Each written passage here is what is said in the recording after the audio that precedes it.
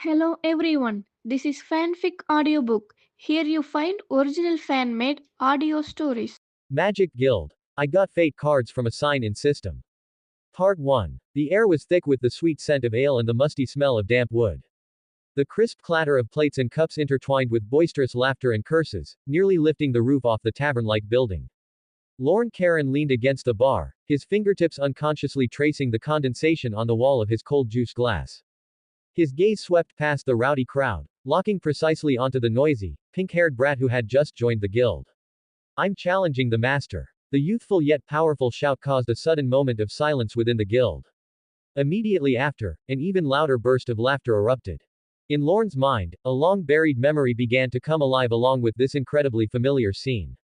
It was an anime story called Fairy Tale. The boy before him with cherry blossom pink hair and a checkered scarf was Natsu Dragneel, the one who wrote a hot-blooded story with his fire dragon slayer magic. Oh, so energetic on your very first day at the guild, brat. On the second floor railing, a comically short old man spoke with a smiling face. He was the third master of Fairy Tale, one of the 10 wizard saints, Makarov Drayar. Natsu seemed provoked by the light-hearted tone. He suddenly surged his internal magic power, and a scorching heatwave swept out with him at the center. Fire dragons. Iron fist. Flames instantly engulfed his fist. It pulled a dazzling orange-red trajectory through the air, like a fierce fire dragon pouncing forward. Though he was still just a hatchling, the momentum he carried was perfectly executed. He lunged straight for Makarov's face. The surrounding mages weren't nervous at all. Instead, they watched with great interest, some even placing bets on how many seconds Natsu would last. Lorne's gaze didn't shift in the slightest. He saw that a moment before the flames reached Makarov, the moisture in the air began to condense and extinguish them. Then, with just a nimble flip, the master stepped onto Natsu's head. Natsu felt his supposedly sure fire punch hit nothing but air. He hadn't even been able to see the master's movements clearly. His vision spun as he was pressed by that force, flying backward to smash heavily onto the floor. Thud. A dull sound echoed. The flames on Natsu's fist flickered out weakly as he hit the ground. Wahahaha. Not bad, not bad. You've got much more spirit than last year's rookies. One hit. It's still just one hit. The crowd in the guild erupted in good-natured mockery again, the atmosphere becoming even more lively than before. Makarov's figure had already silently appeared on the bar. His small body stepped onto the smooth wooden surface without making a sound, light as a feather. This display of effortless strength made Lorn, who was watching from the side, sigh in admiration. He was not from this world. Lorn Karen, an unlucky transmigrator from the blue planet. The last scene in his memory was him rushing through a thesis by a third-floor window when a Dian truck that shouldn't have been there crashed in, defying the laws of physics. When he opened his eyes again, he had become a homeless child. Huddled in an alleyway somewhere in this magic kingdom called Fury. Fortunately, he had encountered Makarov returning from a trip. The old man sensed the magic power within him and picked him up, bringing him back to Fairy Tale to give him a temporary home and the status of a magic apprentice. Though his magic power was currently meager, Lorn was full of expectations for the future. Because he had a golden finger, a sign-in system that belonged only to him. It would occasionally trigger sign-in tasks, and upon completion, provide various rewards. The rewards could be anything, items, money, or all sorts of strange and eccentric things. While it hadn't given him anything special yet, at least there was something to look forward to. I'll definitely win next time. Natsu sprang up from the ground with a kip up, showing no signs of injury. He still had that fearless attitude. He patted the dust off his clothes and began introducing himself to everyone around him. My name's Natsu. My dad is a fire dragon named Igneal. Have any of you seen him? PFF'd. Kanna, who was secretly drinking at the bar, spat out a mouthful of liquor. Brat, are you still dreaming? Dragons. Those things are practically legends now. Exactly. If your dad is a dragon, then my dad is the celestial spirit king. Another wave of laughter broke out. Lorn did not laugh. He took a sip of his juice, the cold liquid sliding down his throat to suppress the churning thoughts in his mind. Others didn't believe it, but he was convinced.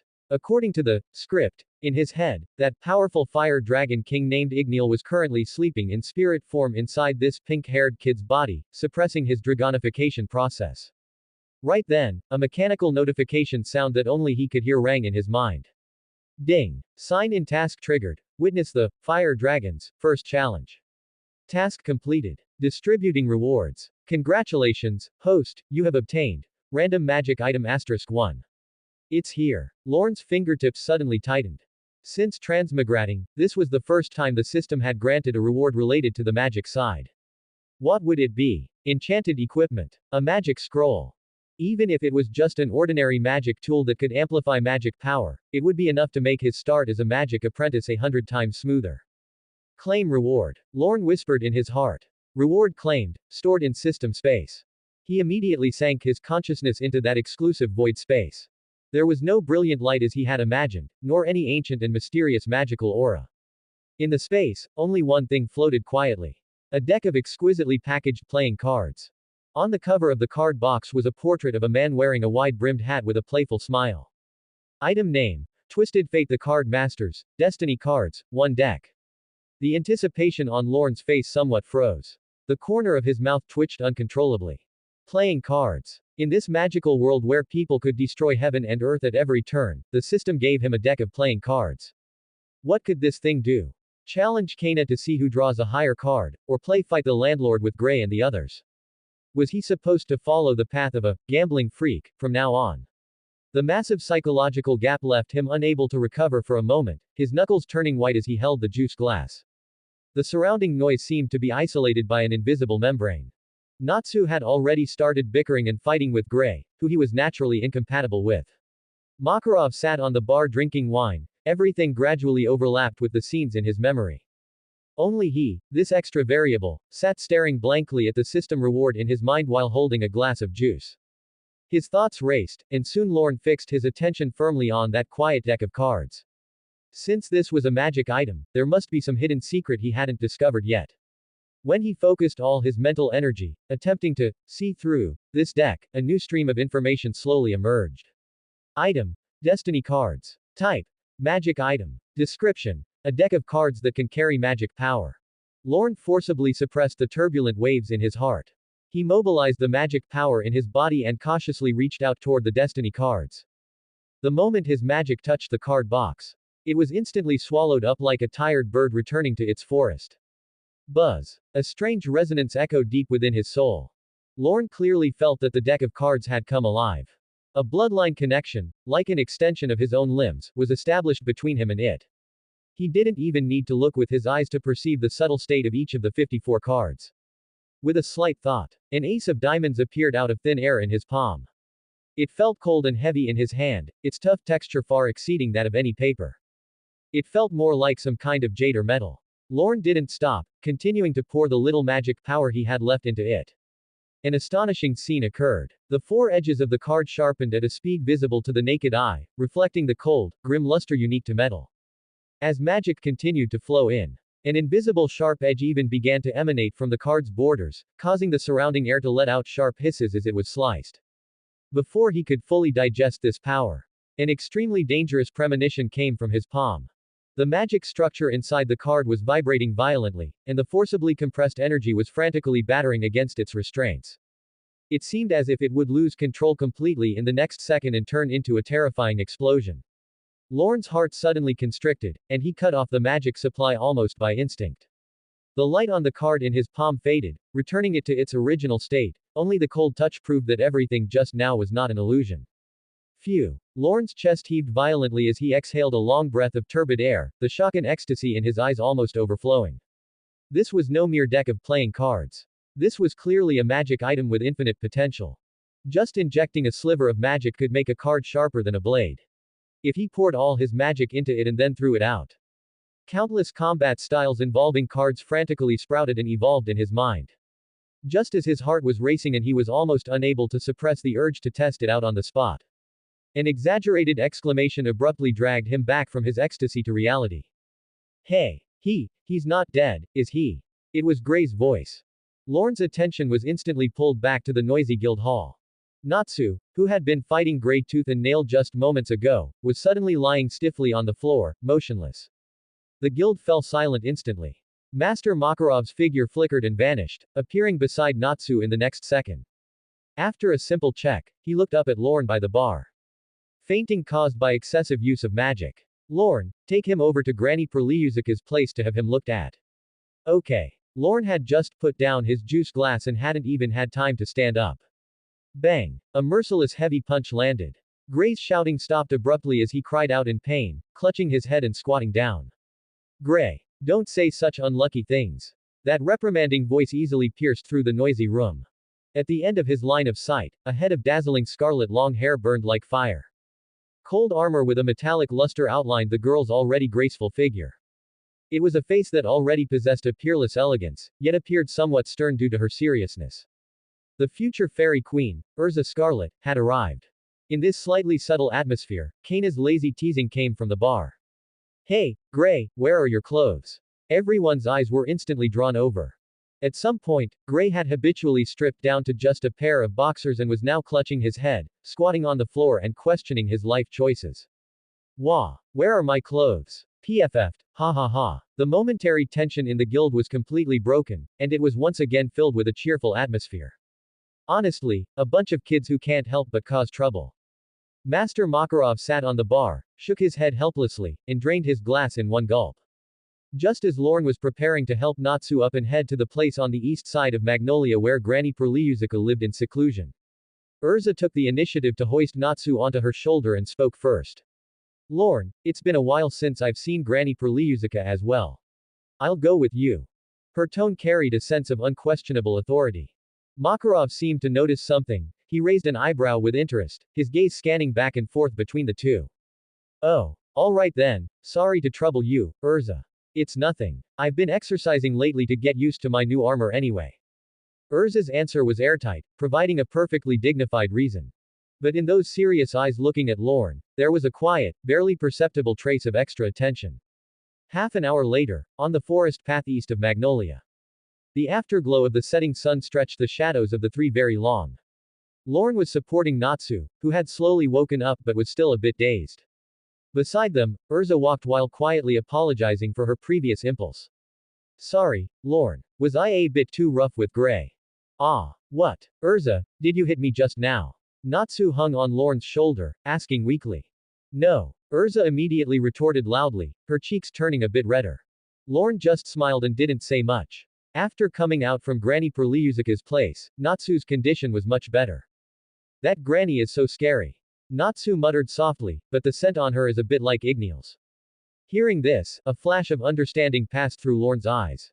Granny Perliusica was the counterpart of the sky dragon Grandini in the twin world of Edilus. Of course, their scents would be similar. If you have injuries or illnesses you can't handle in the future, you can come looking for her. Lorn said to Natsu. Although her temper is a bit strange, her medical skills are very reliable. Erza nodded in agreement beside him. Granny Perliusica was one of the founding members of Fairy Tail and also had the very classic, tsundere, personality found in anime. That is, saying one thing but meaning another, cold on the outside but warm on the inside. Though she always claimed to hate all humans, she would always lend a hand once someone from the guild was in danger. Basically everyone in Fairy Tail had been treated by her. The golden glow of the setting sun spilled over her scarlet hair and solid armor, plating this future queen with a layer of soft light. Not far away, the silhouette of the Fairy Tail Guild had appeared in their field of vision. Under the guild's iconic emblem, the figures of Gray and Kanna were vaguely visible.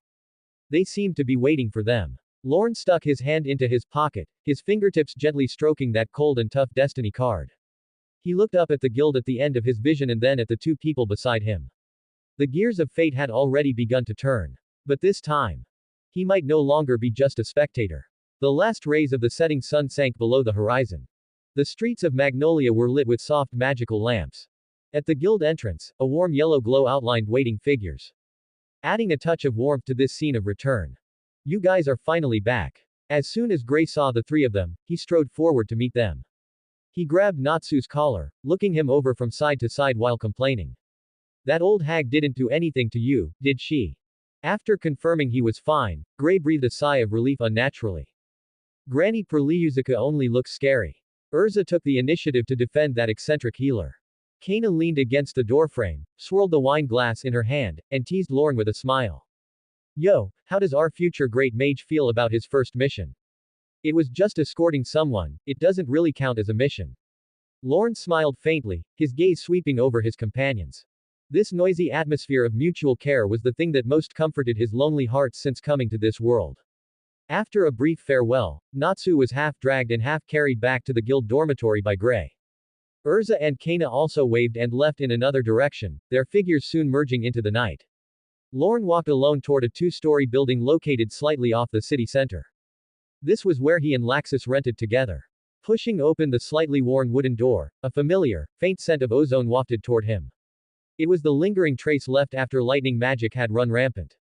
The apartment was pitch black, it seemed Laxus hadn't returned yet. Lorn wasn't surprised by this. Since being picked up by Master Makarov, he had initially lived in the Master's house with Laxus. Back then, although Laxus was a bit arrogant, he would secretly share snacks with him and enthusiastically pull him along to show off newly learned magic. However, everything changed after Laxus's father, Ivan Drayar, was expelled from the guild. Misunderstandings toward his grandfather, and the immense pressure of being the grandson of one of the 10 wizard saints, twisted that young boy step by step into the paranoid and reclusive person he was today. He moved out of Makarov's house and chose to rent a place outside with Lorn, who was also all alone. This act itself was a form of silent rebellion. Lorn walked up the stairs in the dark with ease, just as his hand was about to touch the second-floor railing. Bang! A golden light burst from outside, and a violent arc of electricity tore through the darkness, lunging straight for his face with immense force. Lorn's body reacted before his consciousness, barely avoiding that lethal trajectory. Even so, his shoulder was caught by the edge of the arc, and a sensation of numbness immediately surged through half of his body. Tisk, don't you use your eyes when you walk. A defiant and unruly voice rang out in the darkness. Crackling golden electric snakes danced on his fingertips, illuminating a young face with hard, sharp features. Short golden hair, a pair of eyes that were highly piercing even in the dark, and corners of the mouth curled in contempt. It was Laxus, who had just returned from outside. He carried intense magical fluctuations, clearly having just finished a battle. It's because you were walking too fast, okay. Lorn rubbed his numbed shoulder and responded calmly.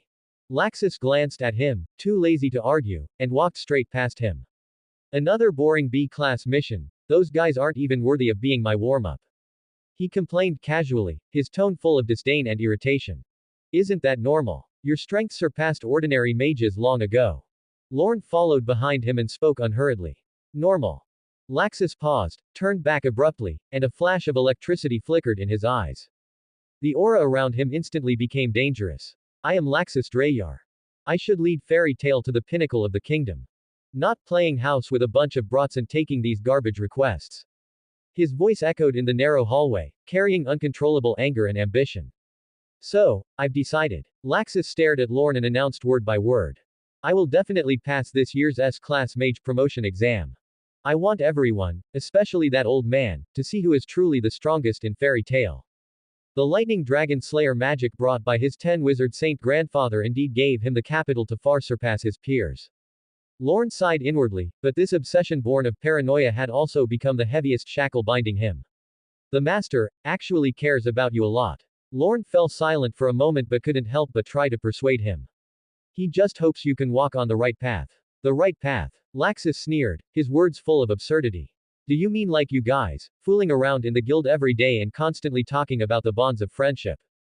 Don't be naive, Lorn. In this world, power is everything. The weak don't even have the right to choose their own path. Before he finished speaking, a violent surge of lightning magical power erupted from around him. ZZZZT. The golden electric light turned into an invisible force, pinning Lorn against the wall behind him. That power didn't cause any harm to Lorn. But it carried a warning and a rejection. Put away your naive theories and don't lecture me. Laxus coldly threw those words down and turned to walk into his room. With a loud bang, the hallway returned to dead silence. Lorn leaned against the wall and sighed. Power, huh? He murmured softly, his gaze gradually settling and becoming cold.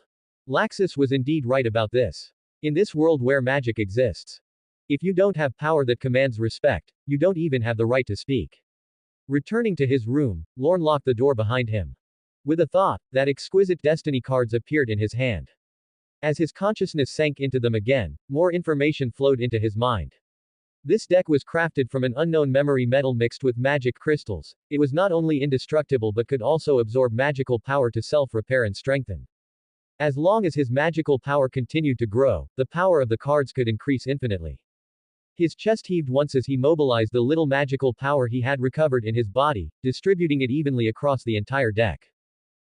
54 cards flew out, trembling slightly. They slowly rotated around Lorn's body, establishing a mysterious resonance with his magical power. A command rang out in his heart. Defense. Swish.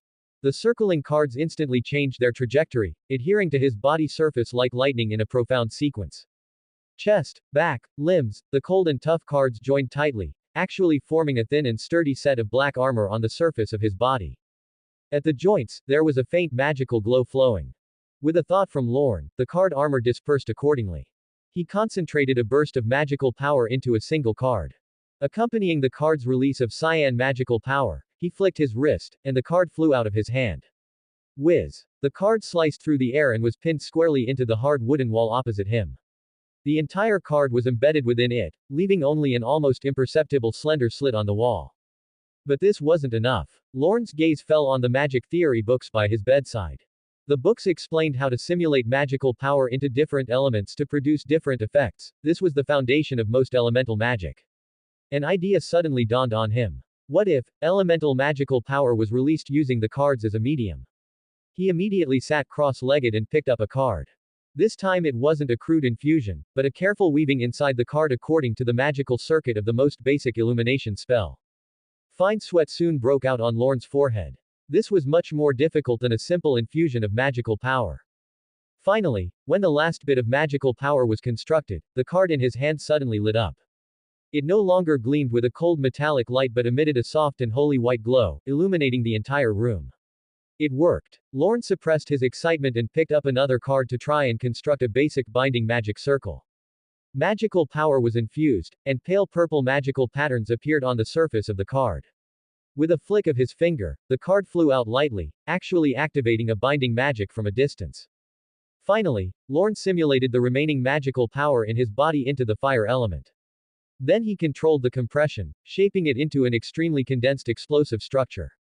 The surface of the card turned crimson, and the air around it distorted due to the high temperature. An extremely unstable aura of destruction emanated from it. The vibration and heat from his palm made him feel as if he were holding a miniature bomb that could explode at any moment. Damage, support, control. Lorn spread his palm, looking at the three cards emitting completely different auras, and a smile full of anticipation for the future tugged at his lips. He had found a path of magic that suited him better. The early morning sunlight pierced through the curtains, cutting a long, narrow band of light across the wooden floor of the room. Lorn sat up from his bed. He felt as if the magic power in his body had been completely drained and then refilled drop by drop, bringing with it an unprecedented sense of soreness and swelling. Every exploration of the destiny cards last night had almost drained his entire mind and spirit. But at this moment, his spirit was exceptionally excited. He spread his palm, and with just a slight thought. The feeling of being connected by blood to the 54 cards clearly surfaced, as if they were a new sense extending from his body. They were his innate claws and scales. After a simple wash, Lorn walked downstairs. The door to Laxus's room was still tightly closed. He had probably gone out early again for his nearly self-torture training. Lorn was already used to this and walked out of the slightly lonely small building on his own. The city of Magnolia had already awakened in the morning light. In the air, the rich wheaty aroma of toasted bread mingled with the shimmering light particles escaping from the magic shops along the street. As the only official mage guild in the city, Fairy Tail had long since merged with the city's heartbeat. Lorn raised his left hand, staring at the deep blue guild emblem on the back of his hand. Guild Master Makarov had personally imprinted this on him. It was not just proof of identity, but a brand called belonging. After crossing several bustling streets, that unique castle-style building appeared at the end of his vision. Lorn pushed open the heavy oak doors. A heatwave even more clamorous than yesterday's, carrying a strong scent of ale, rushed toward him. Oh, Lorn, you're here. Macau, wearing a white coat, noticed him immediately and shouted loudly. How's that new kid Natsu from yesterday? Granny Perliuzica didn't throw him out, did she? Don't worry, Uncle Macau. Lorn smiled and shook the apple he had just bought. Natsu is as strong as a little dragon, he'll be fine after a night's sleep. I told you not to call me uncle. I'm still far from 30. Macau shouted frantically. Give it a rest, Macau. With that miserable face of yours, people would believe you if you said you were 40. Wakaba, beside him, held a pipe in his mouth and laughed while blowing smoke rings.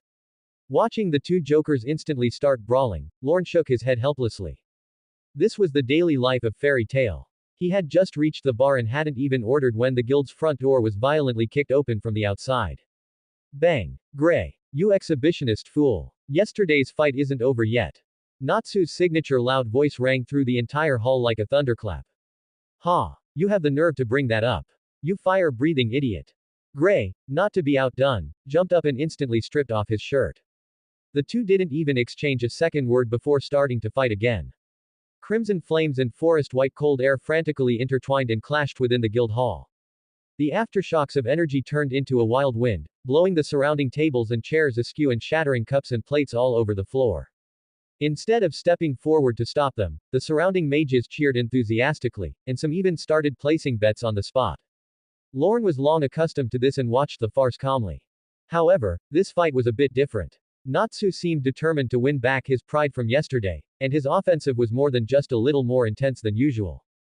He forced Gray back with a fire dragon's wing attack, then lowered his body and threw a punch carrying spiral flames, insidiously aiming straight for Gray's lower body. Gray reacted extremely quickly, cold air surged beneath his feet, and a thick ice shield instantly solidified in front of him. Boom! The flames and ice shield clashed violently, erupting into a large cloud of scalding hot steam that instantly shrouded half the hall.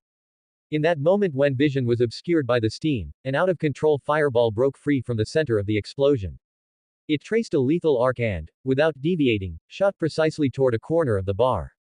There, a stack of emergency mission request forms, just delivered from the Magic Council and not yet filed, was neatly piled. If they were burned, it would be a significant blow to the guild's reputation. All of this happened in the blink of an eye.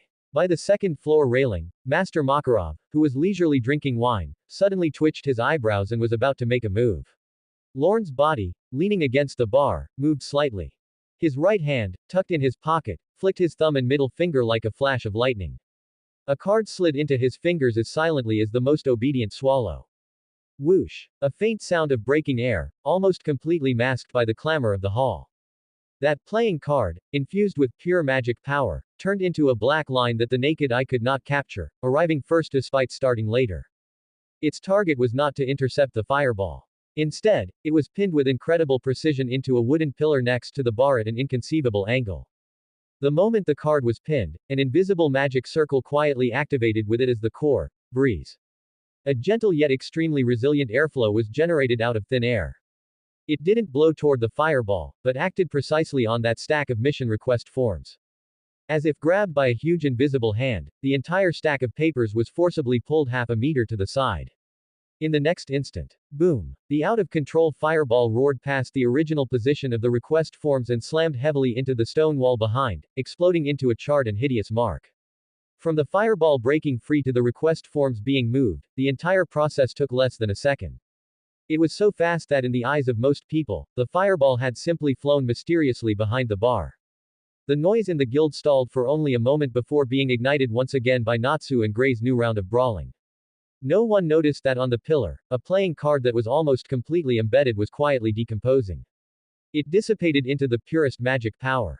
But, no one, obviously did not include everyone. On the second floor, the hand Makarov used to hold his wine glass froze in midair for a split second. His seemingly cloudy old eyes narrowed slightly, and his gaze passed through the noisy crowd, landing thoughtfully on the boy by the bar who looked as if nothing had happened. At the same time, Laxus, who had just walked in through the door, also came to a sudden halt. His arrogant gaze swept over the charred wall, then over the seemingly undamaged pillar. Finally, it pinned itself firmly onto Lorn's calm profile. Deep within his golden pupils, something flickered. Lorn, on the other hand, was as calm as if he had done nothing. He even gave a reassuring smile back to the pale-faced bartender behind the bar. Only then did he continue to cast his gaze toward the two idiots in the center who were fighting tooth and nail. The corner of his mouth curled into a smile that only he could understand.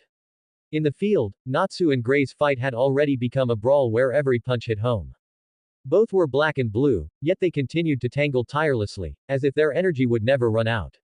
As time passed, the hint of interest on Lorn's face dissipated. He shifted his gaze away from those two single-celled organisms and downed the juice in his glass. After greeting a few familiar guild members, he turned and left the noisy hall. Crossing a side corridor, Lorn walked toward the guild's library. Compared to the chaos of the front hall, this was another world. Tall bookshelves reached the ceiling, and the air was filled with the quiet scent of old paper and ink. Sunlight streamed through high windows, casting beams through floating dust, appearing sacred and serene. Lorn needed to consult some ancient books on magic shaping and elemental transformation. Last night's success was only the beginning, he needed a more solid theoretical foundation to support his wild ideas. The afternoon slipped away quietly as he flipped through pages. By the time Lorn stepped out of the library rubbing his sore eyes, the setting sun had dyed the horizon a magnificent orange-red. He strolled toward the training ground at the back of the guild. That was where guild members usually sparred and practiced. As he approached, a violent surge of magic power hit him. The air was filled with the crackle of ionization and a faint scent of ozone. In the center of the training ground, Laxus was shirtless, his bronze skin covered in fine beads of sweat. Golden lightning coiled and surged around his thick arms. Every punch brought a whistle that tore through the air, and fine lightning blasted charred pits into the nearby ground. This was Laxus's magic. Lightning Dragon Slayer magic. Lorn stopped at the edge of the training ground, watching quietly. Laxus had long since noticed his arrival, but he didn't stop his training, which was aimed at exhausting his entire body's strength. Not until he completely vented the last trace of magic in his body through a violent lightning dragon's roar. After leaving a massive spider web-like crack on a distant rock, he finally turned around, panting heavily. Sweat dripped down his rugged jawline. His golden eyes reflected a light in the sunset that one dared not look at directly. I heard that rookie named Natsu also uses Dragon Slayer magic. Laxus asked, still breathing hard. Lorn was a bit surprised. He hadn't expected the recently somewhat reclusive Laxus to proactively ask him about a rookie. It seemed that their shared status as Dragon Slayer mages had touched a chord. Yeah, Lorn nodded, it's Fire Dragon Slayer magic. He's still quite weak right now, but according to him, his magic was taught by a dragon. Is that so? Laxus's gaze narrowed, and he let out an ambiguous sneer. Magic taught by a dragon. Who would believe such nonsense these days? That's what he says. Lorn stated calmly. He said his father is a fire dragon named Igneal. Fire dragon. For the first time, a clear crack appeared in Laxus's defiant expression, revealing total bewilderment. His gaze was fixed on Lorn's face, scrutinizing him. Trying to discern the truth of the words beneath that calm expression. In this era, where would there be any dragons? Laxus's tone betrayed a wavering he hadn't even noticed himself. Who knows? Lorn shrugged and adopted a relaxed tone. There are two possibilities. First, Natsu isn't lying, and he really is a child raised by a dragon. If so, then the father he speaks of might truly still exist in some corner of the world. He paused, watching Laxus's increasingly solemn expression, and continued. The second possibility is that he simply forgot. Perhaps his situation is similar to yours, and he obtained this magic by having a lacrima containing dragon power implanted in his body. That so-called fire dragon father might just be a blurry memory created after the lacrima implantation, or a white lie. Lorn's words happened to touch upon a long-buried knot in Laxus's heart. The arrogance and irritability in his eyes faded slightly, leaving only a rare look of daze and confusion. Dragons, did they really still exist? TCH. Laxus was startled by his own thoughts. Coming back to his senses, he gave a disdainful snort to hide his earlier lapse. He casually grabbed his coat draped nearby and turned to leave. This sense of the unknown made him feel a wave of irritation. Speaking of which, if a real evil dragon appeared and we went to slay it, we'd probably make a fortune, right? Lorn said half-jokingly, trying to ease the somewhat heavy atmosphere. Laxus's footsteps paused, he didn't look back, only coldly throwing back a sentence. Boring. However, just as he turned to leave, a vibrant voice rang out from behind the low wall, abrupt and loud. Hey, you, the lightning guy. A pink figure launched itself from behind the wall and landed steadily in the field. Natsu pointed at Laxus's back, grinning with a smile full of fighting spirit. His signature checkered scarf fluttered in the evening breeze. I heard everything. You're a dragon slayer mage too, right? Completely ignoring the intimidating aura surrounding Laxus, he excitedly clenched his fists, his knuckles cracking. Come fight me. The atmosphere of the entire training ground tightened in an instant. Lorn facepalmed helplessly. How could he have forgotten? This guy Natsu's hearing was as incredibly sensitive as his sense of smell. Besides, challenging the strong was an instinct etched into his bones. Laxus turned around slowly, inch by inch. No confusion could be seen on his face anymore, only a cold impatience at being provoked by an ant. Deep in his golden eyes, tiny arcs of electricity began to dance restlessly. Just you. His voice was low, suppressing a rage like an approaching thunderstorm. Enough talk. Natsu's blood was completely boiling, he didn't care who the opponent was or how strong they were. All he knew was that standing before him was a dragon slayer mage just like himself. Fire Dragon's iron fist. Without a moment's hesitation, Natsu's right fist was instantly enveloped in blazing flames.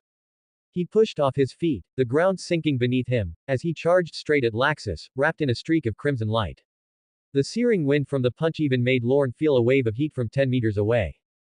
Facing this menacing strike, Laxus didn't even move his feet an inch. He simply raised his right hand slightly. At the moment Natsu's iron fist was about to touch his face. Crackle. A blinding flash of golden electricity erupted between the two. It wasn't the release of magic, but the form of speed itself tearing through the air. Laxus's figure faded from the spot. Before his afterimage could dissipate, his true self had already appeared at Natsu's side. His movements were so fast they were impossible to catch with the naked eye, only a flash of golden lightning could be seen. Bang! A dull thud rang out, making one's bones feel numb. With a simple and direct elbow strike, Laxus slammed squarely into Natsu's abdomen. Natsu's forward momentum instantly collapsed, his expression frozen, eyes bulging as if the very air in his body had been sucked dry by the blow. He didn't even have time to scream. Then, Laxus brought his fingers together like a blade and chopped down on the back of Natsu's neck like a phantom. Thump! Natsu's body pitched forward and slammed heavily onto the hard ground, kicking up a cloud of dust. The flames burning on him were extinguished instantly. Silence returned to the training ground, save for the whistling of the evening wind. Laxus slowly withdrew his hand, looking down at Natsu, who was lying on the ground with his body twitching slightly. The impatience and coldness in his eyes had turned into disappointment. Raised by a dragon, this is all you've got. He stood tall, his golden eyes filled with contempt and disdain. His gaze swept over the person on the ground without a hint of warmth. What a disgrace to dragon slayer mages. Laxus withdrew his downward gaze, the disappointment making him feel that even a single extra glance was a waste of time. He picked up his coat from the ground, slung it casually over his shoulder, and turned to leave. As he passed by Lorn, his footsteps paused for a moment. He turned his face slightly, lingering sparks of electricity still visible in his golden eyes. Keep a leash on this trash in the guild, his voice carried an undisguised irritation, and don't let them bother me again. Lorn spread his hands and didn't respond. Watching Laxus's receding back, he felt speechless. A classic example of a tsundere. Claiming that bonds are useless, yet subconsciously still considering Natsu a member of the guild. Problem child Natsu, problem youth Laxus, neither of them was easy to deal with. Just then, a virtual panel that only he could see popped up before his eyes. Ding! Special scene detected. First clash of Dragon Slayer mages, Laxus vs. Natsu. Check-in task triggered. Check-in successful. Congratulations to the host for obtaining the reward, card throwing mastery. In the next second, a vast yet incredibly clear torrent of information flooded into Lorn's mind. It wasn't simple knowledge, but a skill that felt almost like instinct. How to throw cards with the least effort, how to make them carve eerie arcs through the air, how to precisely imbue magic onto the card's edge in an instant, and how to control the rotation and speed through minute finger movements. Countless throwing techniques, trajectory calculations, and even tricks using aerodynamics to create visual deceptions were etched into his muscle memory. If Lorn's previous card attacks were like swinging an unsharpened sword wildly, now he felt like he had instantly become a grandmaster who had spent decades immersed in this path. With just a single thought, the cards between his fingers could transform into the deadliest throwing knives. This reward came at just the right time. Lorn pulled back his thoughts and looked again toward the direction Laxus had left. The figure had already disappeared into the training ground's exit. He suddenly remembered that his relationship with Laxus hadn't always been this strained. Before Laxus's father, Makarov's son, Ivan, was expelled from the guild, they had been quite good friends. Although Laxus had been a bit arrogant since childhood, he was nowhere near as paranoid and irritable as he was now. Back then, he would discuss magic with Lorn and secretly take on missions beyond their capabilities, only to be caught and scolded by Master Makarov. The turning point was Ivan's expulsion. From Duel on, Laxus became a different person. He blamed his father's expulsion on the guild's weakness and Makarov's heartlessness. Coupled with the immense pressure of the title, grandson of a 10-wizard saint, he felt an urgent need to prove he was stronger than everyone, stronger than Makarov. He began to train frantically, scoffing at the guild's theories of bonds and family, considering them nothing more than excuses for the weak. Lorn had tried to counsel him more than once.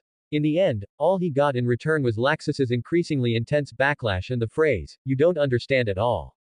After several attempts, Lorn realized that this kind of knot was hard for an outsider to untie.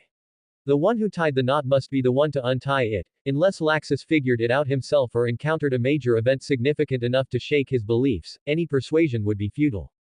So, he stopped wasting his breath and simply watched silently. Cough, cough, cough. A series of coughs came from the ground, interrupting Lorn's thoughts. Natsu was struggling to crawl up from the ground, one hand clutching his heavily struck abdomen and the other propping himself up, his body still trembling slightly. "It hurts," he muttered, grimacing with a face full of resentment. Lorn walked over and looked down at him. "How do you feel? Still alive?" "Nonsense. Of course I'm alive." Natsu looked up and roared at Lorn, but the movement aggravated his injury, causing his face to crumple in pain. "Since you can still shout that loud, it seems you're mostly fine," Lorn said in a flat tone. He knelt down and poked Natsu's abdomen with a finger. "Ow." Natsu jumped up like a cat whose tail had been stepped on. "What are you doing?" "Just checking if you're really as thick-skinned as they say." Lorn withdrew his hand and stood up. "Doesn't seem thick enough." Looking at the indignant Natsu, he continued, "You saw it just now, didn't you? Laxus's speed." Natsu's expression froze. He hadn't even seen how the other moved, he only felt a flash of golden light, followed by sharp pain in his abdomen and the back of his neck. For close combat mages, physical fitness itself is a part of their combat power. Your flames are strong, but your body can't keep up with your magic. That is your biggest weakness right now. Lorn's voice wasn't loud, but it reached Natsu's ears clearly. Before your fist even reaches him, his attack has already landed on you. You don't even have time to react, do you understand? Natsu bit his lip, his fists clenched tightly, saying nothing. The shame of defeat and the physical pain intertwined, sending his simple-minded brain into a brief state of confusion. Lorn's words were like a bucket of cold water, dousing most of the hot-headedness that had clouded his mind. Right, if he couldn't even see the other person's movements, how could he talk about defeating him? Seeing Natsu's dejected appearance, Lorn added more fuel to the fire. In that strike just now, he didn't even use 30% of his strength. And he wasn't using magic, just pure physical speed and power. If he wanted to, you'd be lying in the infirmary right now, unable to get out of bed for at least a week. Natsu suddenly looked up, his black eyes filled with shock and disbelief. After a full 10 seconds of silence, he suddenly took a deep breath, as if trying to suck all the resentment and anger into his lungs. Then, he used all his strength to let out a roar toward the sky. "I've decided. I'm definitely going to send that lightning using full flying." The loud declaration echoed across the empty training ground, startling several birds resting in the distance. Lorn's ears rang from the sudden shout, and he frowned in annoyance. "So noisy. Can't you keep your voice down, you guy?" He picked at his ear and gave a kind reminder. "While having a goal is good, I suggest you stay quiet for a while. Going to find him with your current strength is no different from delivering yourself to be beaten up. Besides, that guy Laxus doesn't know how to hold back. If he beats you so badly next time that you really can't get out of bed, don't expect me to take care of you." "Huh? What did you say?" Natsu was stunned, his soaring momentum instantly deflating by half. He looked at Lorn suspiciously, his expression saying, "You must be lying to me. I'm very strong. I just wasn't prepared earlier." He argued stubbornly, his neck stiff. "Then who do you think is the strongest in the guild, besides the old man?" Lorn didn't argue with him and simply threw out a question. "Is that even a question?" "It's Erza, of course." Natsu answered without hesitation. Erza's strength was recognized by all guild members. Just mentioning her name was enough to make Natsu and Gray, those two fearless guys, quiet down instantly. "Correct. Erza is very strong." Lorn nodded. "But among the current younger generation in the guild, she isn't the strongest." "What?" Natsu's eyes widened. "If you count Laxus," Lorn held up one finger, "he's number one." He paused, then held up a second finger. "Erza is second. If you don't count Laxus, then Erza is number one." This simple and clear ranking was like a heavy hammer, slamming hard into Natsu's heart. Laxus is stronger than Erza. He recalled the golden lightning that was too fast to catch earlier, and the strike that nearly made him faint. So, that guy is a monster of that level. Natsu's expression went from defiance to shock, then to a hint of confusion. For the first time, he had a clear understanding and doubt about his own strength. He had always thought that as long as he kept getting stronger, he would one day be able to compete with the top people in the guild. But today, he hadn't even withstood a single move from the opponent. The training ground fell silent again, with only the sound of the evening breeze blowing. Natsu lowered his head and remained silent for a long time, seemingly digesting this harsh reality. After a while, he looked up again. Although there was still some confusion in his black eyes, a fire had reignited deep within them, even more intense than before. The strong sense of frustration hadn't crushed him, instead, it had sparked a deeper fighting spirit. He looked at Lorn and suddenly asked a question that had been circling in his mind. Hey, Lorn, you said this ranking, Laxus is first, Erza is second. What about you? Natsu's gaze was fixed on Lorn's face, as if trying to see something from his expression. What rank are you? This question made the air in the training ground silent for a few seconds. Lorn looked at Natsu's eyes, which were filled with curiosity, and smiled. Me? He asked rhetorically, then stretched out his palm and examined it as if evaluating a piece of merchandise. I'm not in the rankings. Why? Natsu asked, puzzled. In his eyes, although he had never seen Lorn in action, his instincts told him that Lorn was not weak. It's very simple, Lorn said, lowering his hand, his tone candid. In the past, I was very weak, too weak to rank on any list. This answer was unexpected for Natsu. He had thought Lorn would reveal some astonishing rank or simply remain mysteriously silent. He didn't expect such a straightforward self-denial. Natsu opened his mouth, momentarily at a loss for words. Lorn, however, paid no mind to his reaction and walked towards the center of the training ground. There stood a row of weathered wooden stake targets. As he walked, he stretched his wrists and shoulders, producing a few soft cracking sounds from his bones. After a simple warm-up, he stopped and held a card between his fingers, seemingly out of nowhere. He stood still with his eyes closed, feeling the changes in his body. After a few seconds of silence, he opened his eyes and flicked his wrist. Whoosh! The card left his hand, tracing a bright white arc in the air. However, it did not fly straight towards the target but drew an extremely eerie curve in the air, bypassing the wooden stake in front. Finally, it silently embedded itself in the side of another wooden stake behind. Thud! With a soft sound, a third of the card penetrated the hard wooden stake, and the card body trembled slightly. A decent start. Lorn did not stop, his fingers flicked, and one card after another shot out from his hand. Straight lines, curves, zigzags. Some even spun rapidly in the air, leaving deceptive trails. At first, he had to concentrate to calculate the angle and force. But as each card flew out, the feeling became smoother. This sensation was incredible. These skills felt less like something learned and more like an awakened instinct dormant in his body. A vast amount of knowledge had been compressed into every muscle contraction and relaxation, giving him, a novice, master-level skills in an instant. As soon as the thought arose in his mind, his fingertips responded, executing the movements flawlessly. This was the effect of mastering card-throwing techniques, embedding a vast array of skills directly into his body's instincts. He began to try infusing magic power into the cards as he threw them. A card flew out, and just as it neared the target, the red magic circle on its surface glowed brightly. A scorching fireball erupted, charring the surface of the wooden stake. Another card flew out. Green wind elements swirled around it, increasing its speed dramatically. It left only a blur before silently piercing the wooden stake. Lorn became more and more engrossed in his practice. He could clearly feel that with each throw and each infusion of magic power, his movements became smoother and more natural. The cards had become an extension of his arm, reaching wherever his mind willed. Meanwhile, Natsu watched in awe, his jaw dropping unconsciously. He didn't understand the complex techniques, but he could feel the danger emanating from the flying cards. Especially when the cards were imbued with magic, their power made his eyelids twitch. This guy just said he was weak. He must be kidding. The intense visual impact, combined with the previous frustration of being defeated by Laxus, ignited an unprecedented flame in Natsu's chest. He hesitated no more. His chest heaved as he took a deep breath, then clenched his fists and assumed a fighting stance. Fire dragons. Iron fist. His flaming fist struck a intact wooden stake with a dull thud. I must become stronger. Fire dragons. Roar. A scorching dragon's breath surged forth, gouging a charred furrow in the ground ahead. Whether it's that lightning fool, or Erza, or anyone strong in the guild, I will surpass them all. The youth's passionate declaration echoed through the training ground. Lorn stopped his actions. He turned to look at the spirited Natsu, walked over, and patted him on the shoulder.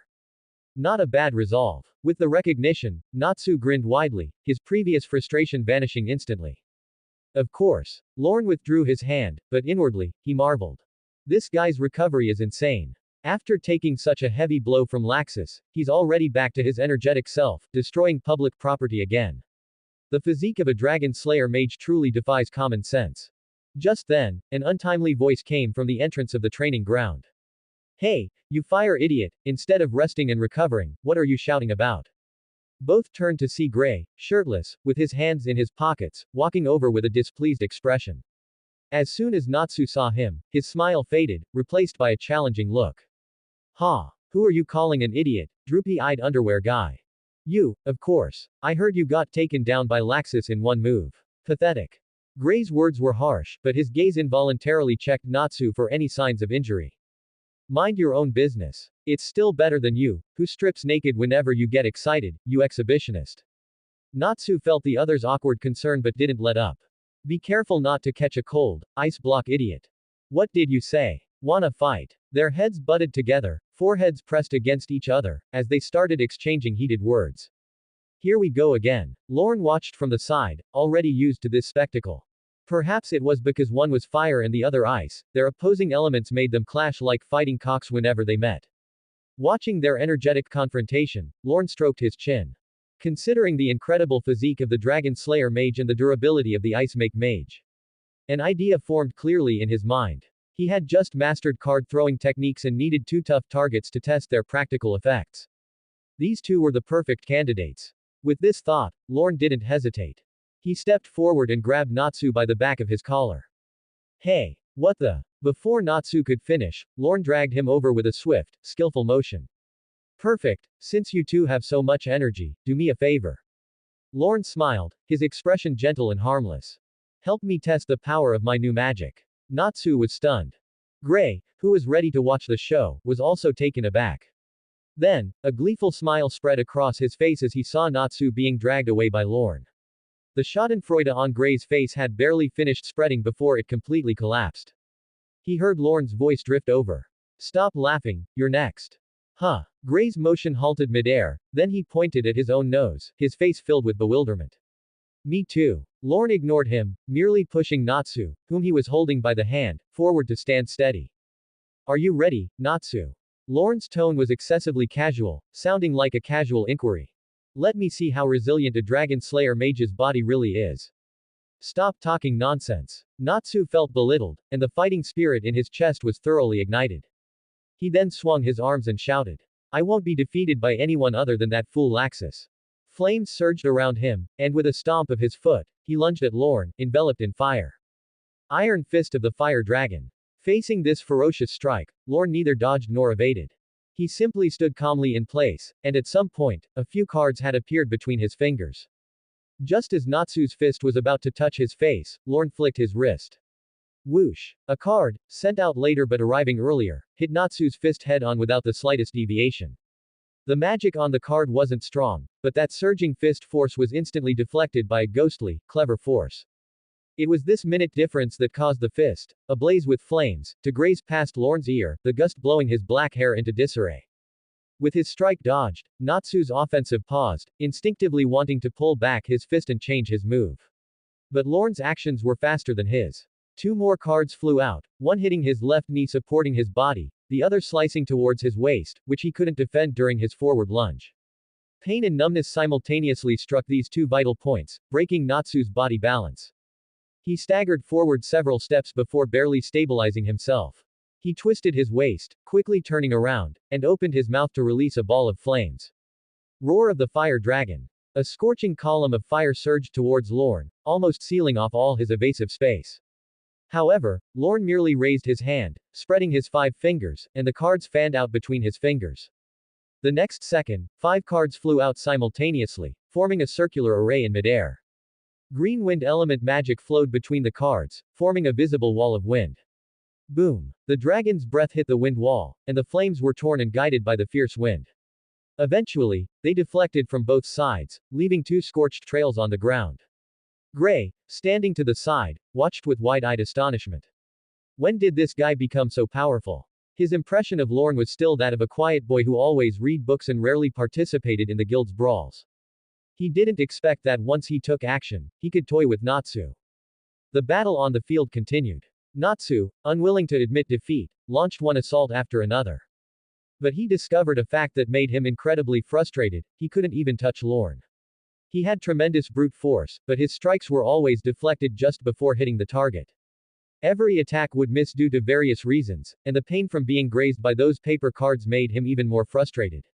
No matter from which angle he attacked, no matter which move he used, there would always be one or two cards flying in from an unexpected angle, disrupting his rhythm and breaking his balance. This made Natsu's mood increasingly agitated. Lorn, on the other hand, seemed to be handling the situation with ease, his feet barely moving from their original position. With a wave of his hand, the cards formed an insurmountable barrier. Bam! Another card spun and flew in, precisely hitting Natsu's ankle. He could no longer maintain his balance and tumbled to the ground in a sorry state. Pant! Pant! Natsu lay on the ground, his body covered in red marks from being hit by the cards. Although he wasn't seriously injured, his self-respect had taken a significant blow. At this moment, he truly felt the gap in strength between himself and Lorn. Just then, Gray, who had been watching for a while, finally couldn't hold back anymore. He strode over. Hey, that's enough, you flame moron. Gray grabbed Natsu from the ground and tossed him aside. This guy has been practicing with you for almost an hour. It's my turn now. Huh, can you handle it, Ice Cube Underpants? Although Natsu's whole body ached, his mouth was still going strong. Your training is over. Now it's my turn. Gray pushed Natsu aside and stood in front of Lorn, speaking with confidence.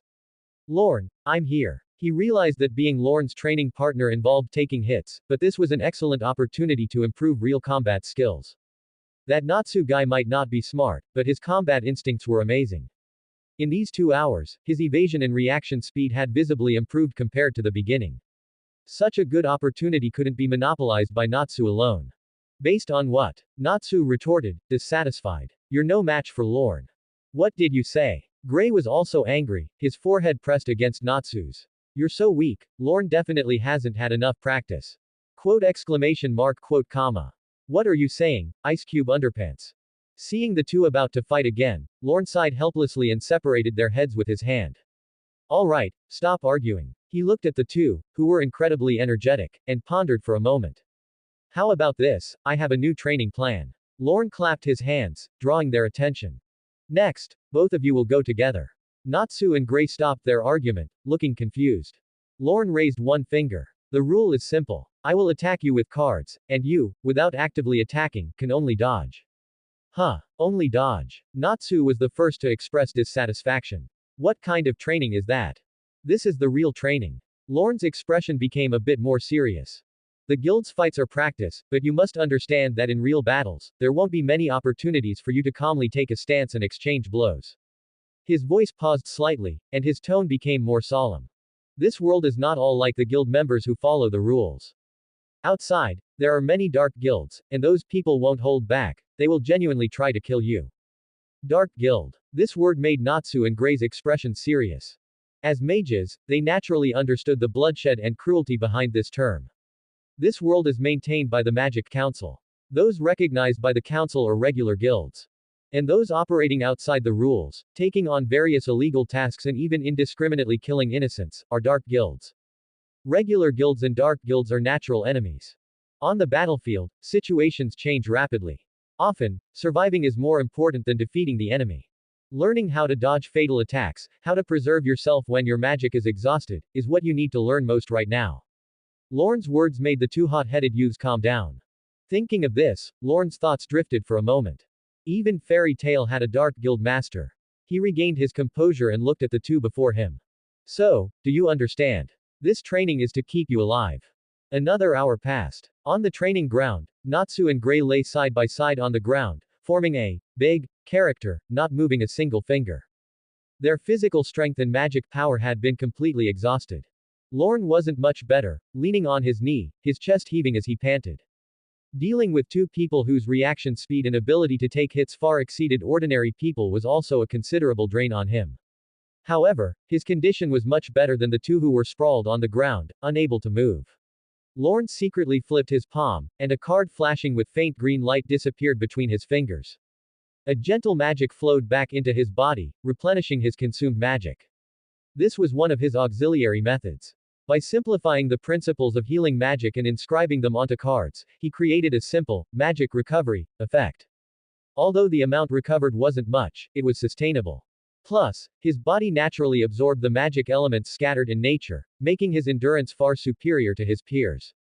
Alright, today's training ends here. Lorn straightened up and announced the dismissal. The two on the ground showed no reaction, motionless, as if they had lost all sensation. Lorn thought for a moment and added, "Let's go to the guild hall for dinner, my treat today." As soon as he finished speaking, Natsu, who had been playing dead, suddenly opened his eyes and jumped up with a kip up. Food. Meat. I want to eat meat. He instantly regained all his energy, as if the lifeless appearance from before had never existed. Gray also struggled to his feet, though not as dramatically as Natsu. But he also responded sufficiently to the word, food. Especially when someone was treating them to a good meal. Lorn, seeing this, laughed helplessly.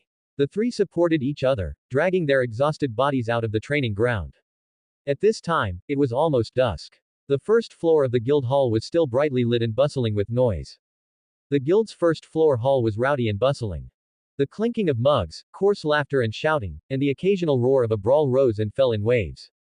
This was the never-ending, lively symphony of fairy tale. 3 orders of roasted pork chops. Extra spicy. Natsu shouted at the top of his lungs the moment he stepped through the door. There was a stubbornness in his voice, as if he wanted to replenish all the energy he had just lost.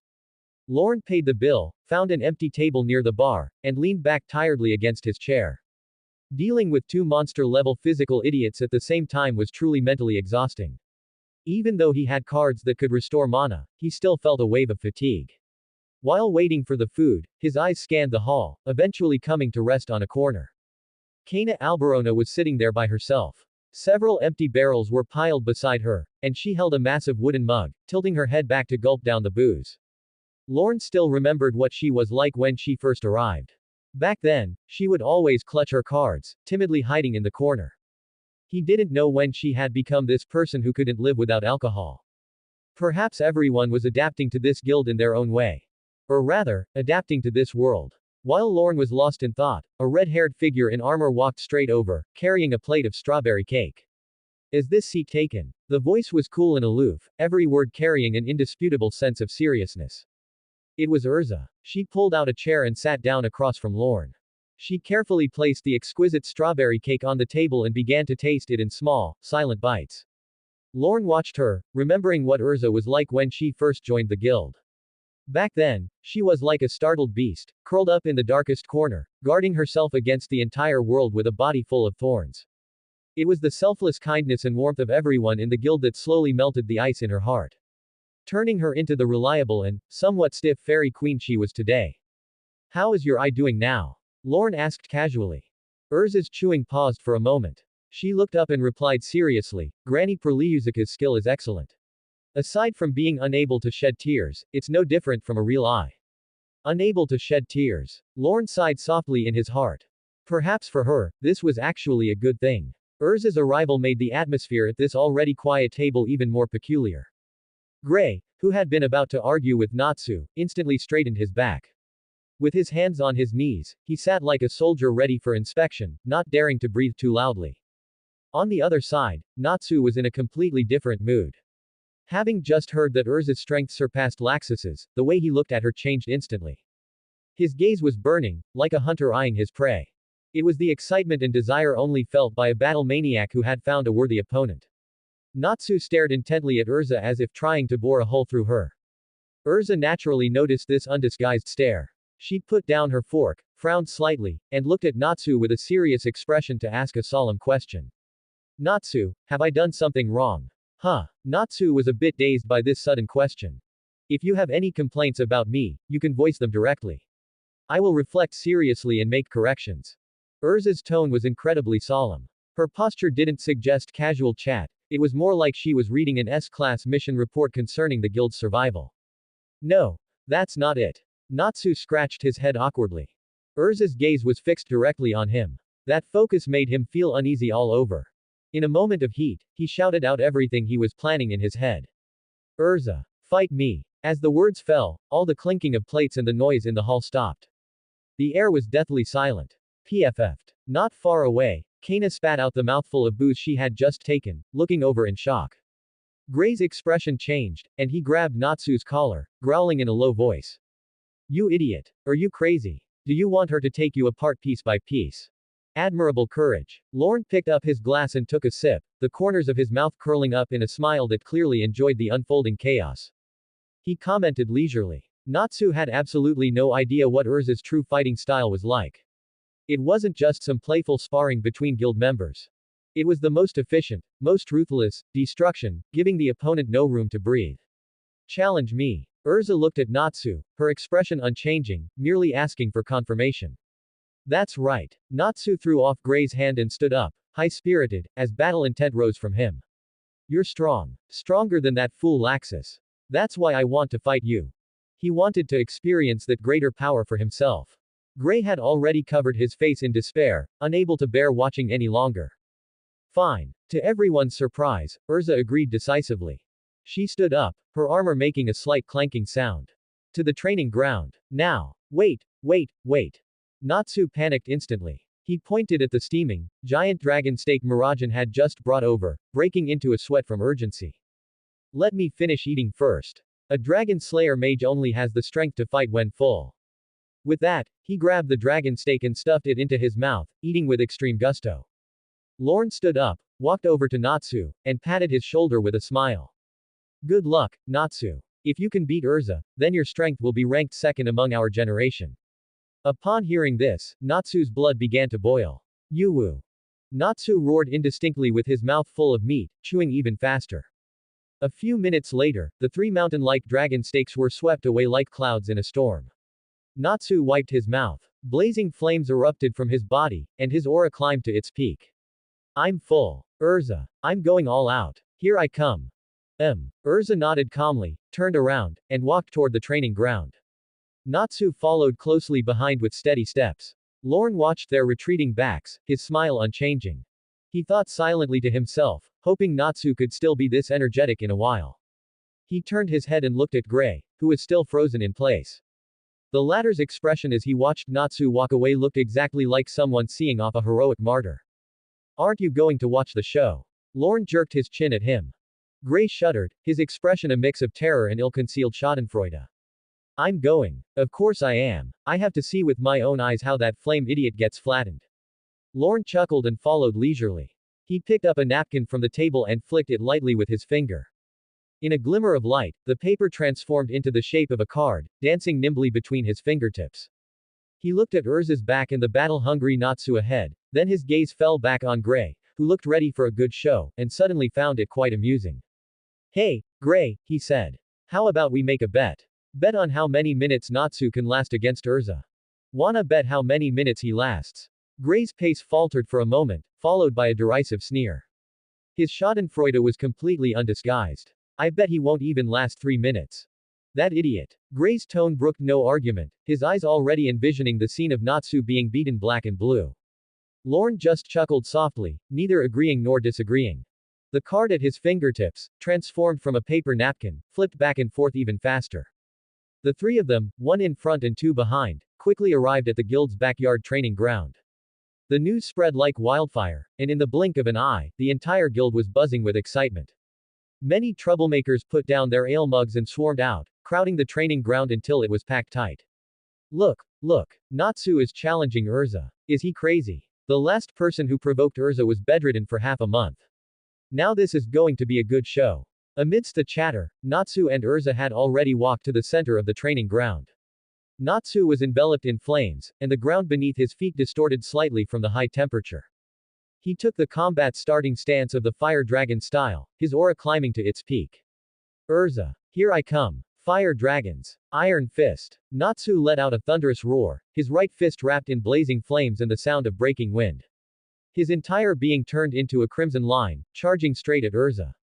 With this punch, he used every ounce of his strength. He wanted to show Erza the power of a dragon slayer mage. However, facing this aggressive strike, Erza's expression didn't change in the slightest. She didn't even summon a weapon. Seeing Natsu's iron fist about to smash into her face, Erza's body made a graceful sidestep. The flaming fist brushed right past her armor. The scorching wind from the punch ruffled her scarlet hair. So fast. The punch missed, and Natsu's momentum stalled. Having missed his strike, he had no time to adjust his posture. He only felt an irresistible, massive force strike his abdomen. Thump. Erza delivered an uppercut, landing it squarely and accurately in the pit of Natsu's stomach. Natsu's eyes bulged, his mouth wide open but unable to make a sound. His body folded in half from the intense pain, and he went flying backward with his back arched. The clamor on the field was cut short by this clean, decisive strike. The crowd that had been rowdy just a moment ago was now pin-drop silent. Only the sound of a clink was heard as a guild member's unsteady mug fell to the ground and shattered into pieces. That piercing sound finally brought everyone back to their senses. Everyone forgot to speak, their jaws nearly hitting the floor. One move. Just one move. The infinitely energetic Natsu had been sent flying by Erza with one casual punch. The smile on the corner of Gray's mouth hadn't even had time to fade, it hung on his face, looking both ridiculous and stunned. This was no longer a spar, it was a one-sided beatdown. Wooa! Natsu rolled several times on the ground before coming to a stop. Clutching his stomach, he struggled to crawl up from the ground, saliva dripping from the corner of his mouth. In the gaze he directed at Erza, fear had finally mixed in. With that punch just now, he hadn't even seen how Erza made her move. That power and speed were completely beyond his comprehension. Do you wish to continue? Erza's voice remained flat, it sounded as if she had just done something trivial. Of course. Natsu wiped the blood from his mouth and roared as he charged forward again. Fire Dragon's Wing Attack. Flames erupted from both his arms, spreading out like a pair of fiery wings as he swept them toward Erza along with a heatwave. What answered him was an even simpler and more direct movement. Erza didn't dodge or evade, she stepped forward and delivered a palm strike to Natsu's wrist. Crack! The flames on Natsu's wrist were extinguished instantly. He let out a cry of pain as an agonizing sensation, as if his bones were about to shatter, radiated from his wrist. Immediately after, Erza's other hand grabbed his shoulder. With a shoulder throw, she slammed his entire body into the ground. Boom! The ground trembled from the impact. Too weak. Erza looked down from above at Natsu, who lay face down on the ground, unable to move. Your movements are too wide and your speed is too slow, you have no technique, only openings. In a corner not far away, Kanna took a large gulp of wine and couldn't help but smack her lips. Tisk tisk, how tragic. Today is really Natsu's unlucky day. Gray was already speechless. He looked at the red-armored figure in the center, that overwhelming power reminded him of the legendary demon gods. Looking at Natsu, who was nearly unconscious on the ground, a chill surged from the soles of his feet to the top of his head. Is this the strength of an S-class mage, the fairy queen Erza? So strong, it's despair-inducing. Erza lifted her foot, her scarlet eyebrows furrowing. She was weighing how much force to use for this strike when Lorn finally spoke. All right, Erza, let's stop here. He walked over slowly, his demeanor still relaxed, that smile of someone watching a spectacle completely unchanged. If you keep hitting him, he won't be able to attend his academic lessons this afternoon. Academic lessons. Erza's raised foot hung in the air as she looked at Lorn in confusion. Natsu also struggled to lift his head, looking completely dazed. Don't forget, Natsu. Lorn walked to Natsu's side, squatted down, and patted his dust-covered face. You promised me you'd study writing properly. A mage who can't even read a request form can't stand on their own. At the mention of the word study, the color drained completely from Natsu's face. That fear actually exceeded what he felt facing Erza just now. Lorn was still smiling, but when that gaze swept over, Natsu couldn't help but shudder. Natsu wanted to say he didn't want to learn, but the words were swallowed back down. He would rather be beaten by Erza again than face those ghost-like characters. Let's go, Levi is already waiting for you in the study room. Lorn gave Natsu no chance to resist. He reached out, effortlessly hoisted him off the ground, and dragged him toward the guild building. Even as he was being dragged away, Natsu didn't forget to look back and shout a challenge at Erza. Erza, just you wait. I'll defeat you one day.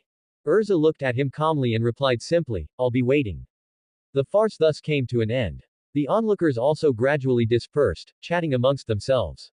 On the training ground, only Erza, Gray, and Kanna, who was clutching her wine barrel, remained. Gray's gaze was locked firmly on Erza, his chest heaving violently. Even though that idiot Natsu lost miserably. That courage to recklessly challenge a powerhouse was itself a scorching flame.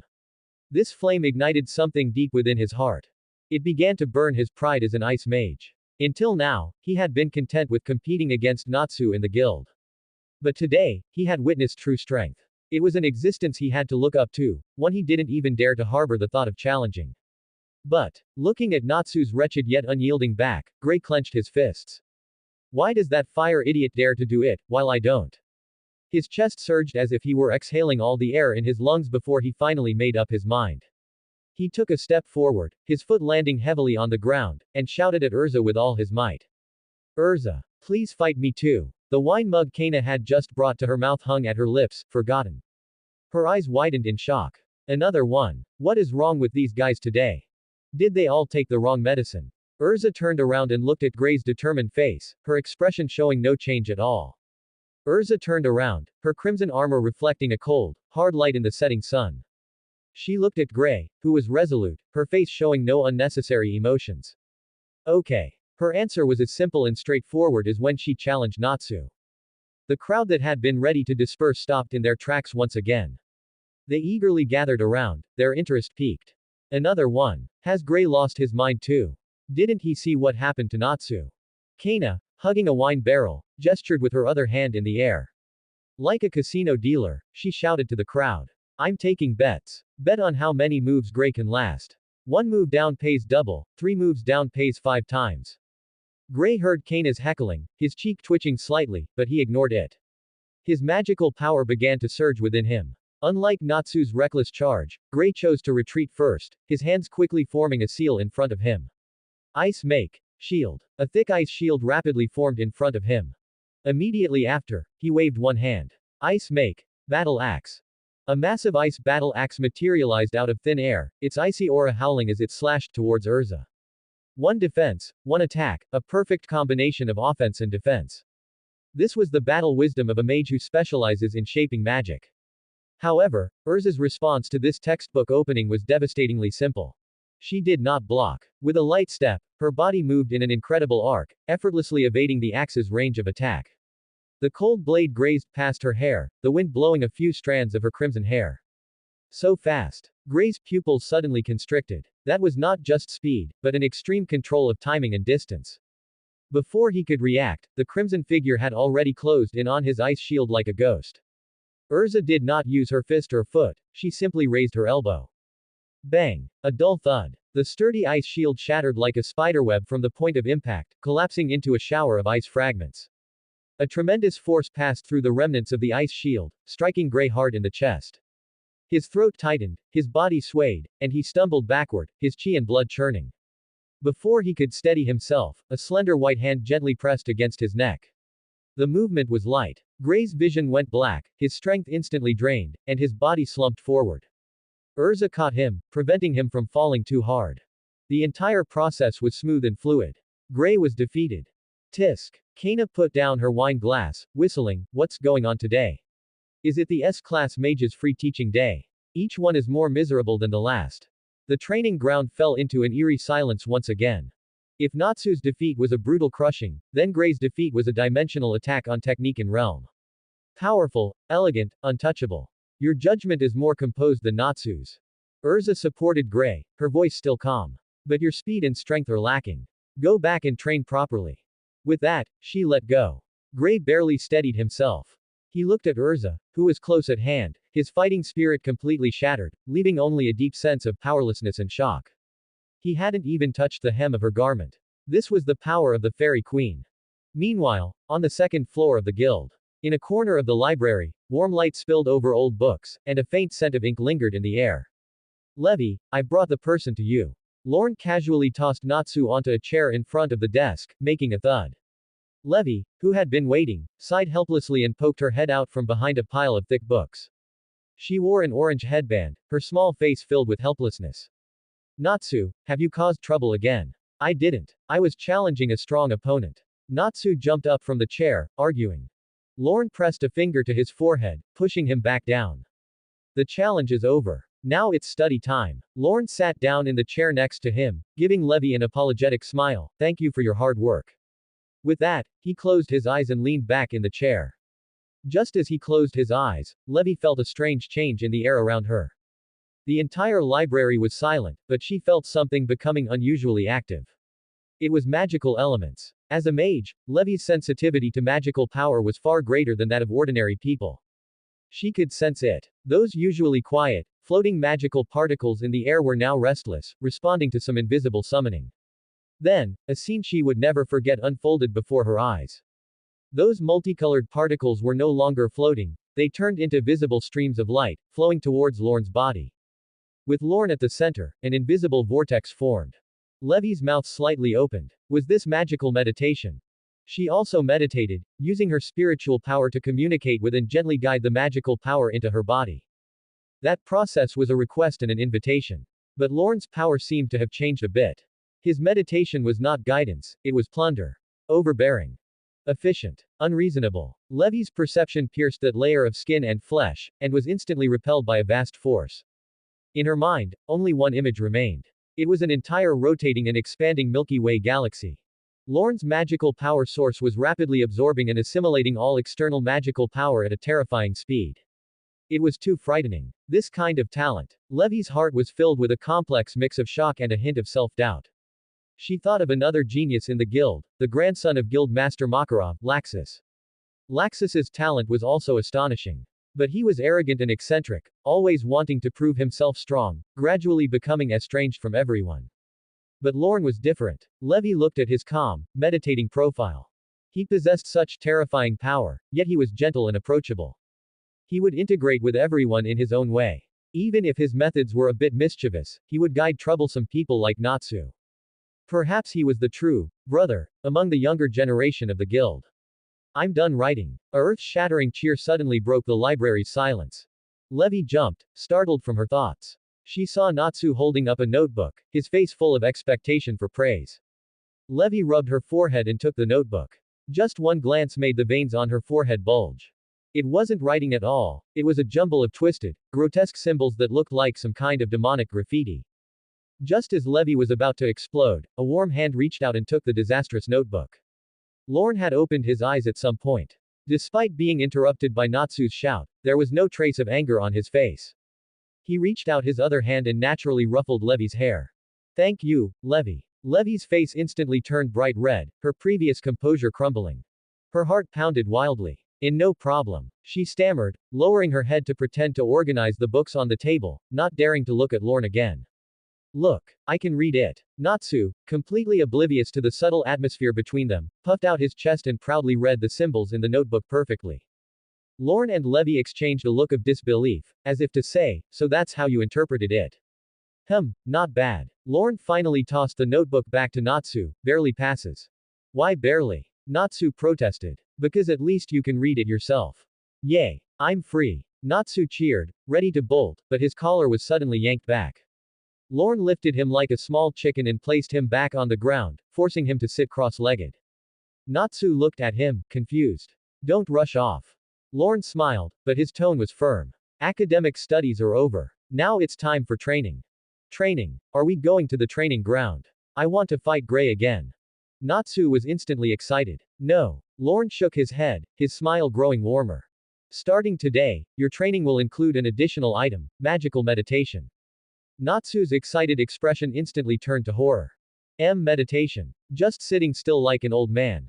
He struggled desperately, trying to crawl away with all his might. I don't want to sit still. That won't make me stronger. I just need to eat flames to get stronger. Let me go. Lorn remained unmoved. He kept one hand firmly on Natsu's shoulder, not budging despite his struggles. He extended his other hand, gently pressing a finger to Natsu's forehead. Sit still. Lorn's voice was soft but carried an irresistible will that instantly filled Natsu's mind. Then, look with your heart. Look at your flames. Lorn's voice was soft, yet it held a peculiar magic that pierced through Natsu's chaotic thoughts. Boom. All sounds from the outside world were instantly stripped away. The library floor in front of Natsu disappeared, replaced by an endless world of flames. The gold-red blaze was the ocean of his consciousness. The flames surged, rolled, and roared at his feet. He could feel the pulse of every tiny flame, that explosive and scorching heat, that was his innate power. This is my magic. An unprecedented surge of pride welled up in Natsu's chest. He was certain that with just a thought, he could make this sea of fire surge with towering waves, incinerating everything in the world. This pride of being a dragon slayer mage lasted less than 2 minutes in his consciousness. Beside him, Levi was already staring in amazement. Natsu, who had been sitting straight a moment ago, began to nod off like an old fisherman dozing at the dock. Thud. A muffled sound. His forehead hit the floor with a solid thunk. A steady, long snore followed. He had fallen asleep. In this precious guidance that could change his magic control, this single-celled organism had actually fallen asleep comfortably. Lorn withdrew his finger, and the astonishment on his handsome face turned into a helpless laugh as he shook his head. Today's training session ends here. No sooner had he finished speaking than Natsu, who should have been fast asleep, sprang up from the ground like a wind-up tin toy, his eyes gleaming with excitement. Oh yeah, I'm free. Before his shout had even faded, he turned into a red blur, rushing out of the library like a gust of wind. Only a distant echo remained in the air. I'm going to the kitchen to find something to eat. Levi stared at the empty doorway, the corners of her mouth twitching slightly. Was this guy's energy a perpetual motion machine? She turned her head, her gaze falling back on Lorn.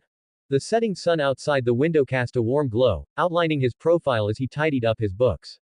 At that moment, Levi's heart skipped a beat. Her mind involuntarily recalled the scene of Lorn ruffling her hair, the warmth of his palms seemingly still lingering in her hair. Her cheeks silently burned. She suddenly looked down, busying herself with the books on the table to hide her embarrassment. Yet, her gaze still stole glances at him from the corner of her eye, again and again. It's getting late. There was a smile in Lorn's gentle voice. He had obviously noticed the girl's little actions but did not point them out. The dorm is not close to the guild. Would you like me to walk you back? This question hit Levi like a thunderclap, turning her brain into a blank slate. No need. I can do it myself. She refused quickly, her hands flailing as she grabbed a pile of books taller than her head and rushed out of the library as if fleeing. Lorn watched her stumbling figure, the smile in his eyes deepening. What a cute kid. After Levi left, the vast guild hall fell into complete silence. Lorn walked out slowly. The cool moonlight shone through the floor-to-ceiling windows, casting the shadows of tables and chairs on the floor. Scattered glasses, crooked chairs, and the lingering smell of alcohol in the air all spoke of the day's commotion. Lorn's gaze swept over all of this, not with annoyance, but with tolerance. This was his guild, his home. A home full of problem children, yet warm beyond compare. He walked to the bar and picked up a task request form. Exterminate the South Squash Mountain Monster. Reward, 70,000 J. His fingers tapped lightly on the table, his mind already calculating. Natsu and Gray's newbie period of free accommodation was about to end. They had to learn to be independent, to earn their rent and living expenses with their own strength.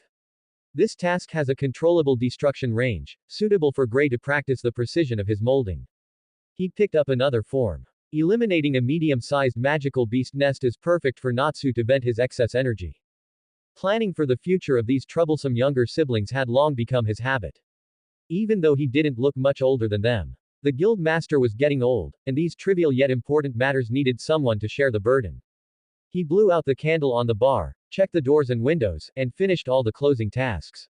The heavy wooden door of the guild closed slowly in his hand, making a reassuring creak. He was about to turn around and go home. A voice, old yet full of vigor, sounded from the shadows where no one should be. You've worked hard, Lorn. Lorn's action of closing the latch paused for a moment.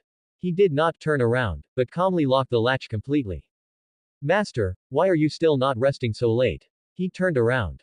Makarov, one of the 10 wizard saints, was leaning against the wall by the door at some point. He was not drunk, just standing there quietly. His small figure cast a long shadow in the moonlight, his turbid old eyes revealing no emotion. The usual mischievous old man demeanor was gone. That aura of the 10 wizard saints, even without being released, was enough to make the air heavy. He did not respond to Lorn's words. Those eyes, as if they could see through people's hearts, just looked at him deeply. Today, you and Laxus fought. Lorn's steps paused, then he met Makarov's gaze as if nothing had happened. It wasn't a fight, just a young man's exchange of ideas. Exchange. Makarov's voice sank, his face filled with worry and fatigue. Did he say those nonsense words about the weak and the strong to you again? Lorn did not avoid this question. He simply stated a fact. He did. But those words might not have been meant for me. They were meant for you. In the moonlight, Makarov's small figure trembled almost imperceptibly. The air around them seemed to freeze. Lorn continued to walk forward, his steps neither fast nor slow. Laxus has never wanted a strong guild, but a complete home.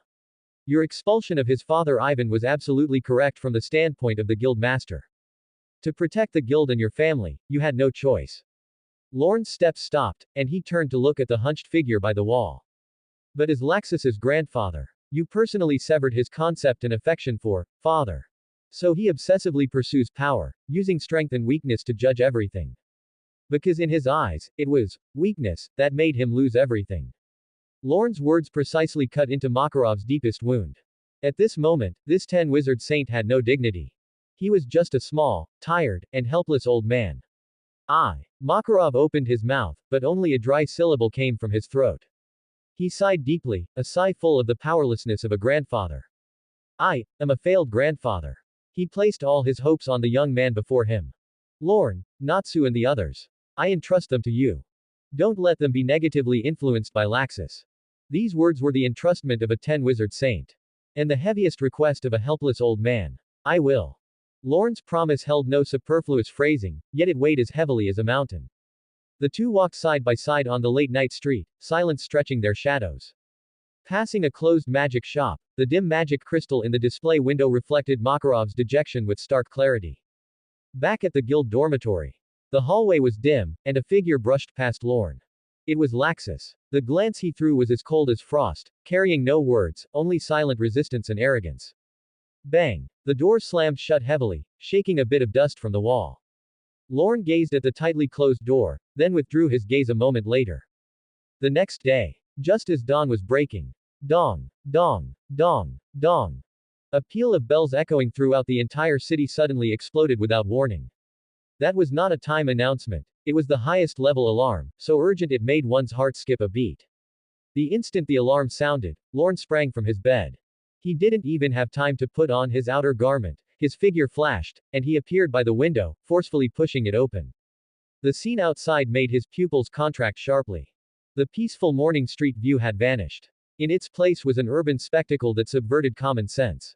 A mechanical yet clear broadcast voice announced a fact through the magic loudspeakers spread across the city. Gildarts mode, activated. Gildarts mode, activated. Accompanied by a dull roar and the trembling of the earth, the buildings of the entire city began to move from the central thoroughfare.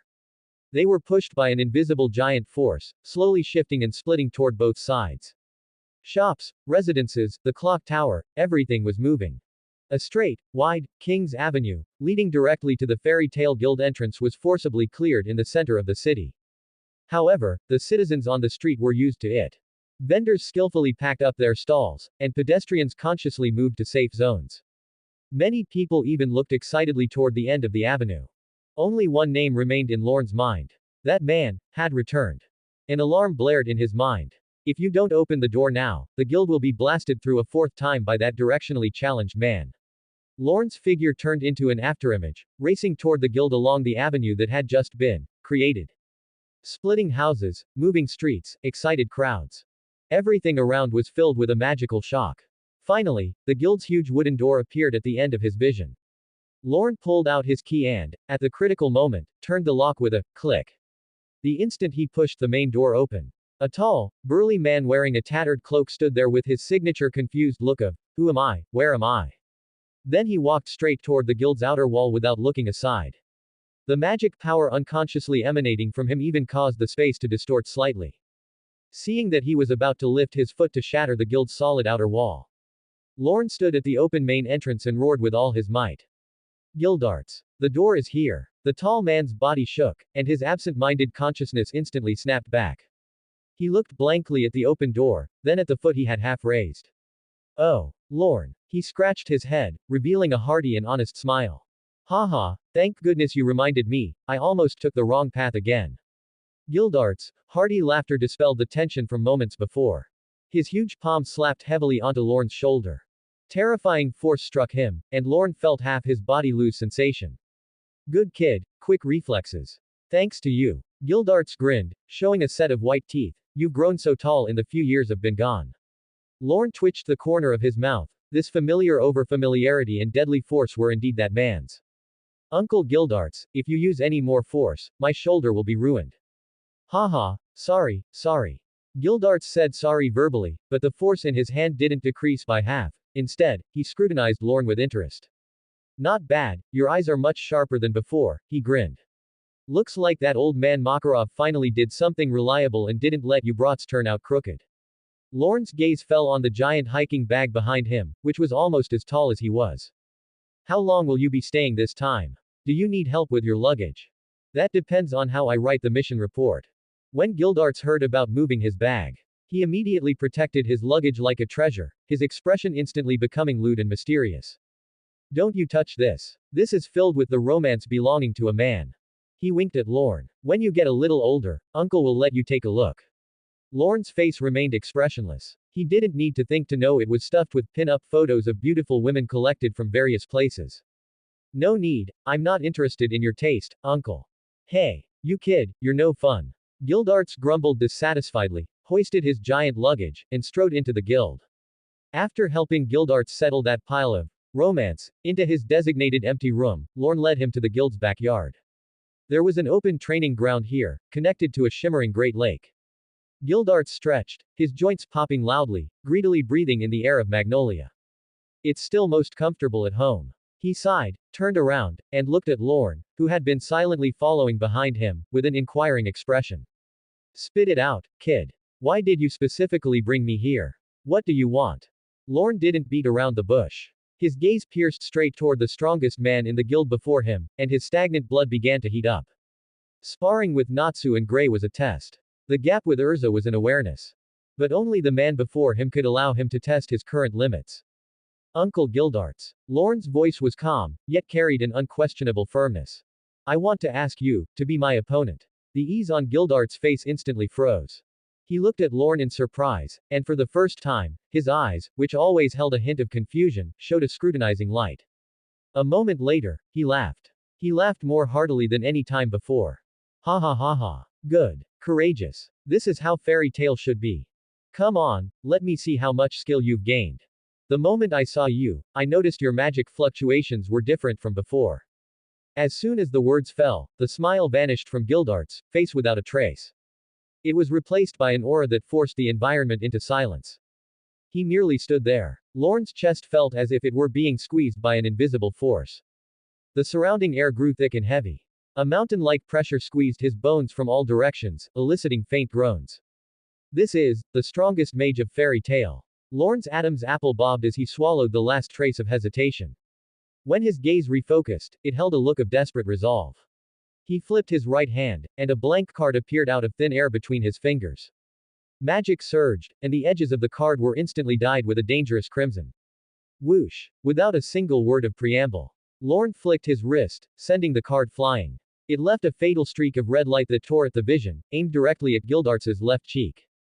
In this card, he had compressed the highest density of fire blast magic power he could muster. However, facing this attack that was fast to the extreme, Gildarts didn't even lift an eyelid. He casually raised his left hand. Bang! A muffled sound. The card exploded out of existence an inch from his palm, before a white light. A sphere of fire, compressed to its absolute limit, expanded silently.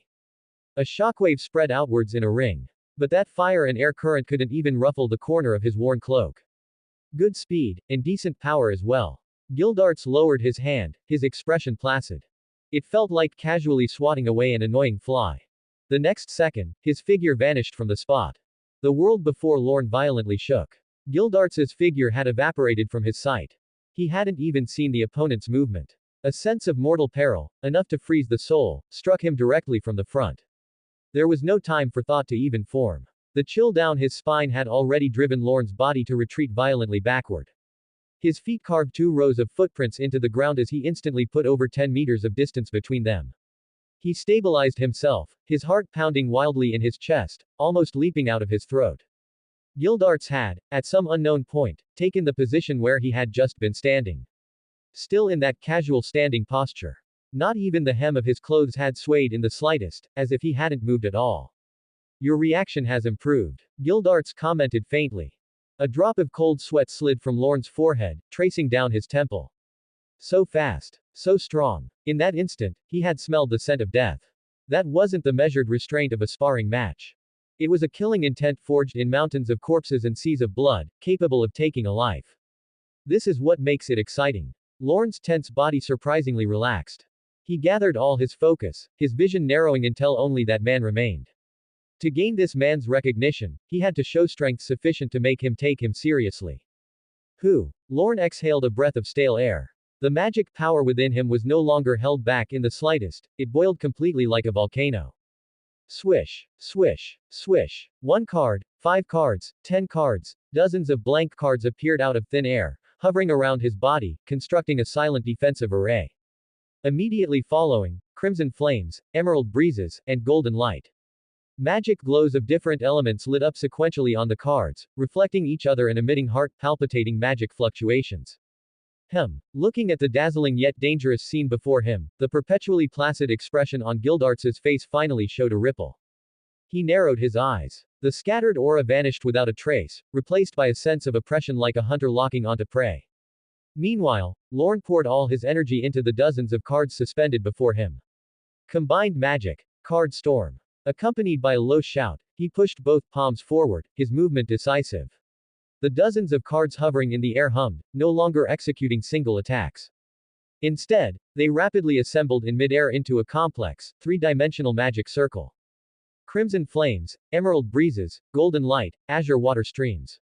The elemental magic powers, originally independent, were drawn by the magic circle, intertwining, merging, and amplifying in an unprecedented manner. In an instant, an extremely violent torrent of magic erupted from the circle's core, condensing into a multicolored beam of destruction that fiercely charged toward Gildarts. The air inside the training ground was instantly sucked dry. The ground cracked inch by inch under this power, letting out a groan of being overburdened. This had long surpassed the scope of card throwing. It was a composite high-level magic unique to Lorn, constructed by using cards as nodes. Facing this strike, which would trouble even an ordinary S-class mage, Gildarts finally moved. He did not retreat. He simply raised his right hand, spread his 5 fingers, and loosely grasped toward the beam of destruction. Buzz. Accompanying a flash of white light, all surrounding sounds vanished at that moment.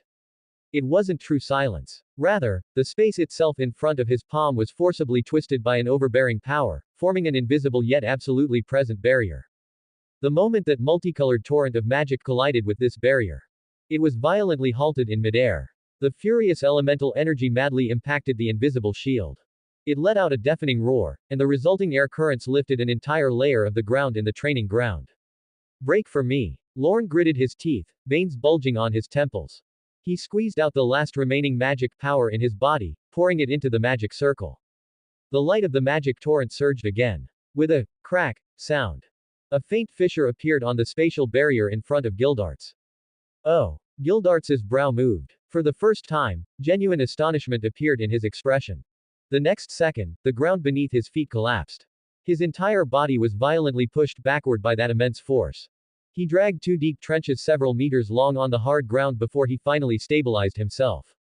When everything settled, the beam of destruction finally dissipated into the air after exhausting its energy. Hoo! Ha! Ha! Lorn knelt on one knee, breathing heavily. Sweat dripped from his cheeks onto the ground. The magic power in his body had been completely drained by that last attack. Now, even standing up was somewhat difficult. He looked up, gazing at the figure 10 meters away who was completely unharmed, merely shaking the dust off his cloak. A heavy sense of defeat gripped his heart. Is this the strength of the guild's strongest man? It truly is an insurmountable chasm. Truly remarkable, kid. Gildarts' voice broke the silence of the training ground. He walked over step by step. Your fighting style is completely different from before. Gildarts stood in front of Lorn, looking down at him with a scrutinizing and probing gaze. That kind of magic doesn't seem like conventional card magic. Lorn managed to steady his breathing, supported his knees, and slowly stood up, shaking his head with a wry smile. It's just a few tricks I figured out myself based on the characteristics of a holder-type mage. Tricks. Gildarts repeated the word, then burst into loud laughter. Kid, do you know what level the power of that attack just now reached? He reined in his smile, his expression turning serious. If it hadn't been me, there are only a handful of people in the guild who could take that move head-on without injury. Congratulations, you have found your own path of magic. Gildarts extended his hand and placed it on Lorn's shoulder. A gentle yet heavy flow of magic slowly transferred into him, helping him recover his stamina. At the same time, his senses delved into Lorn's body. The next moment, Gildarts' expression completely changed. His breathing hitched for a beat. For the first time, unexpected surprise appeared on his usually composed face. You kid, you're only 13 this year, right? Gildarts' voice was filled with surprise. According to the old man's estimation, that's my age. Lorn was slightly puzzled. 13 years old. Gildarts repeated in a low voice, but the magical power he sensed under his palm stirred up a monstrous wave. This level of magic purity and monstrous recovery speed, what kind of monster are you? A 13-year-old boy whose magic recovery efficiency was already approaching or even surpassing that of some long-established mages. This completely overturned his understanding. Just as Lorn was feeling uneasy under Gildarts' monstrous gaze, a cold, mechanical voice echoed deep within his mind. Ding! Detected that the host engaged in high-intensity combat with the strongest person in the guild, and gained his high recognition. Sign in. Strongest person in the guild, has been completed. Mission reward. Genjutsu, Tsukuyomi Experience Card *1. Genjutsu, Tsukuyomi Experience Card, a single-use consumable. Upon use, it drags the target's consciousness into a mental world constructed by the user. In that world, all physical laws such as time, space, and mass are defined by the user. Note: the effect and power depend on the absolute gap in spiritual power between the two parties. Lorn's breathing paused for an instant. Tsukuyomi. This was no longer a simple trump card, but a rule-level killing weapon capable of deciding victory or defeat in a desperate situation. As long as his spiritual power crushed the opponent, this was an unsolvable instant kill. With a slight movement of his thought, he chose to claim the reward, forcefully suppressing the ecstasy surging in his heart. A physical card silently materialized in his system space. On the front of the card, the man clad in a black robe with red clouds had an indifferent gaze, his crimson three-tomo slowly spinning, seeming capable of sucking in a person's very soul. On the back of the card was the red and white patterned clan crest. Uchiha Itachi. This was absolutely the strongest card he had obtained since his transmigration. Hey, kid, snap out of it. A heavy force landed on his shoulder, violently yanking Lorn out of the mental world. Gildarts' large hand was still resting on his shoulder, his eyes strangely scanning him from head to toe, as if scrutinizing a rare treasure. What are you thinking about, being so engrossed? Nothing. Lorn immediately covered up. I was just savoring the battle just now. I feel the gap between me and Uncle Gildarts is so vast it leads to despair. Those words were sincere. Hearing this, Gildarts grinned, revealing a hearty smile, and patted his shoulder heavily with his fan-like large hand. Ha ha ha, that's the right attitude to have. But you kid did quite well. He shifted his tone, his eyes suddenly becoming deep, carrying a highly alluring flavor. Kid, want to learn my magic? Lorn's pupils suddenly constricted. Was happiness coming too quickly? That was Gildarts' crush magic. It was a super high-tier magic capable of directly contending with the legendary Black Dragon Aknologia, standing at the apex of all destructive magic. I want to. Lorn's reply was firm and decisive, without the slightest hesitation, his head bobbing like a chick pecking rice. Of course, I want to learn. Uncle Gildarts, are you willing to teach me? His tone was full of surprise and eagerness, afraid that the other party was merely speaking casually. Teach, I certainly can. Gildarts stroked his stubble, a meaningful arc forming on the corner of his mouth. But my magic is very special, not the same path as your card magic that requires precise control. It relies more on an understanding of decomposing all things. This stuff can't be learned just by talking. Lorn was completely focused, not daring to miss a single word. Then, how do I learn it? Gildarts pondered for a moment, seemingly devising a teaching plan. Suddenly, his eyes lit up, and he clapped his hands. I have it. His smile inexplicably held a hint of teasing and wildness. How about this, in order for you to gain the most direct and profound understanding of crush? Gildarts extended his other hand, palm facing up. A grid-like ball of magical light condensed and appeared in his hand. The surrounding light and air began to be drawn in by this power, causing visible distortion. I'll use your body to let you experience it firsthand. What? The expression on Lorn's face instantly froze. He looked at the ball of destructive aura emanating from Gildarts' palm, then at the other party's, kind and amiable, smile, and his brain momentarily crashed. Use his body, to experience it firsthand. Experience what? Experience being decomposed into elementary particles. Are you serious? Lorn swallowed hard, the hairs on his back standing on end. Could this bad uncle be looking for an excuse for petty revenge because he was pushed back 10 meters earlier? Petty revenge. PFF'd. Ha ha ha ha. Gildarts roared with laughter as if he had heard the funniest joke in the world, causing the entire training ground to vibrate. His hand resting on Lorn's shoulder remained motionless, carrying an irresistible sense of restraint. Kid, what kind of person do you think I am? I, Gildarts, am the man in fairy tale who dotes on his juniors the most. As he spoke, he proudly puffed out his chest. Lorn's mouth twitched, his heart furiously complaining. Dotes on juniors. By crushing someone. If you offered this kind of favor, would you even want it? Seemingly noticing the look of, I wouldn't believe you even if you said it, on Lorn's face, Gildarts retracted his smile, his expression unusually serious. Don't worry, my crush magic can both destroy and divide. I will only divide you into the smallest units, there will be no danger. I guarantee it with my honor as a man. His tone was incomparably sincere, and the teasing in his eyes had vanished. Lorn stared at him for a few seconds, finally choosing to believe him. This was Gildarts. The strongest man in the guild wouldn't stoop to treating a 13-year-old child this way. Fine. Lorn took a breath, as if making a major decision, then, let's do it. That's more like it. Gildarts' face once again bloomed with a smile brighter than the sun. Get ready, kid. This is a completely unique, exclusive experience. Go feel that moment when the world shatters before your eyes. The instant the words fell, Lorn only felt the hand on his shoulder suddenly press down. An indescribable surge of magic instantly erupted. It wasn't scorching like fire, nor chilling like ice.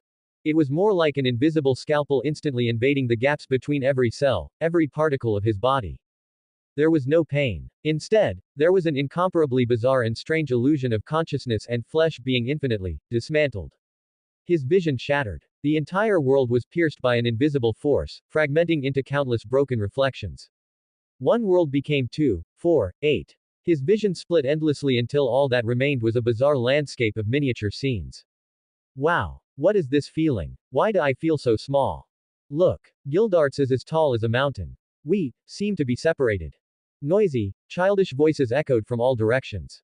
Each voice belonged to him. Yet, none seemed to be his complete self. Lorn's consciousness was split into hundreds of fragments.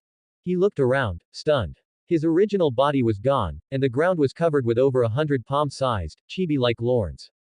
Each one wore the same clothes and had the same black hair, but their expressions varied wildly. Some were curious, others were shocked, rubbing their eyes as if they thought they were dreaming. 100 miniature versions of himself looked up with 100 pairs of eyes. In their eyes, Gildarts' figure was magnified into an insurmountable peak. The scene was both eerie and strangely comical. Hey, this is your shattering magic, right?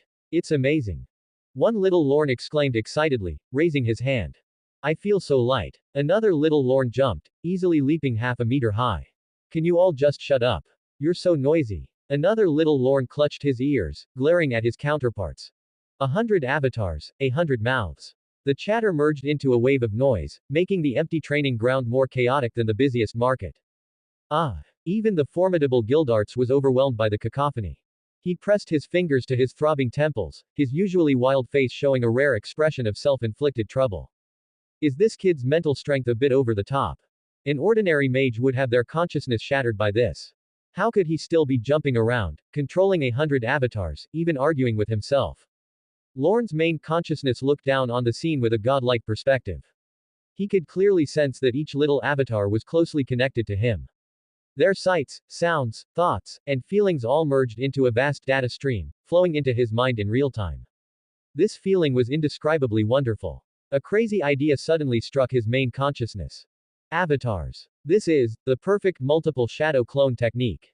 If I can maintain this state and have each avatar meditate and train, my training efficiency would skyrocket 100-fold.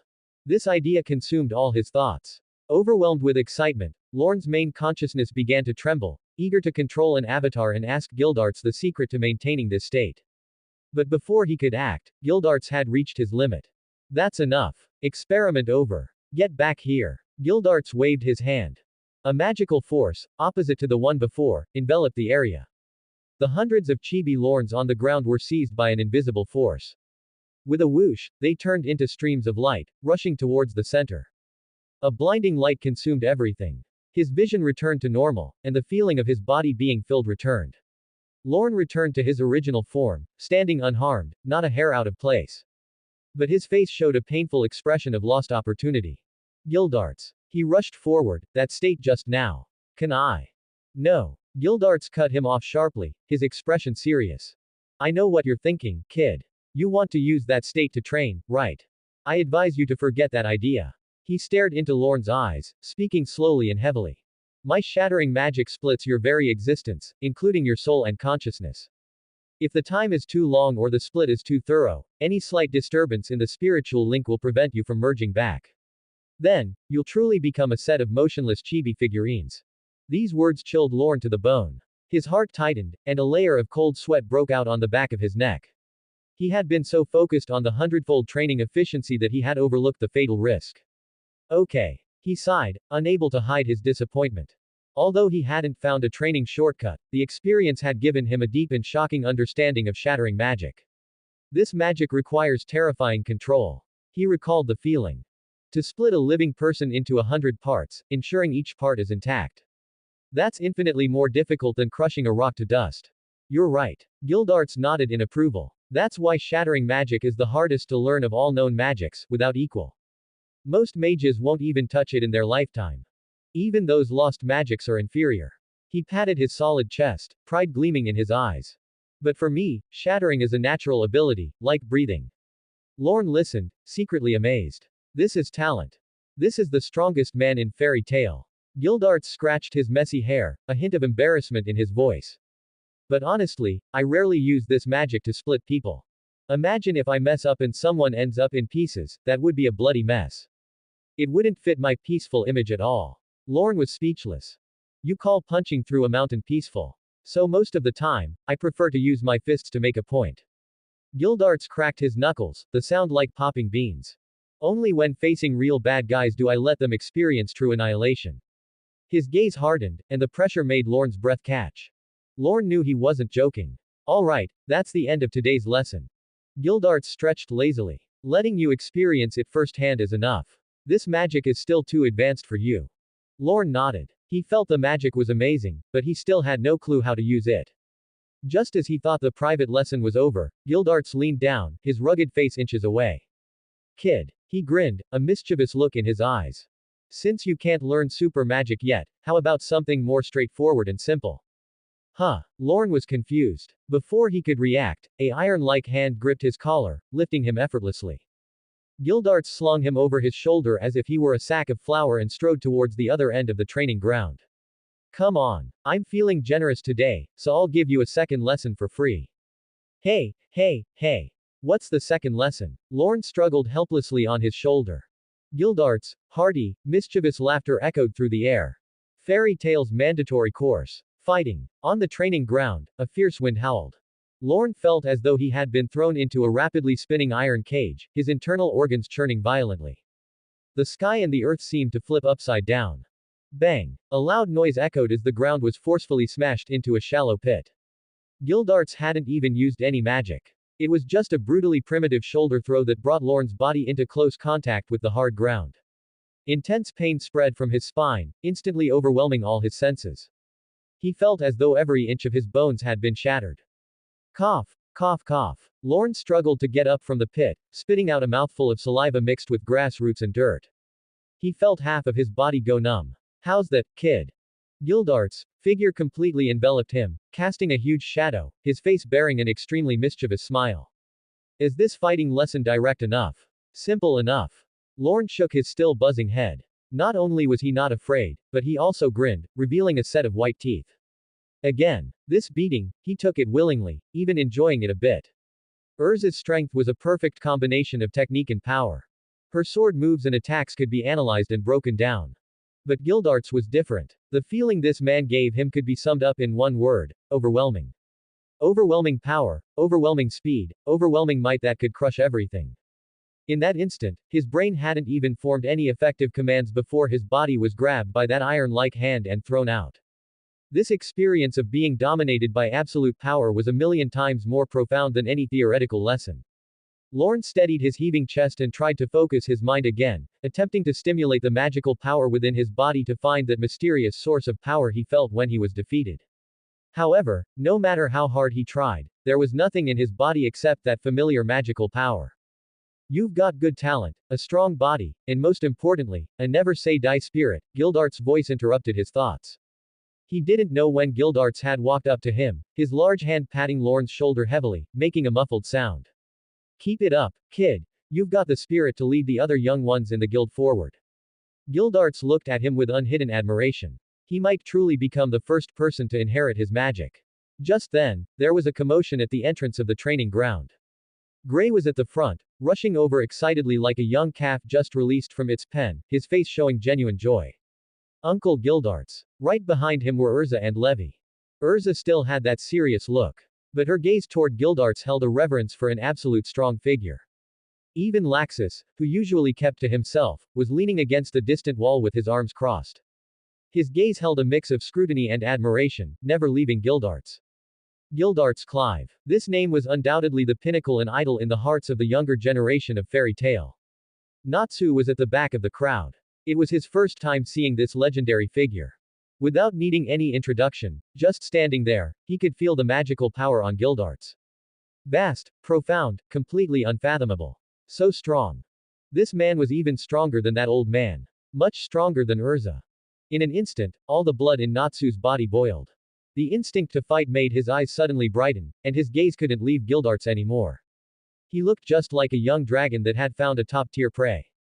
Lorn noticed Natsu's expression and found it somewhat amusing. He walked over and put an arm around Natsu's shoulder, pushing him to the very front. Uncle Gildarts, let me introduce you. This is our guild's newest member, Natsu Dragneel. Oh. Gildarts looked down at this pink-haired kid, sizing him up with interest. The next second, Natsu shook off Lorn's hand. He stepped forward and pointed at Gildarts with all his might, letting out an earth-shattering roar. Are you the strongest in the guild? Fight me. The shout ended. Instantly, the entire training ground fell into a dead silence. Gray painfully covered his forehead, wearing an expression of, I knew this would happen. Erza's eyebrows slightly furrowed, judging whether Natsu's behavior was courage or foolishness. Only Gildarts, after a brief moment of surprise, burst into a hearty laugh that shook the earth. Ha ha ha ha ha. Interesting. Too interesting. He pointed at Natsu, then turned to Lorn, jokingly saying. Hey, Lorn, this kid is just like you when you first came here. Lorn embarrassedly touched his nose, smiling and adding fuel to the fire. So, uncle, are you taking him on? Of course I am. Gildarts waved his hand, I love kids with guts. Getting a positive response, Natsu excitedly howled. His body ignited with raging flames, and with a powerful kick, he shot straight forward, carrying the flames and momentum. Fire dragons. Iron fist. Scorching flames wrapped around his fist, tearing through the air with a sharp whistle, striking directly at Gildarts' chest. Facing this all-out attack, Gildarts didn't even change his standing posture. He simply raised his right hand casually, likewise clenching his fist, and effortlessly met the attack. There was no magical fluctuation, no terrifying aura, just an ordinary punch. One large and one small, two completely disproportionate fists collided heavily in the air. There was no deafening explosion. Tilde rip tilde. A faint tearing sound echoed in everyone's ears. The flames on Natsu's fist instantly scattered, turning into sparks that dispersed in the air. The excited look on his face vanished, replaced by extreme pain and shock. The next moment, an irresistible force came from the fist. He was sent flying by this force, crashing backward at a speed several times faster than when he came, finally smashing into the open ground dozens of meters away, sending dust flying. Natsu lay on the ground, his body twitching twice before going still, stars slowly circling above his head. One hit. Knockout. Gildarts withdrew his fist, casually patting his hands. That action was as light as shooing away a noisy fly. He looked at Natsu lying on the ground and gave his evaluation. Good power, he's got potential. His strength is probably about the same as that ice-using kid over there. Hearing this, Gray's mouth twitched. He's definitely saying we're both equally weak. Hey. Natsu. Lorn walked over and squatted down to check Natsu's condition, confirming he was just unconscious. He stood up, brushed the dust off his hands, and looked at Gildarts with a serious face, saying in a reproachful tone. Uncle, wasn't your hand a bit too heavy? The new guy's first meeting with you, and he's knocked out cold. If the guild master finds out, this medical fee might come out of your mission reward. His tone was calm, as if stating a fact. PFF'd. The first to react was Gildarts. He paused, then helplessly facepalmed, pointing at Lorn and laughing. You little rascal. You're getting more and more cheeky. Gray and Erza also reacted, looking both amused and exasperated. Lorn, you. That's too much. Everyone started to joke, and the tense and shocking atmosphere from the power difference vanished. The training ground was once again filled with light-hearted laughter and banter. That's the end of part 1. Part 2 is coming soon. Thanks for watching. Please subscribe and support our channel for more stories. Hello everyone, this is Fanfic Audiobook. Here you find original fan-made audio stories. Magic Guild. I got fate cards from a sign-in system. Part 2. The commotion caused by Gildarts' return ended with the comical scene of Natsu being knocked out with a single punch. But the vitality that was reignited throughout the entire guild was only just warming up. The ease felt on the training ground had spread all the way to the guild hall. For the next few days, Gildarts became the most sought-after person in Fairy Tail. Of course, he was also the busiest. One more time. Uncle Gildarts. I definitely won't lose this time. Natsu just clung to Gildarts, becoming a shadow he couldn't shake off. Every day, from the moment he opened his eyes, he would stick by his side, clamoring for a challenge. Moreover, Natsu's recovery ability was outrageously strong. He was beaten senseless on the first day, yet on the second day, he could launch an assault full of vigor. Only to be easily taken down by all sorts of bizarre methods. For example, being flicked away by a single finger, or being blown over by the gust of air from Gildarts, yawn. Lorn would unconditionally receive combat training from Gildarts every morning. In the afternoon, Gildarts would spend his time playing with Natsu.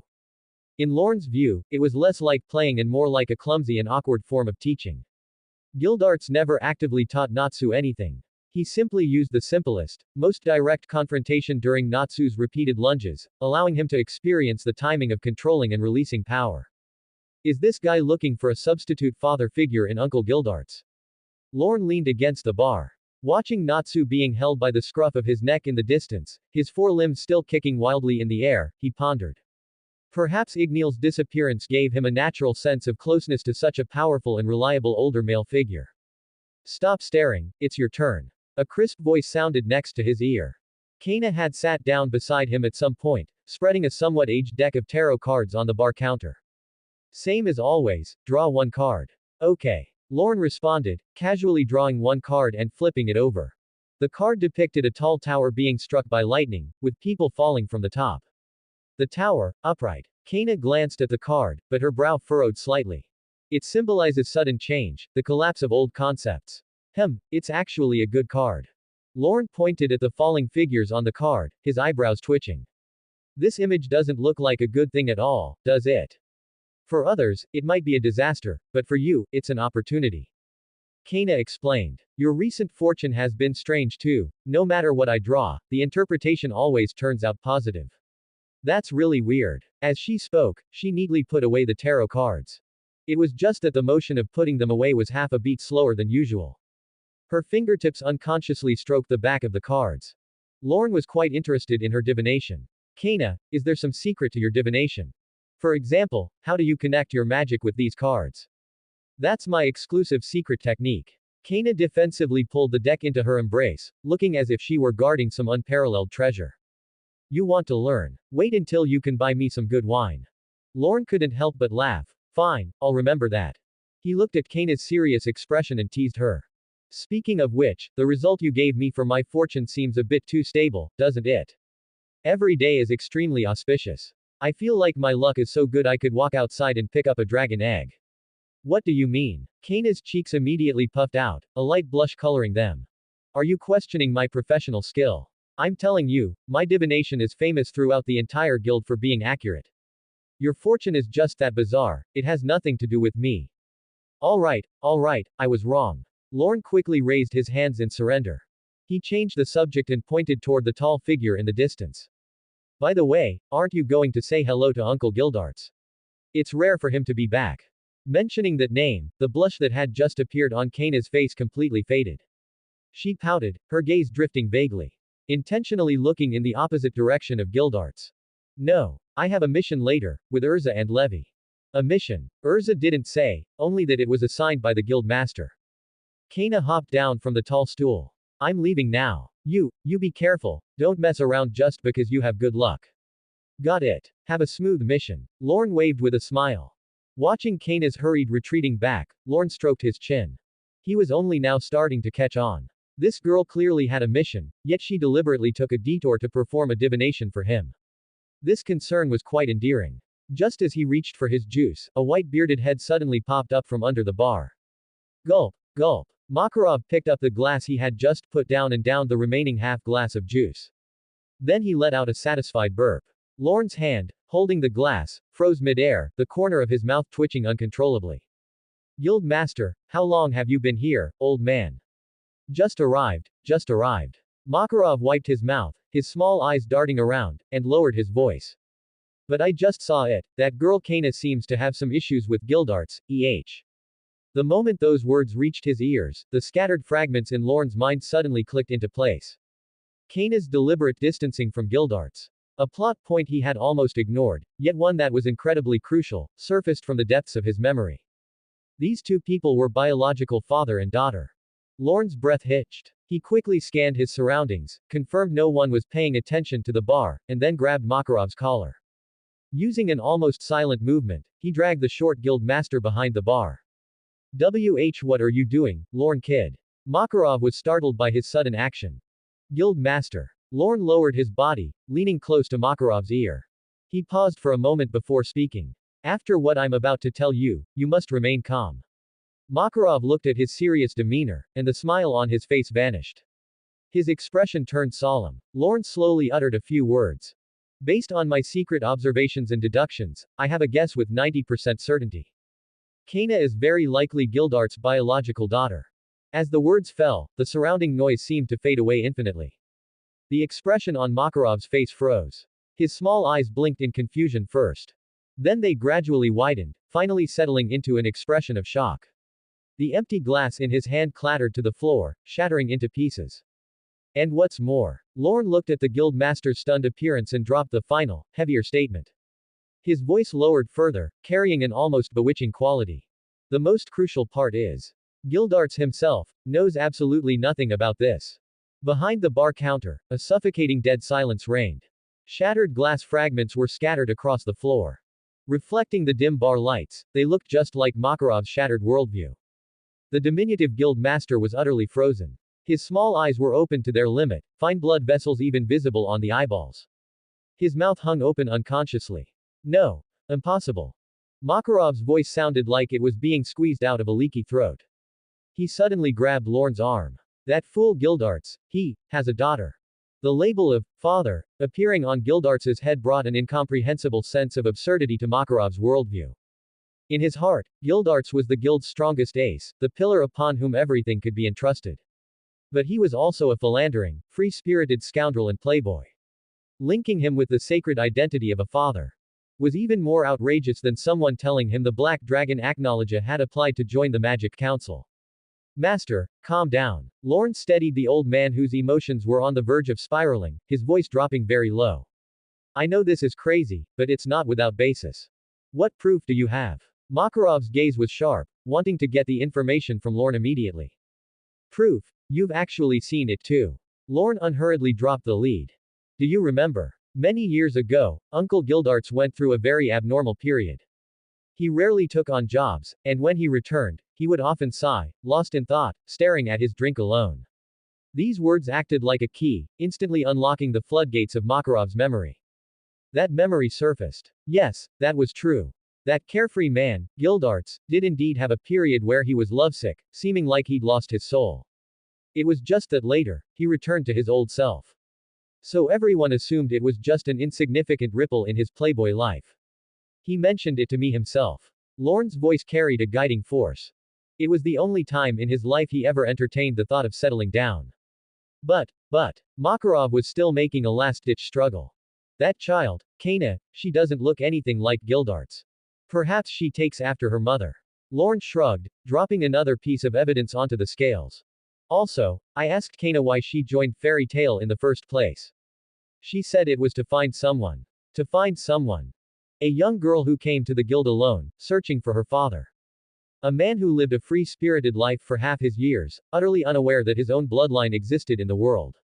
These two seemingly parallel lines collided violently in Makarov's mind at this moment, causing the powerful, reliable filter he had for Gildarts to shatter with a crack, scattering into pieces all over the ground. That little fool. So, you mean, he himself, has no idea at all? In Makarov's voice, amidst the disbelief, there was a trace of imperceptible relief. Not knowing was far better than knowing and not taking responsibility. This at least salvaged the last shred of dignity for Gildarts' crumbling image. I believe so. Lorn nodded, his tone growing a bit heavier. Uncle Gildarts said that after he parted ways with that lady, he never saw her again. And that lady likely passed away from illness not long after Kanna was born. She only left Kanna with the guild's address and her father's name. Makarov fell completely silent. A scene seemed to appear before his eyes. A gentle yet strong mother, raising her daughter alone in the final days of her life. On her deathbed, she told her, "Your father is a powerful mage in fairy tale." That woman never held any resentment towards Gildarts, even unto death. Kanna came here not to confront, nor to seek revenge. She just wanted to see her father with her own eyes. The man she had idolized throughout her entire childhood. Makarov let out a long sigh, his chest feeling tight and suffocated. There was heartache, there was anger, but more than that, an indescribable, sour ache. Now, what do we do? For the first time, he looked at Lorn like a helpless old man. Go and tell that fool directly. I don't know either. Lorn frowned deeply. This had already moved beyond the realm of watching a show, it was a true family matter that needed to be handled with care. Given Uncle Gildarts' personality, he would never reject Kanna. He would only be overjoyed, then go crazy trying to compensate her with all the paternal love of the past dozen years in one go. But the problem is, none of us have the right to make that decision for Kanna. Exactly. Makarov's expression became extremely grave once more. That girl Kanna is the sole protagonist of this matter. He looked into the distance, his gaze extremely complex as it fell upon Gildarts, who is currently being pestered and roughhoused with by Natsu and Gray. Our guild is, so to speak, Gildarts' in-laws in this matter. It's not really appropriate for us to interfere too much. The only thing we can do is be twice as good to that child, protect her, watch over her, and then, wait for the day she makes her own choice. This was respect for Kanna. And also respect for her departed, great mother. Lorn gave a firm nod. Kanna has kept this hidden for so many years, she must have her own concerns. Forcing our way in might just mess things up. It's good that you know the limits. Makarov patted Lorn's shoulder, his tone deadly serious. From this moment on, this matter stays between heaven, earth, you, and me. Don't worry, master. Lorn made a zipping motion across his lips. The secret will rot in my gut. Only after receiving this assurance did Makarov's tense body relax. He straightened his collar, the heaviness and authority on his face vanishing without a trace in an instant, replaced by a lecherous grin. He rubbed his hands together, chuckling gleefully. All right, enough of these heavy topics. This old man has important business to attend to. Important business. Lorn was taken aback. Of course. Makarov puffed out his small chest righteously. The latest issue of Cool Breeze Weekly goes on sale today. This is a matter of utmost importance. Oh, right, I'll grab a copy for that brat Gildarts too, as this old man's consolation gift to him. Before the words had even finished echoing, Makarov was already striding out with a swagger that disowned all relatives, humming a tune, and in a flash, he had darted out from behind the bar and was charging towards the guild doors. Lorn watched his impatient retreating back, feeling a throbbing sensation at his temples. Really, no respect for his age. He shook his head and also turned to leave. He had accepted an out-of-town commission for the afternoon and planned to set out at first light tomorrow. Better to head back and rest early. However, just as he reached the guild entrance, a petite figure blocked his path. It was a little girl who looked only about 7 or 8 years old. She had beautiful deep purple short hair and wore a blue and white dress. The little girl was staring up at him with clear, pure brown eyes, timidly sizing him up. Little one, can I help you? Lorn stopped, offering a gentle smile. Excuse me, is this the fairy tale guild? The girl's voice was clear and childish, tinged with a hint of nervousness. Yes, you've come to the right place. Hearing the affirmative answer, the little girl's eyes instantly lit up. She puffed out her small chest, trying her best to speak in an adult-like tone.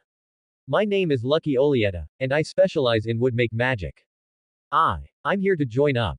Join up. Lorn was amused by the very gangster-sounding word. Lucky nodded vigorously, then took a step closer, lowering her voice. A trace of lingering fear showed on her little face. I just saw a really strange white-bearded old grandpa at the entrance. He kept staring at me, with a creepy, lecherous look in his eyes, and his smile was so scary. Your guild, it's not full of weird people like that, is it? The gentle smile on Lorn's face froze, inch by inch. A lecherous, white-bearded old grandpa. This description. This fooled sense of deja vu. Lorn's temples throbbed rhythmically. He felt that the image he had built up in his heart for the guild master over the years was shattering. That image, though short, was still somewhat reliable, but now it had collapsed. Making a crisp sound like glass shards falling to the ground. Makarov, you old pervert. She's just a 7 or 8-year-old girl. Lorn forcibly shook the guild master's lewd face from his mind and once again showed a gentle smile to the little girl. Ahem, the people in our guild have rather unique personalities. Don't be afraid. As he spoke, he subtly led the little girl into the guild. Away from that troublesome spot by the door. My name is Lorn Collin, and I'm also a member of Fairy Tale. Welcome, Lucky. Hello, big brother Lorn. Lucky responded obediently. She followed closely by Lorn's side, treating him as her lifeline. The hustle and bustle inside the guild filled Lucky's big eyes with novelty. Lorn took her to the bar and found Arrow, who was wiping glasses. Arrow was the gentle older sister in charge of logistics for the guild. She was a bit like the future Mirajan, but more inclined towards administrative work. Sister Arrow, this is Lucky Olieta. She wants to join us, could you please help her register first? Oh my, what a cute little sister.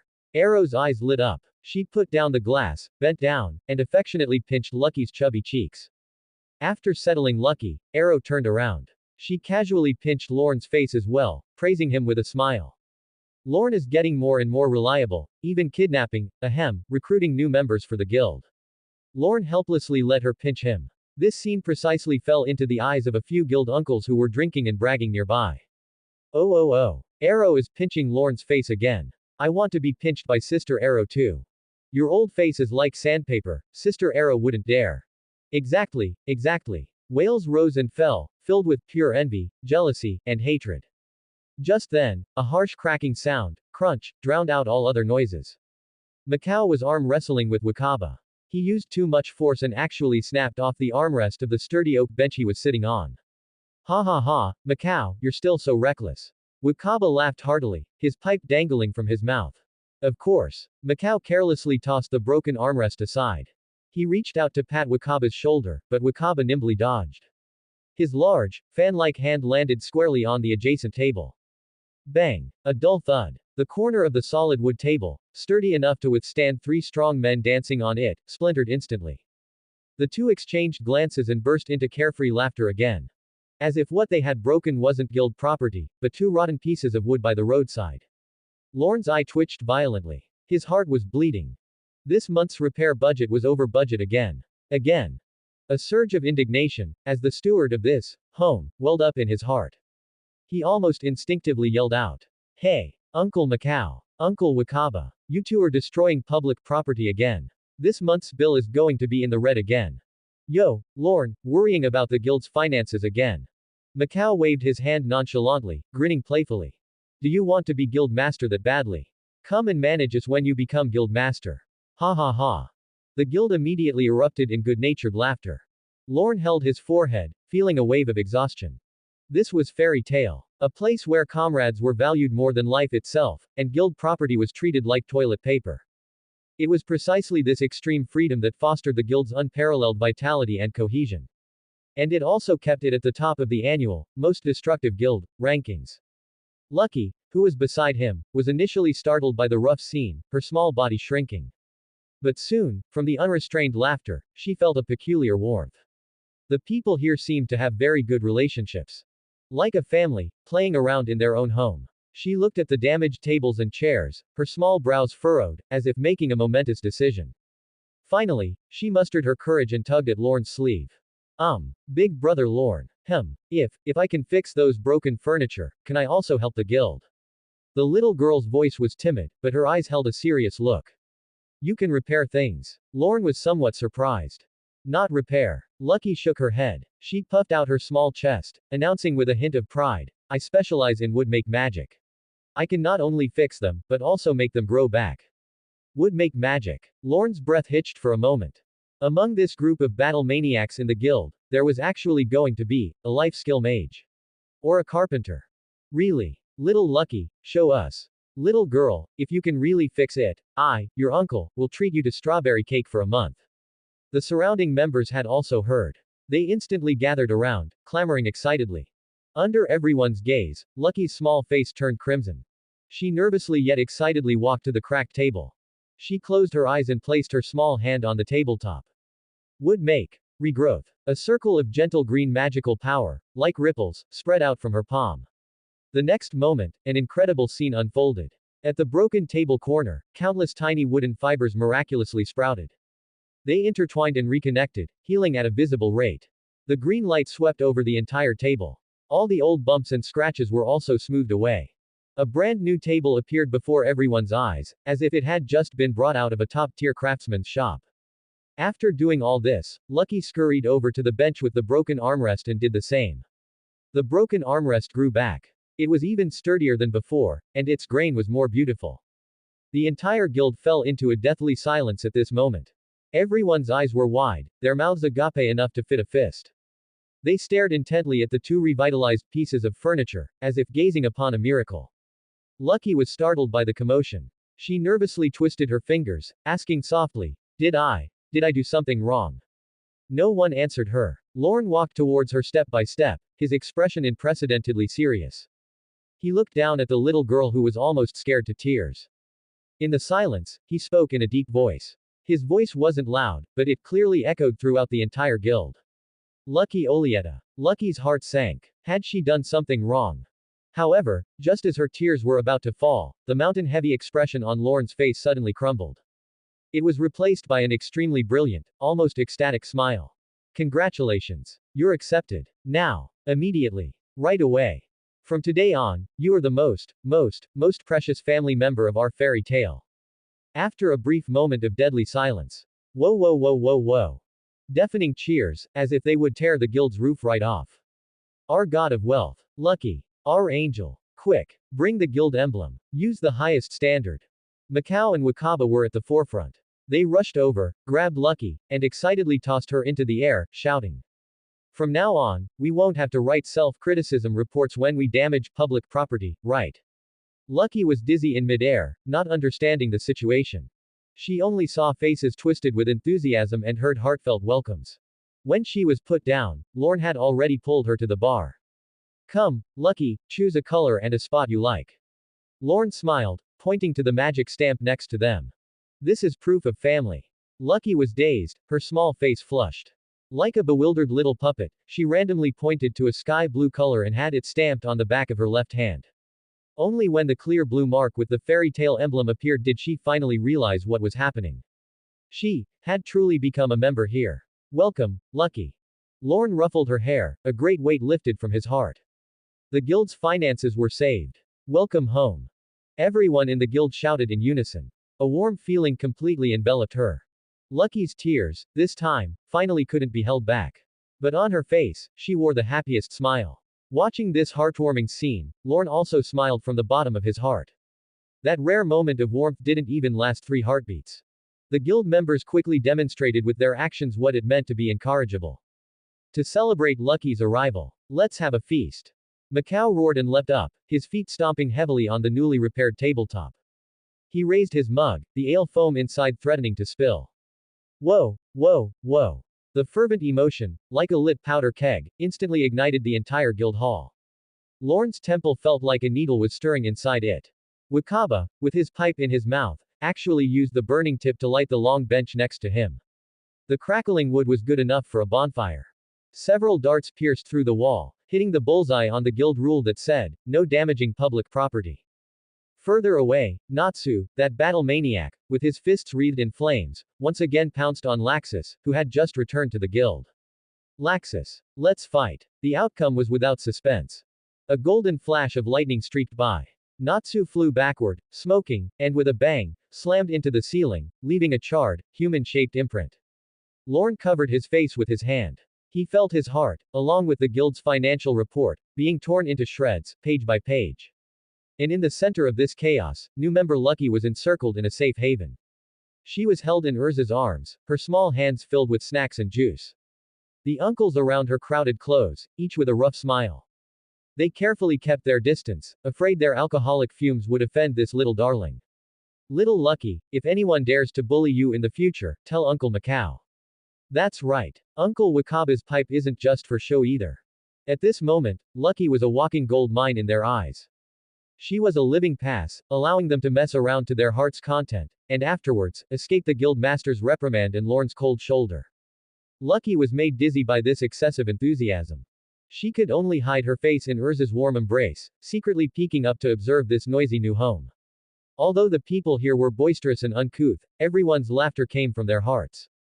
A long-lost warmth, that emotion called belonging, quietly took root in her small chest. Just as the atmosphere in the hall was pushed to its peak by alcohol. Creak. The large door opened a crack. A short figure squeezed in, carrying several magazines with colorful covers in his arms. Makarov was back. He surveyed the scene before him, which resembled a demolition site, and his old face visibly darkened. You little brats. How long have I been gone, and you're trying to tear down the guild again? The guild master's roar naturally carried its power to control the scene. The crowd, who had been raising hell just a second ago, instantly fell silent. They all lowered their heads, studying their shoelaces, pretending nothing had happened. Lorn sighed and walked over proactively. Guild master, you're back. Ah, Lorn, Makarov's expression softened when he saw him. What's going on here? Why are you having a feast out of nowhere? A new family member has joined the guild. Lorn stepped aside, gesturing for him to look at Lucky in the center of the crowd. Oh, a new member. Makarov's interest was piqued. He parted the crowd and walked directly to Lucky. He forced out what he thought was his kindest smile, bent down, and intended to pat the new member's head. Welcome to Fairy Tale, little one, I am. He couldn't finish his sentence. Lucky saw his face, and her small body abruptly recoiled. As if she had encountered something dirty, a little finger pointed directly at Makarov's nose, and words burst out. Ah, it's you. That perverted old man with the lecherous gaze at the entrance. A clear childish voice echoed through the hall. Time, it seemed, was frozen at this moment. The deafening clamor of the previous second was completely choked off by an invisible hand. Dead silence. Wakaba's newly lit pipe clattered to the ground, scattering a few sparks. Macau, who had just gulped down a mouthful of ale, couldn't swallow it and sprayed it all out as a mist, drawing a messy arc under the lights. Gray and Natsu stopped their confrontation. Erza's cake-cutting fork also hung in midair. Everyone's gaze was fixed on the small girl and the guild master with his frozen expression. Lucky was completely unaware of the bombshell she had dropped. She just stared blankly at the adults around her who had suddenly turned into statues. Did I say something wrong? Lorn's stomach had a happy spasm. He desperately kept his face straight, barely preventing the smile that almost reached his ears from showing. Here it comes. The guild master's grand social death scene. Who told you to buy those random magazines? You deserve it. He walked over to Lucky, who was almost in tears, squatted down, cleared his throat, and introduced her in an incredibly solemn yet barely concealed joyful tone. Well, Lucky, allow me to formally introduce you. This, perverted old man at the entrance, you mentioned, is the guild master of our fairy tale guild, Makarov Drayar. Boom. These words stirred up a monstrous wave in Lucky's little head. She stood rooted to the spot, the color draining completely from her face, turning from flushed to paper white. Gu. Guild master. I just called the guild master a perverted old man. Seeing the little girl looking as if she was about to faint, Makarov finally recovered from his stiffness. The expected thunderous wrath did not descend. Instead, a booming, earth-shattering laugh erupted from his chest. Ha ha ha ha ha ha ha. A perverted old man with a lecherous gaze. Well said. So well said. He laughed until tears streamed down his face, gasping for breath. Now it was the other guild members who were stunned. Is the guild master out of his mind from being scolded?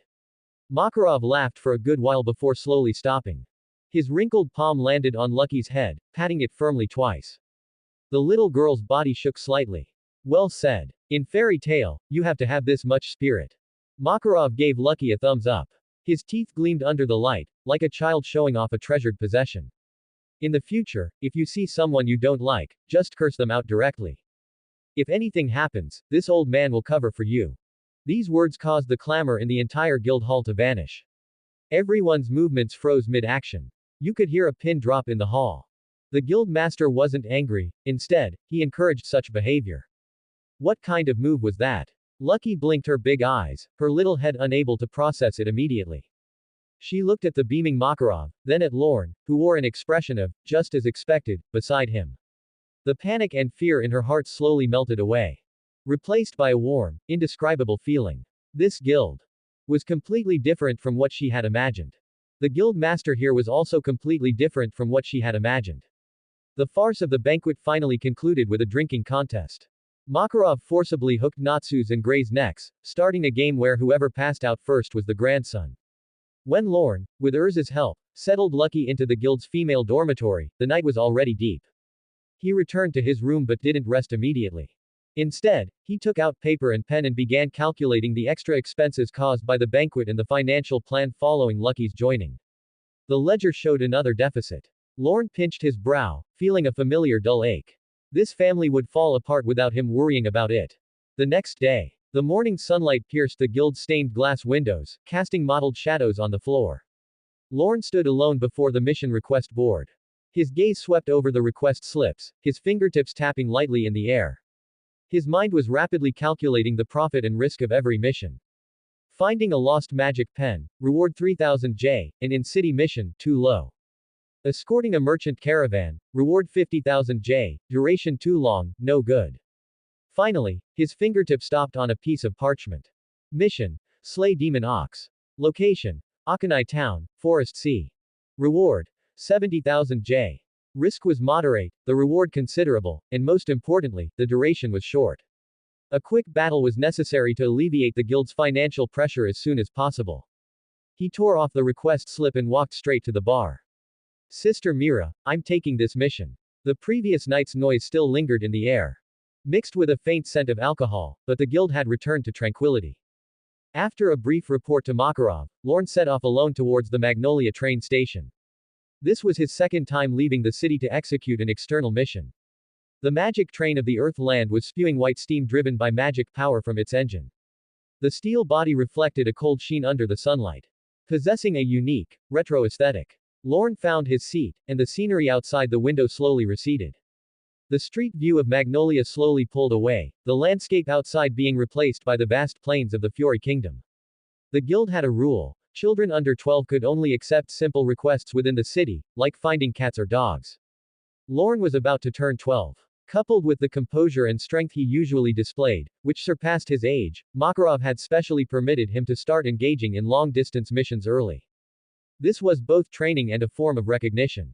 After the train traveled steadily for several hours, it stopped at the platform in Akanai town. Following the address on the request slip, Lorn passed through the small town and finally stopped in front of an extremely luxurious manor. Two huge wrought iron carved gates were closed, and two solidly built guards stood at the entrance. Lorn stepped forward, presenting his mage identification and the mission request slip. The guards' gazes scanned him up and down, their brows involuntarily furrowing, clearly surprised by his age. One of them turned and went into the manor to report. Not long after, the heavy doors slowly opened. Passing through the neatly trimmed garden, Lorn met this mission's client, Mr. Jack, in the living room. A corpulent middle-aged man, his fingers and neck laden with gold ornaments, truly a walking vault. Jack put down the cup of black tea in his hand, his gaze sweeping over Lorn.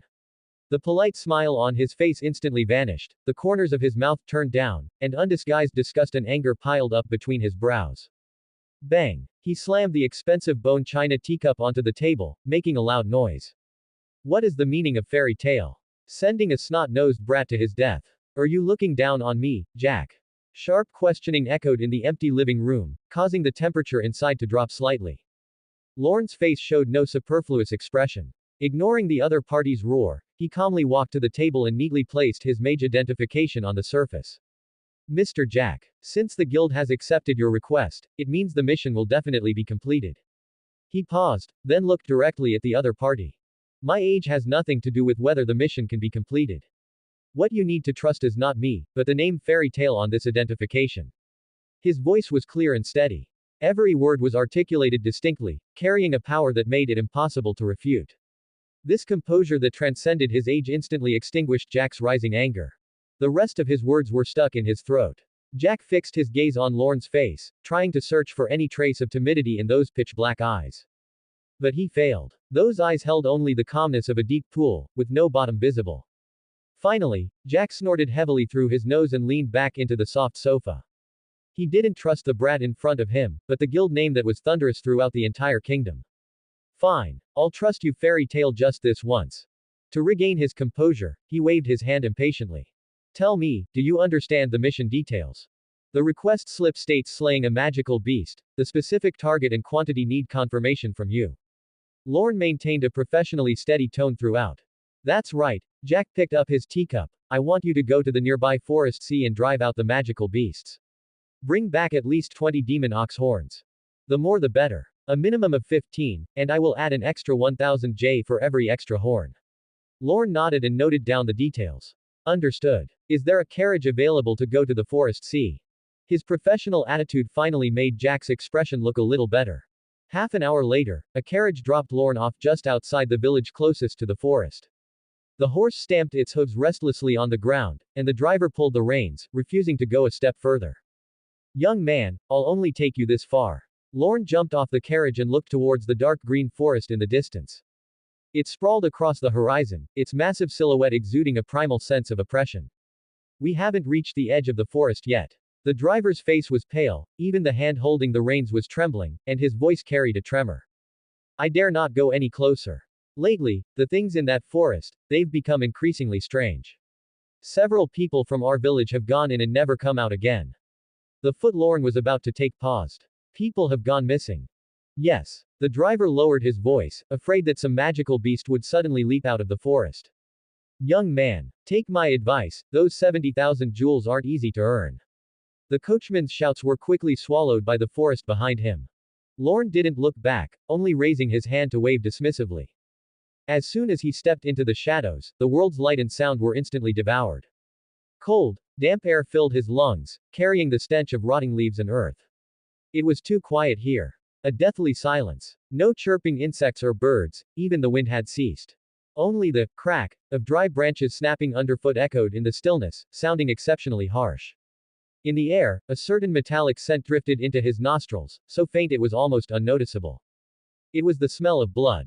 Lorn lightened his steps accordingly, landing without a sound as he vanished into the forest shadows. Instead of rushing in blindly, he found a tree to climb and observe his surroundings. Soon, a trail through the woods, crushed and broken by some external force, caught his attention. Giant hoofprints appeared on the soft mud. The edges of the prints were deep, marks left by a heavy object galloping at high speed. He followed the hoofprints, stealthily moving deeper into the forest. About 10 minutes later, the smell of blood began to grow thick. A series of dull, heavy thuds came from ahead. Bang! Bang! Like a 1,000-pound force striking a city gate, the earth responded with muffled booms. Lorn dodged behind an ancient tree wide enough for 3 people to hug and peered out. In the clearing ahead, a giant demon ox as large as a freight wagon was frantically ramming another ancient tree with its spear-like horns. With every impact, the century-old tree shook violently, leaves falling like rain. But the state of this demon ox was extremely abnormal. A terrifying crimson burned in its eyes, saliva dripped from its mouth, and a rotting black aura clung to it, reeking of ill omen. It seemed more like it was enduring some extreme pain, using self-mutilation to vent. The request form only said it was violent by nature. It didn't say this thing was corrupted. The danger level had at least doubled. Lorn's expression didn't change at all as he lightly brushed his fingers over the card pouch at his waist. 3 cards slid silently between his fingers. His gaze calmly locked onto the demon ox, calculating the intervals between its strikes. He seized the opening when the demon ox was exhausted after a strike. With a flick of his fingers, the first card left his hand, leaving a faint trail of light in the air. Wind blade. A crescent-shaped blade of green light slashed out of thin air with a whistle, accurately slicing open the demon ox's thick flank. Re-up. A bloody gash was torn into the ox's hide. Moo. A deafening roar sent out a shockwave of sound. The demon ox abandoned the tree, its eyes burning with madness as it turned to lock onto Lorn. It dug its 4 hooves into the ground, its massive body turning into a moving wall as it charged to crush him. The earth trembled. There was no ripple of emotion on Lorn's face, the second card had already flown out. Quagmire. The ground in the demon ox's charge path collapsed on cue, turning into a 5-meter diameter pit of mud. It plunged right in, its massive body sinking uncontrollably, its momentum sharply reduced. It struggled to pull its hooves out, and in that moment of delay, Lorn poured all of his meager magic power into the third card. A blinding firelight lit up on the card's surface, and the surrounding air suddenly heated up, becoming scorched.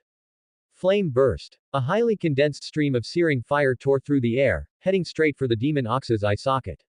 Boom. Fire erupted as violent flame elements poured into its brain, charring its insides to ash. The massive body crashed heavily to the ground, splashing mud everywhere. The battle was over. From the first move to the kill, it took less than 10 seconds. Lorn stepped forward, used a knife to cut off the two horns, and tucked them into his bag. He looked at the black aura that had yet to dissipate from the demon ox's corpse, his brow furrowed. The corruption in this forest was more serious than expected. Just as he was preparing to find his next target, a faint, deliberately suppressed sound of sobbing came from the nearby bushes. A sound that shouldn't exist in this deathly silent forest. Lorn's muscles, which had just relaxed, tightened again. Magic gathered at his fingertips once more as killing intent rose. A person, or some kind of sound-mimicking monster. He approached soundlessly, his words devoid of warmth. Who's there? Come out. The bushes shook violently. A moment later, a boy of about 7 or 8 years old led a smaller girl out. The boy had short azure hair and a strange red tattoo over his right eye. He used his body to completely shield the little girl behind him, his face showing a level of vigilance and stubbornness that didn't match his age. The little girl also had long blue hair. She clutched the boy's clothes tightly, her large eyes filled with tears as she looked timidly at Lorn. The two children's clothes were tattered and covered in mud, they had clearly been in the forest for a long time. Seeing them, Lorn's gathered killing intent quietly dissipated. His gaze swept over the children's faces, and deep in his heart, a sense of familiarity surged. This boy, this girl. Lord Mage, we mean no harm. The boy spoke first, his voice youthful yet remarkably steady. We're lost. Lorn's gaze fell upon the boy. Jello. No magic fluctuations could be sensed within him. And the little girl behind him. Wendy. The pure magic radiating from her was gentle, yet it harbored a dragon essence similar to Natsu's. Names? Lorn asked. Encouraged by the boy, the little girl said timidly. My name is Wendy, and he's Jello. Big brother, have you seen my mother? My mother is a dragon. The sky dragon Grandini, the celestial dragon. After speaking, she raised her watery eyes and looked at Lorn expectantly. The sky dragon Grandini, the celestial dragon. Wendy. Jello. As these names crashed into his mind, Lorn's breathing hitched for a moment. The future Sky Dragon Slayer Mage, Wendy Marvell. And the future S-class strongest substitute of the guild, Mistogen. How could these two children, who weren't supposed to meet until years later, appear in this corrupted forest so many years early? Lorn suppressed the turmoil in his heart. He said calmly to the boy. Follow me. I'll take you out once I finish my mission. However, Jello shook his head stubbornly. Thank you, but we have something we must do. He looked at Lorn, his gaze unwavering. You just need to tell us how to get out of the forest. Lorn's brow furrowed. Something you must do. With just the two of you. His gaze fell on Jalal's magic-less body, and he calmly stated a fact that stripped away his final pretense. You can't use magic yet, right? How do you plan to protect her as you leave this forest full of rioting magical beasts? Lorn's words caused Jello to visibly freeze. Then he immediately brandished the staff in his hand, trying to prove himself. I can use magic. Lorn didn't speak, simply watching him in silence. This silent scrutiny carried more pressure than any verbal rebuttal. Jello knew very well that the magic power contained within the man before him might not be vast. But that quality, condensed like steel, and his steady, long breaths even after a battle, all indicated a chasm of difference between them. But he couldn't retreat. Behind him was Wendy, the person he had sworn to protect with his life. He abandoned the futile argument, spun his body around, and pointed that crude magic staff at the dazed Wendy behind him. This movement caused the sound of the wind and the chirping of insects in the forest to go still at that moment. Jello. Wendy called out softly, her large eyes filled with confusion, yet her body didn't flinch in the slightest. She trusted him unconditionally. Don't move. Lorn's heart skipped a beat, and a low shout escaped his lips. Casting magic on one's own companion at will was a taboo that no mage would ever violate. Too late. A short, strange syllable escaped Jalal's mouth. The magic crystal at the head of the staff lit up with a faint, firefly-like glimmer. An invisible ripple spread out from the tip of the staff. The ripple was silent and subtle, so weak it only caused an invisible distortion in the air. In the next second, Wendy's body slumped down softly. Her eyes were tightly shut, her expression peaceful and serene as she instantly fell into the sweetest of dreams. Jello immediately stepped forward, gently helping her lean against a large tree. Only after finishing this did he turn around, his gaze meeting Lorn's directly with undisguised provocation. That look clearly said, "See, this is my magic." And at that very moment, that invisible force swept across Lorn's body. Boom! A massive force squeezed Lorn's brain, as if trying to crush his very thoughts. A powerful drowsiness didn't just wash over him, it burst from the core of his spirit. It detonated from the depths of his soul, instantly eroding his control over his limbs. The world before him began to spin and distort, the outlines of the forest pulled into grotesque patches of color. Countless overlapping whispers echoed in his ears, chanting an ancient lullaby, tempting his consciousness to sink into eternal darkness. Every cell in his body was screaming for sleep. His eyelids felt as heavy as 1,000 pounds. His consciousness was being forcibly stripped from his body by a gentle yet overbearing force. Hypnosis magic. And it was a powerful, area of effect mental attack. Lorn's heart skipped a beat. Warning signs shrieked frantically in his mind. He hadn't expected Mistogen to be able to launch such a bizarre and terrifying magic at such a young age. He had nearly met his match at the hands of a child. Wake up! Lorn bit down hard on the tip of his tongue. The sharp pain was like lightning, instantly cleaving through his chaotic consciousness. Seizing this millisecond of clarity, he forcibly mobilized the little magic power remaining in his body. That magic power wasn't released outwardly, instead, he used an incredibly subtle control to condense it within his spiritual world. It transformed into an invisible needle of will. The tip of the needle aimed at the soft barrier enveloping his consciousness and stabbed down hard. Pop! A tiny, almost inaudible cracking sound. The hypnotic power shrouding his spiritual world was instantly pierced through. Lorn opened his eyes, his dark pupils regaining their focus. His breathing was ragged, fine beads of cold sweat broke out on his forehead, and the back of his clothes was already soaked. He looked at Jello. For the first time, genuine shock appeared on that calm face. And Jello, seeing Lorn break free from his magic in just a second or two, had his entire expression freeze. His hand holding the staff froze in midair, his mouth slightly agape, completely stunned. This was the first time someone had woken up from his lullaby so quickly. Lorn's gaze was fixed firmly on that crude magic staff. He figured it out. This kid indeed had no magic power in his body, but he came from Edalus. He wasn't a mage in the traditional sense. The staff in his hand was a battery that stored powerful magic, as well as a launcher.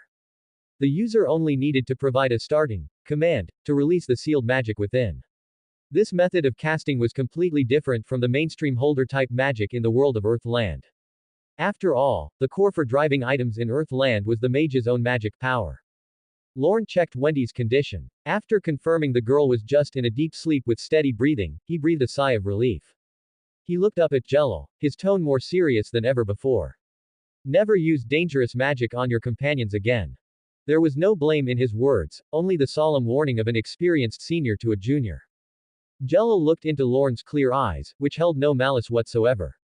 Only then did he realize in hindsight how reckless his actions had been. After all, Wendy was still so young, if something had gone wrong with the magic.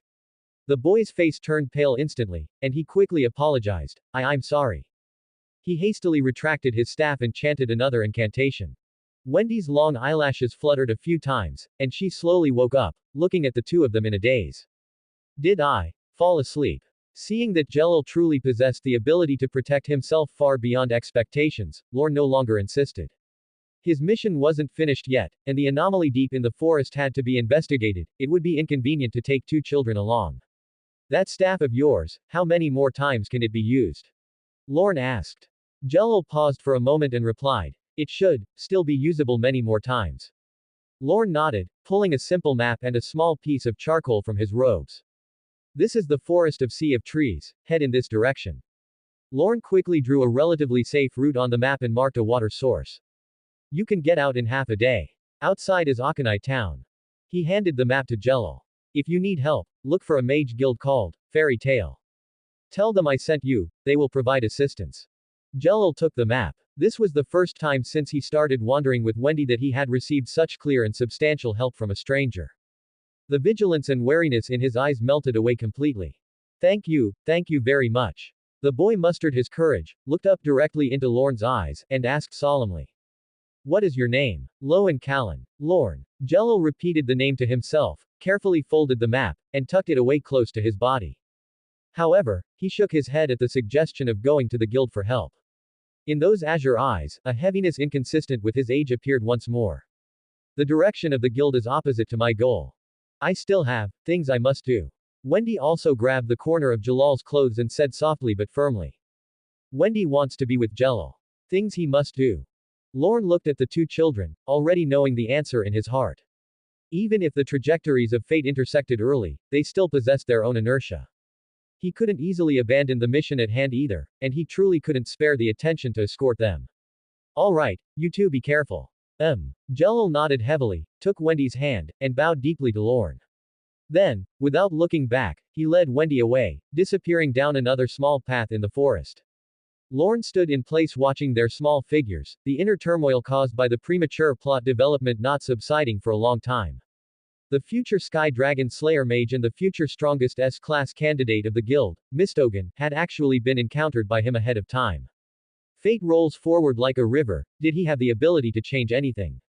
Just as Lorn's thoughts were wandering, a wave of magic power several times stronger than the previous demon ox swept out from the depths of the forest. The contemplation on Lorn's face was instantly replaced by a look of gravity. He looked in the direction the magic was coming from, his gaze seemingly piercing through layers of tree shadows. This seemingly simple monster culling mission still had some twists and turns. That wave of magic power pushed outward arrogantly. Everywhere it passed, grass and trees were snapped. The majestic pressure rushed straight into Lorn's perception, making his chest feel tight. This was by no means something an ordinary magical beast could possess. Its strength had already touched the threshold of a beast king. No wonder the commission fee was so ridiculously high. This wasn't some task to clear out ordinary demon oxen at all, it was a beast king subjugation battle in disguise. Lorn reined in all his thoughts regarding Jello and Wendy. The trouble at hand had to be dealt with using his strongest power first. He followed the source of that increasingly violent magic power, his figure leaving an afterimage in the forest as his speed increased several times over. The deeper he went into the forest, the more eerie the environment became. The branches of the tall trees displayed a dark purple hue, as if infected by toxins. The color made one feel that what flowed within was no longer sap, but decayed blood. A nauseatingly sweet fragrance permeated the air, a scent of blood and rot intertwined. Soon, he arrived at a forest clearing that had been violently cleared. In the center of the clearing, a giant beast was frantically slamming its millstone-sized head against the ground. Its size was more than 3 times that of the previous demon ox. Every impact caused the earth to let out a dull wail. Its eyes weren't crimson, but a dead black that lacked all reason and devoured all light. Its skin was covered in constantly pulsating purple-black magic patterns. On the pair of towering ox horns atop its head, there was even visible black magic power swirling, exuding materialized resentment. Beast King class, the corrupted demon ox king. Lorn hid behind a giant tree, his gaze narrowing into a line as he stared intently at the giant beast. This thing had already exceeded the scope of what he could easily handle. Going head to head would be like a mantis trying to stop a carriage. He held his breath, suppressing his aura to the minimum, while his brain analyzed the situation before him at an unprecedented speed. This demon ox king had gone completely mad, capable only of indiscriminate, violent attacks devoid of any technique. This was a fatal weakness, and also the only opportunity. He was in no hurry to strike. At this moment, he was a top-tier hunter, holding his breath and focusing, patiently observing the rhythm of his prey's every attack and the subtle gaps in its magic flow. Time passed second by second. Finally, when the demon ox king slammed its head fiercely into the ground once more, causing a very brief pause in its movements. Lorn moved. 3 cards flew between his fingers, the trails of faint light they dragged behind weaving into a deadly butterfly dance. Quagmire. No incantation, only intent. The solid ground of the clearing liquefied in response, spreading out into a life-absorbing mire that firmly locked the demon ox king's 4 hooves. Roar. The giant beast let out a furious roar, attempting to break free. But the quagmire seemed to have a life of its own. The more it struggled, the more terrifying the suction became. Wind blade dance. Hundreds of azure wind blades tore through the air, weaving into a dense web of death that shrouded the demon ox king's relatively fragile belly and joints with pinpoint accuracy. Blood splattered. But for a thick-skinned beast king, an attack of this level was more like a provocation, completely igniting its rage. Just at the moment the demon ox king gathered all its magic power, preparing to launch an indiscriminate area attack to crush everything around it into powder. The opportunity Lorn had been waiting for finally arrived. He poured most of his remaining magic power into the final card. The surface of the card lit up with a blinding light. Flame burst. Zenith. A sphere of destructive light appeared. It wasn't the size of a human head, but was extremely compressed to only the size of a fist. The sphere of light dragged a tail of flame that distorted the air, tracing a fatal arc. The target was precisely the demon Ox King's giant mouth, opened wide in a roar. Boom. There was no earth-shattering explosion. Only a dull, bone-numbing thud, a sound that didn't seem to echo in this world. Violent fire energy erupted within its belly, the terrifying high temperature incinerating its internal organs in an instant. The massive body convulsed violently, the magic patterns on its surface flickering before it finally collapsed like a landslide, completely losing all signs of life. A sense of emptiness from exhausted magic power swept over him. Lorn's figure emerged from behind the tree, his face somewhat pale. This combo had reached his limits in terms of timing and magic control. If any part had gone wrong, he would have faced the Beast King's thunderous counterattack. He quickly stepped forward, nimbly cutting 19 undamaged ox horns from the corpse. Including the previous one, there were 20, no more and no less. By the time he finished, the sky had turned completely dark. Lorn didn't stay for a moment, immediately setting off to return to Akanai town. But along the way, the figures of those two children kept unconsciously surfacing in his mind. Jalal's facade of strength, Wendy's innocent face. Those weren't just memories, but an indelible brand. He foresaw that Jello would be bewitched by Ultir and lose himself in the Tower of Paradise. He also foresaw that Wendy, in her search for her non-existent mother, would eventually join that fake guild made of thought forms called Cat Shelter. Can the trajectory of fate truly not be changed? Reason told him the task was complete, and he should take the bounty and head to the next place. But he couldn't convince himself. Perhaps, after handing in the task, he should return to the forest once more. Given Jello and Wendy's pace, they certainly wouldn't have gone far by now. Even if he couldn't find them, it would at least bring him peace of mind. The moment this thought clearly occupied his mind, an emotionless mechanical voice rang out in his head. Ding! Intense desire for intervention detected from the host. Special sign in task triggered. Task name: a guild for only one person. Task description: witness the guild established solely for Wendy. Task reward: stacked decked special skill card. Task deadline: none. Lorn's footsteps came to a sudden halt, and he stood frozen on the spot. A guild for only one person. Wendy Marvell. The combination of these two keywords immediately brought to mind that fake guild, Cat Shelter, created for Wendy by Master Robinru using illusion magic. Is the system asking me to intercept that old man? And this reward, stacked deck. The name of this skill sounds a bit shady. System, did you plan this all along? Lorn complained in his heart. You wait until everyone has left to give the task. You're doing it on purpose. The system didn't respond at all, as aloof as ever. Lorn sighed and stopped dwelling on it. Having a task is better than nothing, and this stacked deck sounds like it might have other uses. He quickened his pace and finally made it back to Akanai town before night fully fell. The client, Jack, was pacing anxiously in front of the inn. Seeing Lorn's figure, he was first stunned, then his face filled with astonishment. You're back. When Lorn threw the heavy cloth bag onto the ground, Jack was completely dumbfounded. The mouth of the bag opened, and 20 ox horns gleaming with dark magic power rolled out. He picked one up with a trembling hand. After confirming the familiar, shivering magic fluctuations, the way he looked at Lorn completely changed. It was a mixture of awe, fear, and the relief of a survivor. You really did all of them. His voice was trembling. Yes, 20, not one missing, Lorn said in an even tone. The balance. Jack was startled back to his senses by these words. He didn't dare to be negligent in the slightest, hurriedly handing over a large bag of gold coins he had already prepared, his actions as humble as a servant's. This is your reward, my lord. Thank you for clearing this enormous scourge for Akanai town. Lorn took the money bag and weighed it, the weight was substantial. He didn't stay long and turned to leave. Wait, my lord. Jack called out to him. Where are you going? It's late, why not rest in town for the night? I'll arrange the best room and dinner for you. No thanks. Lorn waved his hand without looking back, his voice drifting from the darkness. I still have 2 lost children to find. He didn't linger in town for long.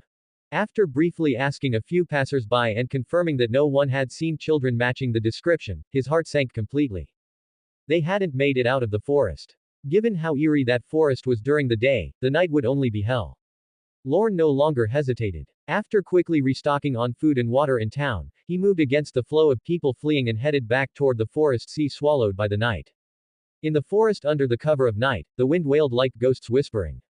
Lorn lit an illumination card, the faint light dispelling the surrounding darkness. His figure once again vanished into the depths of the dense forest. This time, it wasn't for a task or a bounty. It was simply to reverse the tragic fate that shouldn't belong to those two children. Nightfall had completely swallowed the forest. A biting cold wind whistled through the trees, rustling leaves that had been stained a dark purple by magic. The air was thick with the scent of damp earth and decaying vegetation. Lorn's figure once again vanished into this place of deathly silence. Between his fingertips, he held a card, Illumination. A faint white light flickered to life, illuminating only a 1-meter radius in front of him. Further away, the darkness was as thick and viscous as ink, refusing to dissipate. He touched another card, Perception Augmentation Intermediate, to his forehead. Magic flooded into his 5 senses, instantly heightening them. The wind passing over blades of grass, insects crawling in the distance, every minute movement was clearly transmitted to his mind. This time, he captured a distinctly different magical fluctuation. That magic was exceptionally majestic, vast and boundless, yet without a hint of malice. It wasn't violent and unrestrained like that of a magical beast. Instead, it was like a beacon lighthouse lit in the dark night, radiating a gentle yet firm protective power. This power was incredibly pure. It was converging at a certain location in the forest. Lorn no longer hesitated, moving rapidly through the intricate woodland following the guidance of the magic. The closer he got, the clearer that almost dreamlike fluctuation became. He pushed aside the final cluster of man-high shrubs. A mottled stone wall, covered in vines and moss and exuding an ancient aura, suddenly appeared before his eyes. Behind the stone wall lay a dilapidated small village. The roof tiles were incomplete, and the streets were overgrown with weeds, every sign indicated it had long been abandoned. The moment Lorn stepped into the village, that gentle magical fluctuation instantly reached its peak. He saw it. In the originally deathly silent village, translucent figures emerged out of thin air. Some of those figures were repairing roofs, some were talking in low voices on street corners, and several children were chasing and playing with each other. Every detail was lifelike, yet shrouded in a layer of unrealistic blurriness. These weren't ghosts. These were thought projections, forcibly maintained by an incredibly massive amount of magic. They were living illusions. Lorn was deeply shaken. To be able to use illusion magic to such a degree required not only a monstrous control over magic but also a vast sea of magic as support. What he found even more unbelievable was that the magical cores of all these various thought projections originated from the same person. He quickly hid in the shadows of a ruined house. Holding his breath and focusing his mind, he observed this illusory prosperity. These villagers were mimicking the most ordinary of daily lives. Every face was brimming with a pure, touching happiness. Just then, the door of a relatively well-preserved wooden house was slowly pushed open. A hunched, kind-faced old man walked out. He wore a coarse linen robe and leaned on a wooden staff. He was indeed the source of the thought projections, magic. And by his side, closely following him, was a little girl with blue hair. Wendy Marvell. Wendy looked up, her large eyes filled with curiosity. She pointed at the thought projections who were repairing houses, and asked in a tender, childish voice. Grandpa Robinru, are they comrades? Is this the guild? The longing for the word guild in those eyes felt like a thorn pricking Lorn's heart. He could no longer continue hiding. He stepped out from the shadows. A real human abruptly appeared in this illusory village. Wendy saw him, her small face written with surprise, and she subconsciously hid behind the old man. The old man, Robinru, had a slight change in expression. An invisible magic instantly enveloped Wendy, shielding her firmly behind him. I mean no harm. Lorn raised his hands, speaking very softly. I am a mage from the fairy tale guild, Lorn. I came here to find Wendy and Jello. He looked at Robinru, his tone carrying heartfelt admiration. The world you have created is amazing. I never thought illusion magic could reach such a level. This sincere praise caused Robinru's tense body to relax slightly, but he remained vigilant. Robinru sighed softly. Jello has already left. He said he had things he must do. Then he entrusted Wendy to me. Hearing this news, Wendy's eyes, which had been sparkling, instantly dimmed. Her small hands tightly gripped the corner of Robinru's robe, her little mouth pouted, and her eyes quickly turned red. Big brother Jello, he said he would come back. But I miss him so much. Does he not want me anymore? Crystal teardrops quietly slid down her tender cheeks. Silent sobbing was even more heartbreaking than loud crying. Lorn felt as if his heart was being ruthlessly squeezed by a hand. He stepped forward quickly and knelt in front of Wendy, bringing his gaze level with hers. He knew well how bumpy Jalal's future path would be and couldn't easily promise his return.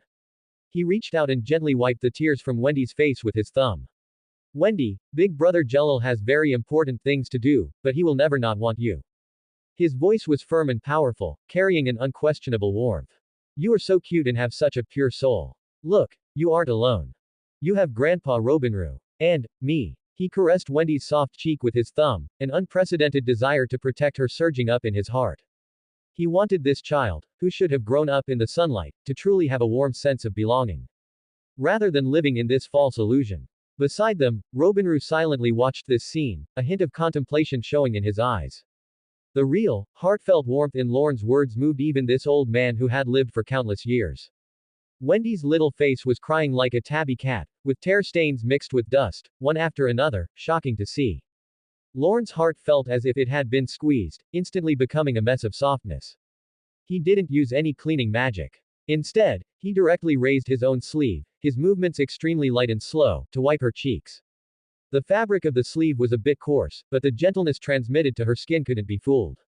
This action caused Wendy's crying to break off. She stared blankly at this unfamiliar older brother before her, tears still hanging in her large eyes, even forgetting to sob. Lorn maintained a squatting posture, looking her level in the eye, his tone gentle yet incredibly serious. If you keep crying, you won't be able to find brother Jello. And you won't see your mother, the sky dragon Grandini. Those last few words were like a bolt of lightning, splitting open Wendy's small world. She instantly forgot to cry. Daze, incomprehension, shock, all sorts of emotions interlaced in her large eyes. Brother Jello. Mother. How could he know mother's name? Watching her reaction, Lorn continued in an almost guiding tone, breaking down the rules of this world and feeding them into her ear. Wendy, if you want to go where you want to go and see the people you want to see, you must have your own power. When you grow into a mage capable of standing on your own, when you become strong enough, the whole world will open its doors to you. His voice wasn't heavy, but every word was clear, striking Wendy's heart. At that time, whether it's searching for Jello or going to the place where the dragons dwell, it will no longer be a dream. The mist enveloping her was dispersed by these words. A ray of light shone in. Wendy's small fists had clenched tight at some point. In her reddened eyes, a faint but determined flame flickered back to life. She sniffled hard and, with a heavy nasal tone, asked with all her might. As long as I become an excellent mage, is that enough? Lorn nodded heavily, giving her the most reassuring smile. Of course. The timing was right. Lorn struck while the iron was hot, officially issuing the words he had been wanting to say. Wendy, come to Fairy Tale. We have many interesting comrades there, kids as cute as you, and big sisters who will dote on you like a real little sister.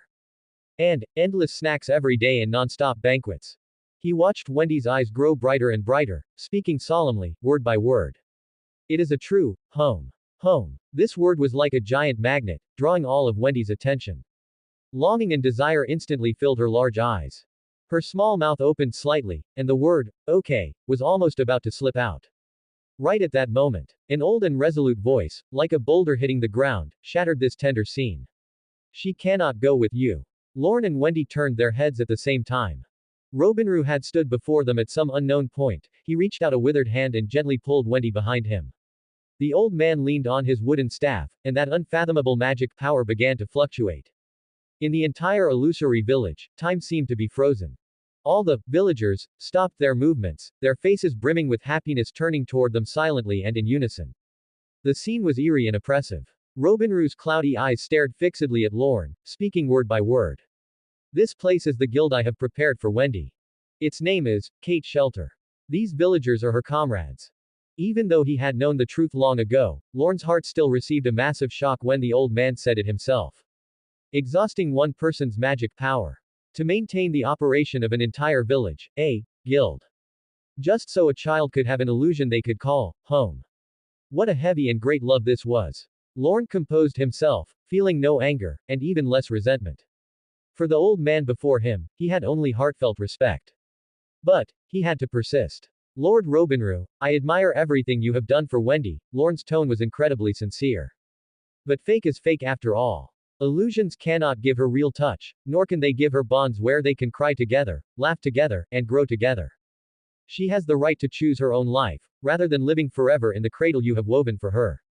Robinru fell silent. He looked at Wendy, who was peeking her small head out from behind him, looking at Lorn with both fear and curiosity. His gaze was incredibly complex. How could he not know it was fake? But the outside world, that real world, was too dangerous for her. The old man sighed heavily. I promised Jello that I would protect her well. And you? He looked up, scrutinizing Lorn, a stranger, and from that fairy tale, famous for its destruction.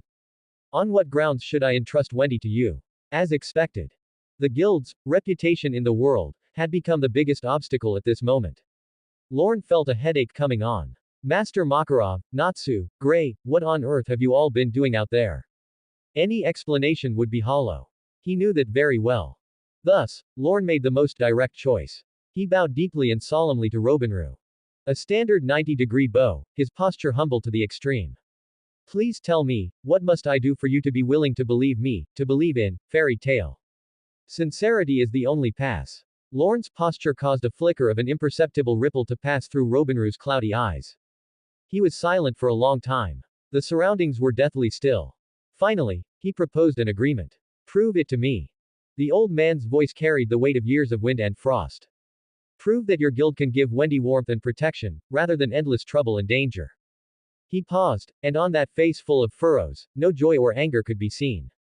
Or, find that youth who entrusted Wendy to me. Let him make the decision himself. Two paths lay before Lorn. Either search for a missing boy in the vast forest like looking for a needle in a haystack, or spend long years fulfilling a promise of protection.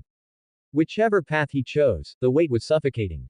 Lorn didn't even consider the second path. He turned around and crouched down in front of Wendy once more. He looked into those clean eyes. In those eyes, the light that had just flickered was being rapidly covered by a rising mist of tears. Wendy. Lorn's voice was soft, yet it possessed an unshakable power that pierced through the deathly silence of the place. He extended his right pinky finger, making the gesture that represented a promise. Wait for me. I promise I will bring your big brother Jello back to you. Wendy looked at the finger extended before her, forgetting to react for a moment. Her gaze shifted back and forth between that finger and Lorn's face. On the latter was a solemnity she had never seen before.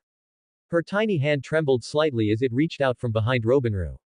Her cold fingertips cautiously hooked onto Lorn's warm pinky. With their two fingers hooked together, a silent promise was forged. Lorn finally gave a genuine smile. He prepared to say the final and most crucial sentence. Furthermore, Wendy, in the guild we are going to, he looked into the girl's eyes, there is another child very much like you. His father is also a true dragon. Boom. Wendy and Robinru raised their heads simultaneously, their expressions freezing. At this moment, all persuasion and guarantees seemed redundant. Wendy's eyes suddenly lit up with an astonishing brilliance. All the confusion, anxiety, and sadness within were swept away, leaving only a burning desire. She clenched her small fists and nodded desperately, with such force that their hooked fingers trembled, as Lorn could clearly feel. Robinru stood to the side, watching in silence. In the old man's eyes, the stubbornness he had maintained for years finally began to crumble. He let out a long breath, as if unloading a burden that had lasted half a lifetime.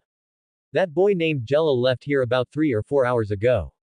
He went south. Judging by the direction, he likely wants to go to Clover Town. Having obtained the information he wanted, Lorn gently brushed the top of Wendy's head with his knuckles, released their hooked fingers, and stood up. The moment he turned around, the gentle expression on his face completely faded, and his gaze became like an unsheathed blade. There was no farewell. He lowered his center of gravity, and the ground beneath his feet sank as a blast of air pushed back the dust. Meanwhile, he had already transformed into a dark blur, shooting into the shadows of the forest behind him. The wind howled in his ears, making the corners of his clothes flutter loudly. Lorn pushed his physical stamina to the limit, his figure darting through the tangled depths of the forest as fast as a shadow hugging the ground. He carefully conserved the tiny bit of magic remaining in his body, not daring to waste a single shred. Right now, he could only rely on the tracking instincts honed in his previous life and the raw strength of this body. The traces left by Jello were very faint and intermittent, but they were enough for Lorn. An hour later, while running, every muscle in Lorn's body tightened without warning. His forward-charging body seemed to hit an invisible wall, coming to a dead stop as his feet dragged 2 long furrows into the ground. A terrifying pressure descended from the sky above. A fear born of pure instinct gripped his heart. He looked up. The sight that met his eyes made his breath hitch for a moment. The night sky was gone. Where the stars should have been was now occupied by a massive vortex that obscured the horizon. The vortex turned slowly, its center a disturbing dark purple. Web-like cracks crawled across the sky, as if the entire firmament would completely shatter in the next second. The immense magic in the air was over 100 times stronger than the demon Ox King he had encountered before. It weighed heavily on every living thing in the forest, making it almost impossible to breathe. Lorn's chest felt tight, and every beat of his heart became exceptionally laborious. A magic rampage wouldn't look like this. This was clearly some kind of forbidden magic intending to drag everything here into nothingness. However, the source of that destructive aura was not far ahead. Lorn no longer held back, magic lighting up beneath his feet. He used the force to leap into the air, landing on a steep cliff. When he stepped onto the cliff top, the sight before him made his blood run cold. At the edge of the cliff, Jello stood alone. His small, thin body swayed in the gale, looking as if it could be torn apart at any moment, yet he stood ramrod straight with a desperate stubbornness. He held his magic staff high, the gemstone at its tip was already covered in cracks. He was using his own body, pouring everything he had, his magic and his life, into that massive vortex in the sky. He wanted to oppose this collapsing sky with his strength alone. Stop! Lorn roared, already charging forward, his voice echoing across the cliff. Jello noticed him but couldn't even turn his head, only able to shout with his remaining strength. Don't come over here. Run, quickly. This isn't something you can handle.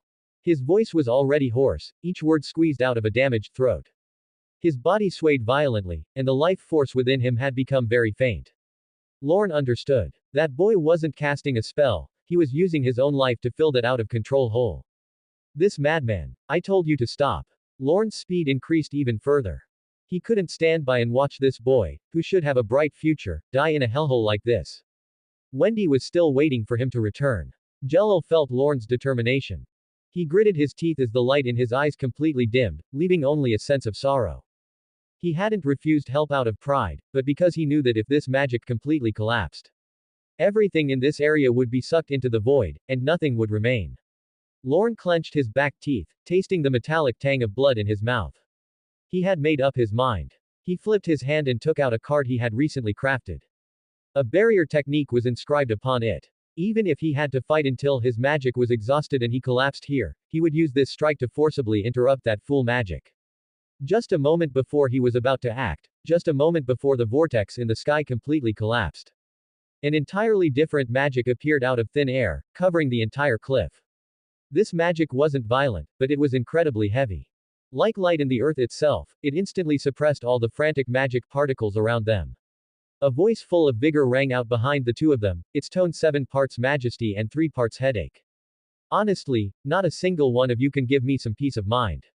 Lorn, you brat, you've only been out for a few days and you've already caused such a huge mess for your grandpa. Lorn's hand, about to throw the card, froze in midair, and even Jalal's teetering body paused for a moment. Both their faces were filled with complete shock as they turned their heads with somewhat stiff movements. Under the moonlight, a short old man stood there. The third-generation master of the Fairy Tale Guild, one of the 10 wizard saints, Makarov Drayar. Just by standing there, he possessed an aura that seemed to support the heavens and earth. It made one afraid to easily meet his gaze. Under the moonlight, the small, short old man merely stood there, and the surrounding wind immediately ceased. The world fell into absolute silence. The terrifying pressure that made one's soul tremble completely dissolved the moment his voice faded. Lorn's hand, which was preparing to throw a card, froze midair. His nerves, taut to the point of pain, suddenly relaxed, and a feeling of weakness, as if all strength had been drained, immediately flooded his limbs. Jalal's swaying body was held up by an invisible, gentle force, allowing him to stand steady. The giant dark purple vortex in the sky was still spinning. But the aura of destruction emanating from it was completely blocked by an invisible barrier, unable to encroach upon the cliff in the slightest. Makarov didn't even spare a glance at the sky. He merely glared at Lorn with eyes deeply etched with the passage of time, his tone clearly displeased. Brat, do you know how many lives it took to write the word showing off? His tone was exactly like that of an elder scolding a junior who had snuck out to fight and almost had his limbs ripped off. Afterward, his gaze finally turned toward Jello. A rare hint of approval surfaced in his authoritative eyes. To confront a natural disaster with the body of a mortal, your courage is commendable. But your method was too stupid, no different from a stubborn bull smashing its head against a wall. Having spoken, Makarov slowly raised one hand. There was no earth-shattering momentum. Magic power, too vast to estimate, gathered in his palm, yet it displayed no destructive form. The heat spread out like the halo of a newborn sun, warm and gentle. That magic power unfolded in the air and condensed into a magic circle woven from pure golden light. The magic circle quietly rose upward, enveloping the source of destruction. Stop standing there foolishly. Makarov snapped at Lorn without turning his head. Concentrate your spirit and inject your magic power into it. Then connect the magic wand in that kid's hand with the hole in the sky. This thing is an out-of-control gate. If we forcibly blow it up, this mountain range along with the nearby towns will be torn apart by spatial turbulence. We can only guide it to close on its own. The guild master's words jolted Lorn. He immediately understood the intention. He stopped overthinking and mobilized the last bit of magic power in his body, condensing it into a thread barely visible to the naked eye. The thread darted out agilely. It pierced precisely into the chaotic force field between Jello and the sky vortex. Quickly, he found it. It was an extremely unstable magic node, its pulsation frequency as intense as a heart on the verge of bursting. Lorn's magic thread wrapped around it instantly. The next moment, the golden net in the sky resonated with Lorn's magic thread. The vortex obscuring the sky found its sole outlet. All the violent energy poured madly down the thread toward the core, contracting, collapsing. Finally, all the pervasive dark purple light condensed into a tiny point of light. It was completely absorbed into the cracked magic wand in Jalal's hand. Crack. A crisp sound. The magic wand shattered into dust and slipped from Jalal's powerless fingers. In the sky, the stars shone brilliantly, just as before. The strong wind on the cliff subsided, and all was silent. Jalal's body went limp, and he fell straight backward. Lorn rushed forward and managed to catch him in time. Makarov withdrew his magic power and walked over to the two of them. He carefully checked Jalal's condition and breathed a long sigh of relief when he saw the boy was only unconscious from exhaustion. Lorn, while channeling the small amount of recovered magic power back into Jello, asked, "Guild Master, why are you here?" His voice was mixed with surprise and confusion.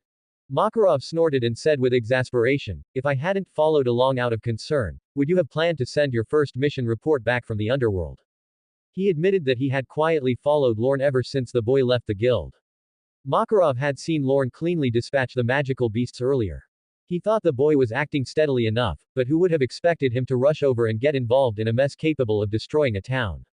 His words were full of reprimand, but the look of relief overflowing in his eyes was undeniable. A warm current flowed through Lorn's heart. So, this was the feeling of family. At this moment, he gained a true sense of belonging to the guild named Fairy Tale. Just then, Jalal's eyelids fluttered, and he slowly woke up.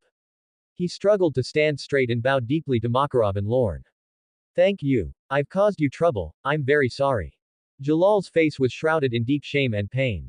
His lips moved, unable to utter a single word, only repeatedly emphasizing that it was his fault and he did not want to implicate anyone. That stubbornness to bear everything alone caused the conversation to stall. Looking at the silent and suffering youth, Makarov bent down and picked up a few shattered fragments of the magic wand from the ground, fiddling with them between his fingers. The strange magic power remaining on the fragments emitted a faint glow under the moonlight. His gaze became distant, looking past the youth before him towards something far away. Lorn noticed the change in the guild master's expression and realized the old man probably had a guess. As for Jello, his clenched fist trembled slightly because of Makarov's action. "This is not the magic structure of our Earth land." Makarov spoke slowly, his voice not loud but making Jalal's mind buzz. "It is closer to an unstable beacon from another world." His gaze felt substantial, almost suffocating Jello. "Young man, you came from over there, didn't you? That world called Edalus." The color instantly drained from Jalal's face. Lorn's heart also skipped a beat. He never expected Guildmaster Makarov to already know about another world. Without waiting for the two of them to recover from their shock, Makarov dropped even more unbelievable information. He sighed, his tone carrying a complex hint of reminiscence. "Don't be so surprised, I am not unfamiliar with visitors from other worlds. Decades ago, I knew an old friend in a similar situation to yours. She was also a lost traveler who stumbled into this realm." Makarov's words gripped Jalal's heart like an invisible hand, stopping his breath. Decades ago, he knew a friend from another world. The color drained from Jalal's face, leaving him with a ghostly pallor. His feet faltered, and his body shook violently. No need to react so strongly. Makarov watched the youth's distress. A reminiscent gleam sparked in his weathered eyes. His gaze grew distant, piercing the night to recall long-forgotten memories. She was also a lost soul who stumbled into this world. She had a peculiar temperament and disliked humans. She always hid alone in the depths of the forest, far from human touch. Her name was Perliuzica. As Makarov spoke, Lorn also recalled information about her. The old woman in the eastern forest, renowned for her medical skills but distant from all humans. The moment Makarov uttered her name, Jalal's world filled with a deafening ringing. He froze, as if held in place by an invisible force. Perliuzica. His voice was rough, each word heavy with unspeakable shock. In Aedolis, everyone knew the name Perliuzica. She was not human. She was the celestial dragon Grandini, who took human form to communicate better with humans. She was the guardian of the kingdom of Aedolis and the mother of Wendy. Decades ago, Grandini's mysterious disappearance shook the entire kingdom. She had come to this world. In that instant, Lorn pieced together all the clues.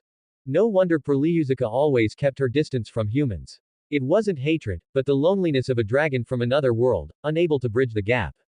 All the mysteries were solved in that moment. Seeing Jello on the verge of collapse, Lorn stepped forward, steadying him with a firm arm. If you carry a secret alone, it will always be a dead end. Lorn's voice cut through the silence on the cliff, steady and convincing. Share it, and we'll find a solution together. Fairy tale never abandons its family. Those final words were like a warm current, breaking through the last barriers of despair and guilt in Jalal's heart. He could no longer bear the weight alone. The secret, heavy enough to crush a world, was too much for him to carry alone. The youth closed his eyes in pain, his trembling lips finally forming the forbidden word. Anima. My homeland, Aedolis, is a world where magic is dwindling. His voice was broken, each syllable laden with guilt. To survive, our kingdom initiated ultimate magic.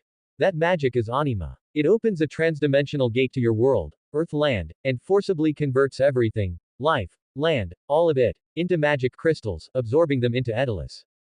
As he finished, even the last whisper of wind on the cliff stopped. An oppressive silence fell. The warmth and reminiscence vanished from Makarov's face, replaced by a stern expression that commanded respect. This was not a plea for help. This was the most greedy and cruel plunder from another world. It was an invasion. A golden torrent of magic surged from Makarov's small frame, making the air tremble. The rocks beneath his feet cracked, fissures spreading like a spiderweb. The staff I hold is a small device that controls Anima. I intended to destroy it alone, but I didn't expect. Jalal's voice was barely audible under the terrifying magical pressure, filled with unresolved despair. In the suffocating silence, Lorn's voice rang out, cold and steady as tempered steel. This is no longer just your burden. He looked straight at Jello, his face contorted in pain, each word clear and strong. I will stop him. Stop your so-called king. Stop this insane plan. As this resolve solidified in his heart, a flat, emotionless voice echoed in his mind. Transdimensional magic, Anima, detected. Sign in successful. Reward. Special magic extraction opportunity by 1 foot. Lorn's breath hitched for a moment. Simultaneously, Makarov reined in his mountain-shaking magic. He stood before Jello. His large hand rested on the youth's trembling shoulder with an unyielding weight. Child, this is not your fault. The old man's voice deepened, each word carrying the weight of the 10 wizard saints. Fairy tale will never let one of its own face war alone. His words held an unshakable resolve. I will report this to the Magic Council immediately. If those bureaucratic fools won't act, I'll personally alert every guild in the Kingdom of Fury about the impending crisis. Lorn's resolve and Makarov's promise showed Jello that they were not judging or punishing him. Instead, they were offering their shoulders to share his burden of guilt and despair. He finally broke down. He clenched his teeth, but tears streamed down his cheeks, falling onto the cold rocks. Makarov watched him in silence. Jalal's expression was dazed. This was an outcome he had never imagined. Could he really rely on the strength of this world? Jalal's expression was somewhat dazed. Like a drowning man breathing air for the first time, he felt both lost and a sense of unreality. So, it's actually possible to borrow the power of this world. He had never thought of it. In his understanding, this was a sin committed by Aedolis. It should be borne and ended alone by him, the one who knew the truth. Even if the cost was his own life. Makarov looked at the boy's despondent state and sighed softly. His short figure appeared exceptionally reliable in the mountain wind. His broad palm never left Jalal's shoulder, conveying silent comfort.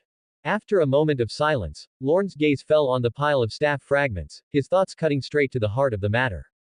The essence of Anima is super subspace magic. To stop it, we must start at the source. Jello, do you have a way? This question made Jello snap back to his senses. He instinctively looked at his empty hands, a look of deep bitterness appearing on his face. I can't. His voice was extremely hoarse. That staff was the beacon and key to opening and stabilizing the Anima channel.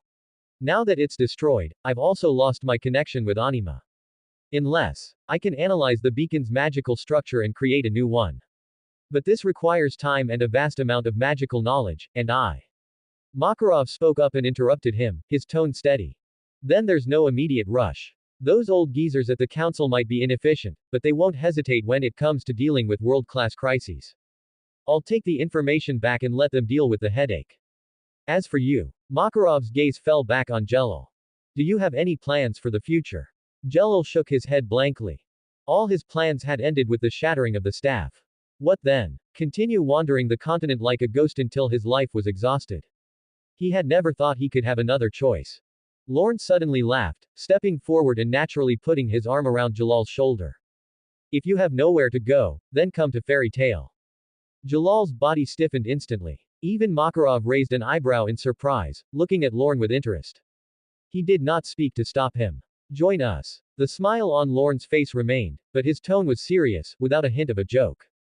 Someone who dares to risk his life against a natural disaster to protect the creatures of another world is exactly to our guild's taste.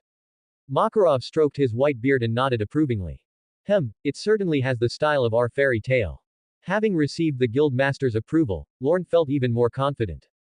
Jello, however, felt as if he had heard some fantasy tale. He suddenly broke free from Lorn's arm and stepped back repeatedly. No, I can't. He shook his head violently, his face full of resistance, like a trapped beast cornered. I don't belong to this world. I must track the traces of Anima. I can't stay in one place for too long. Moreover, I have no magic power. He finally voiced the deepest insecurity in his heart. His head hung low, and his voice was as weak as a mosquito's buzz. I'm not even a real mage. I'm not qualified to join a mage's guild. In this world, magic power is the foundation of everything. And he was merely a fake who needed to rely on tools to release magic. Silence fell over the cliff again. This time, Makarov didn't speak, but just watched Lorn quietly. He wanted to see how this junior, in whom he had high hopes, would respond. Lorn was silent for a moment. He walked up to Jello and crouched down. Making eye contact with those evasive eyes. He picked up a fragment of the staff and held it before his eyes. You used this to block a disaster that could have swallowed the entire mountain range, right? Jello didn't answer, just looked at the fragment in silent admission.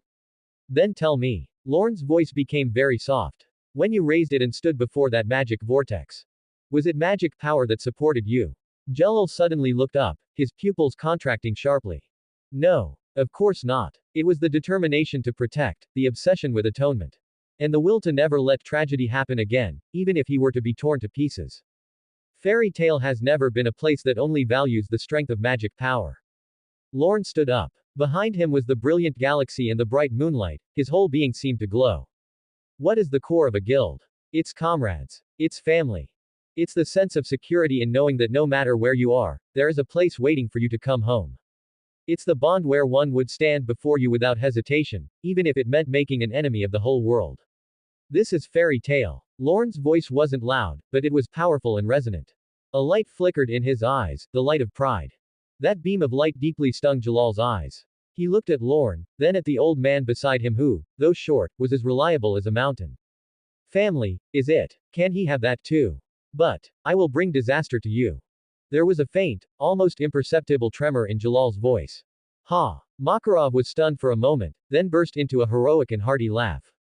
Kid, have you got something wrong? He puffed out his chest, put his hands on his hips, and said with an air of looking down upon the world. We are Fairy Tale. Trouble and disaster are things we always bring to others. Lorn's mouth twitched. This sounded like a villain's declaration, but one had to admit, it was very Fairy Tale. Jello was completely stunned. The final defense in his heart, built of loneliness and despair, at this moment, was shattered by these unreasonable, heroic words. That's right. What he considered a catastrophic disaster, in the eyes of this 10-wizard saint, perhaps really wasn't much at all. For a long time. In the night wind of the cliff, Jello slowly turned around. He faced Lorn and Makarov and bowed deeply and solemnly.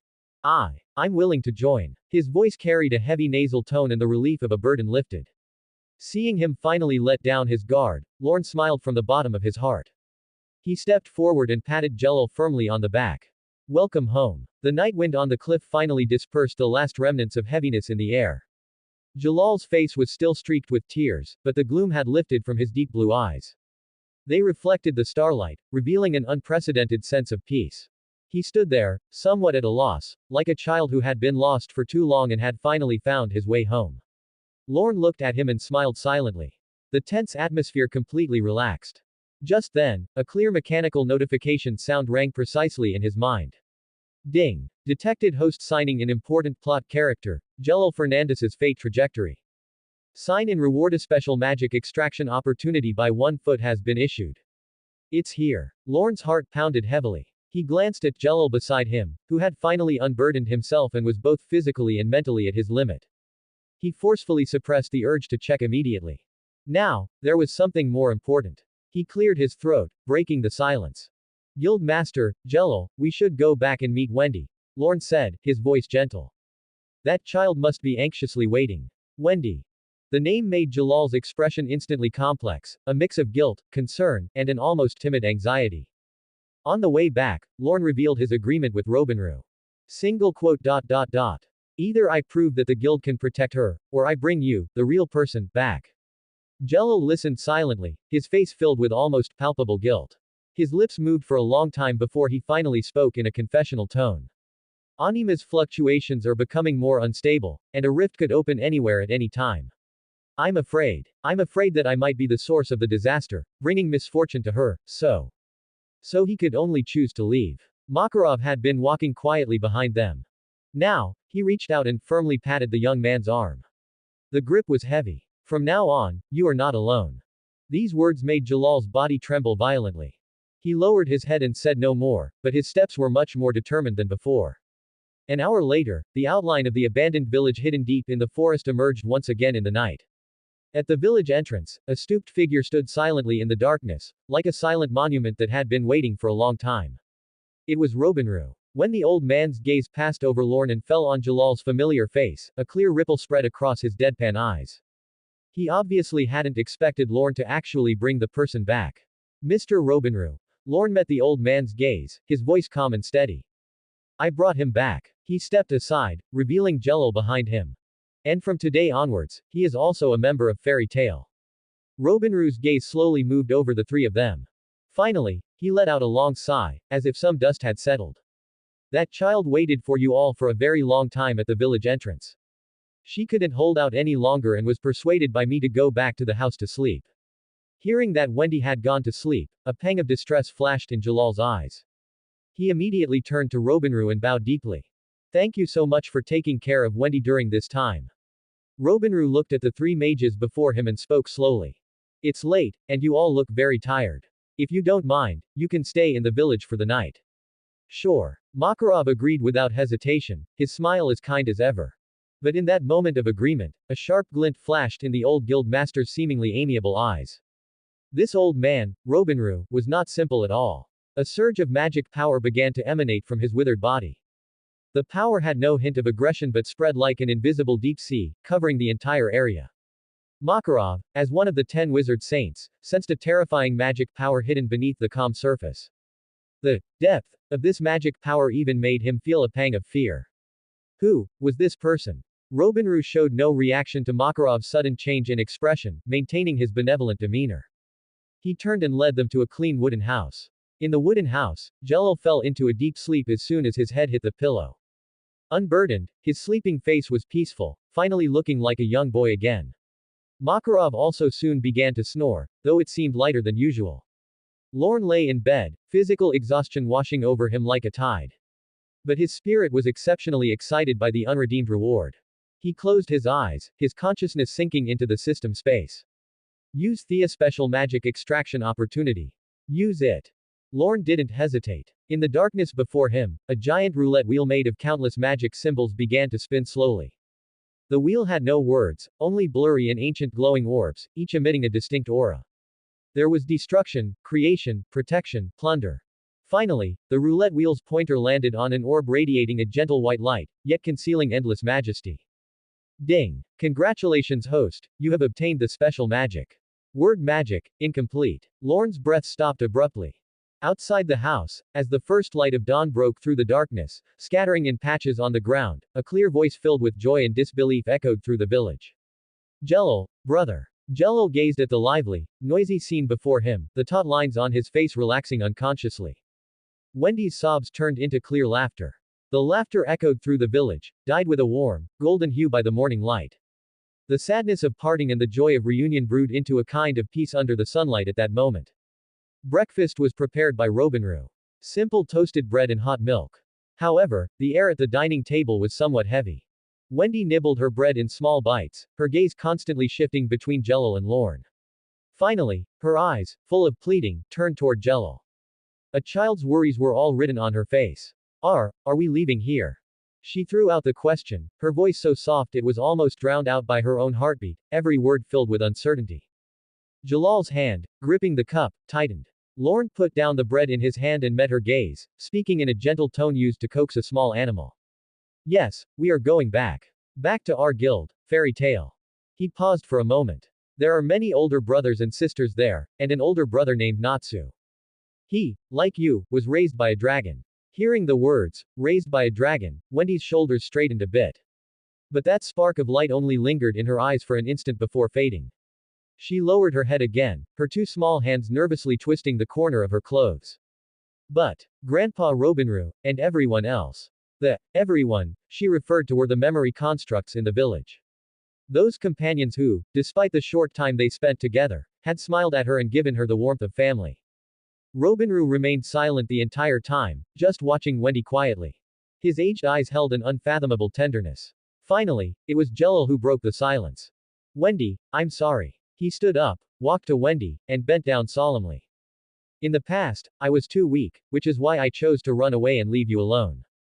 But not anymore. He raised his head, looking directly into Wendy's teary eyes. Lorn and the guild master invited me to join Fairy Tale. From now on, the guild is also your family, your companions. I will protect you, and I will never leave you alone again. He spoke these words slowly, each syllable distinct. This was a promise that had been delayed for far too long. Wendy's tears welled up in her eyes again, but the corners of her mouth curved up as she nodded forcefully. Parting would come eventually. When the group reached the village entrance, all the villagers had gathered there. They wore warm smiles, quietly watching them leave. Wendy would turn back every few steps to bid farewell to every single figure. The memory constructs did not respond, merely gazing at her with their eternally gentle expressions. Finally, Wendy walked up to Robinru. Grandpa Robinru. The little girl's tears swirled in her eyes, but she stubbornly held them back.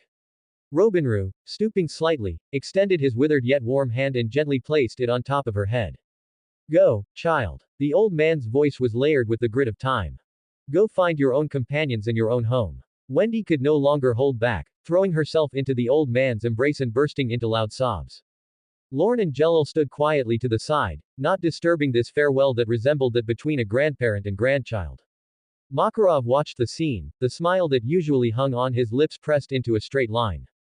He looked at the old man, who had been unnaturally calm from beginning to end, and sincerely extended an invitation. Sir, if you don't mind, would you like to come with us? Fairy Tale always welcomes new family members to join. Robinru slowly shook his head. He released the hand holding Wendy and patted her back with paternal affection. Thank you for your kind offer. The old man's gaze swept past everyone, looking toward the village made of memories behind him. I will not be going. This is my home. And I have decided to keep the cat shelter open. His words were soft, yet they caused both Lorn and Makarov's breaths to hitch.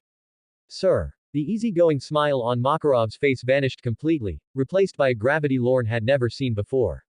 What do you mean? Maintaining such a massive village of memory constructs required an astronomical amount of magic power. This was not a one-time creation spell. It was an existence spell that required a huge influx of magic power every single second to sustain. Makarov knew that even he absolutely could not maintain this state long-term. It would drain a mage dry. Robinru paid no heed to the horror in their voices, responding calmly as before. Yes, I will always be here. The Cat Shelter Guild is established starting today. He said it as if it were the most natural thing in the world. His tone was as simple as saying he would continue to breathe here. Silence enveloped the surroundings. Lorn only felt a chill shoot up his spine to the top of his head. He abruptly turned his head to look at Makarov. In the guild master's eyes, which seemed to see through everything, he saw the same shock mirrored in himself. This was no longer a question of strength or weakness. This was a complete subversion of the basic common sense of magic conservation. Wendy did not understand the deeper meaning, she only understood that Grandpa Robinroo would not leave. The little girl's tears fell again. She stood on her tiptoes and hugged the old man's leg tightly. Grandpa Robinroo. I will definitely come back to see you. I will wait for you. A faint smile touched Robinroo's lips, and he ruffled her hair one last time. Finally, the group turned away. In the village behind them, the illusory villagers maintained their gentle smiles, silently waving their hands. After walking a considerable distance, the feeling of being enveloped by immense magic power gradually dissipated. Lorn finally couldn't hold back, lowering his voice to speak. Guild Master, that old man, he. Makarov stopped, turning back to look in the direction of the village. The outline of the place was already becoming blurred among the trees. The old guild master's expression was one of sternness Lorn had never witnessed before. I don't know who exactly he is. Makarov's voice was suppressed, every word carrying a heavy weight. But based on the sheer amount of magic power alone, I doubt anyone in the entire Fury Kingdom can compare to him. The surrounding air instantly grew heavy, pressing down so much that it was hard to breathe. This oppressive silence was broken by a series of suppressed, faint sobs. It was Wendy. The little girl kept looking back over her shoulder, large tears rolling down her cheeks, impossible to wipe away. She couldn't bear to leave Grandpa Robinroo, nor could she bear to leave the villagers who smiled at her. Lorn sighed inwardly. He walked over to Wendy, slowing his pace, and softened his voice considerably. Wendy, stop looking now. Wendy sobbed. Her tear-soaked eyelashes trembled, and her face was filled with reluctance and bewilderment. Lorn squatted down, bringing his gaze level with hers. His tone was gentle, yet his words carried a weight that naturally quieted people. Do you remember what I told you? Parting is for the sake of a better reunion. Besides, if you keep looking back, you won't be able to walk the path ahead properly. Wendy's crying stopped, and her small body gave a slight shudder. She remembered the words Lorn had used to comfort her earlier.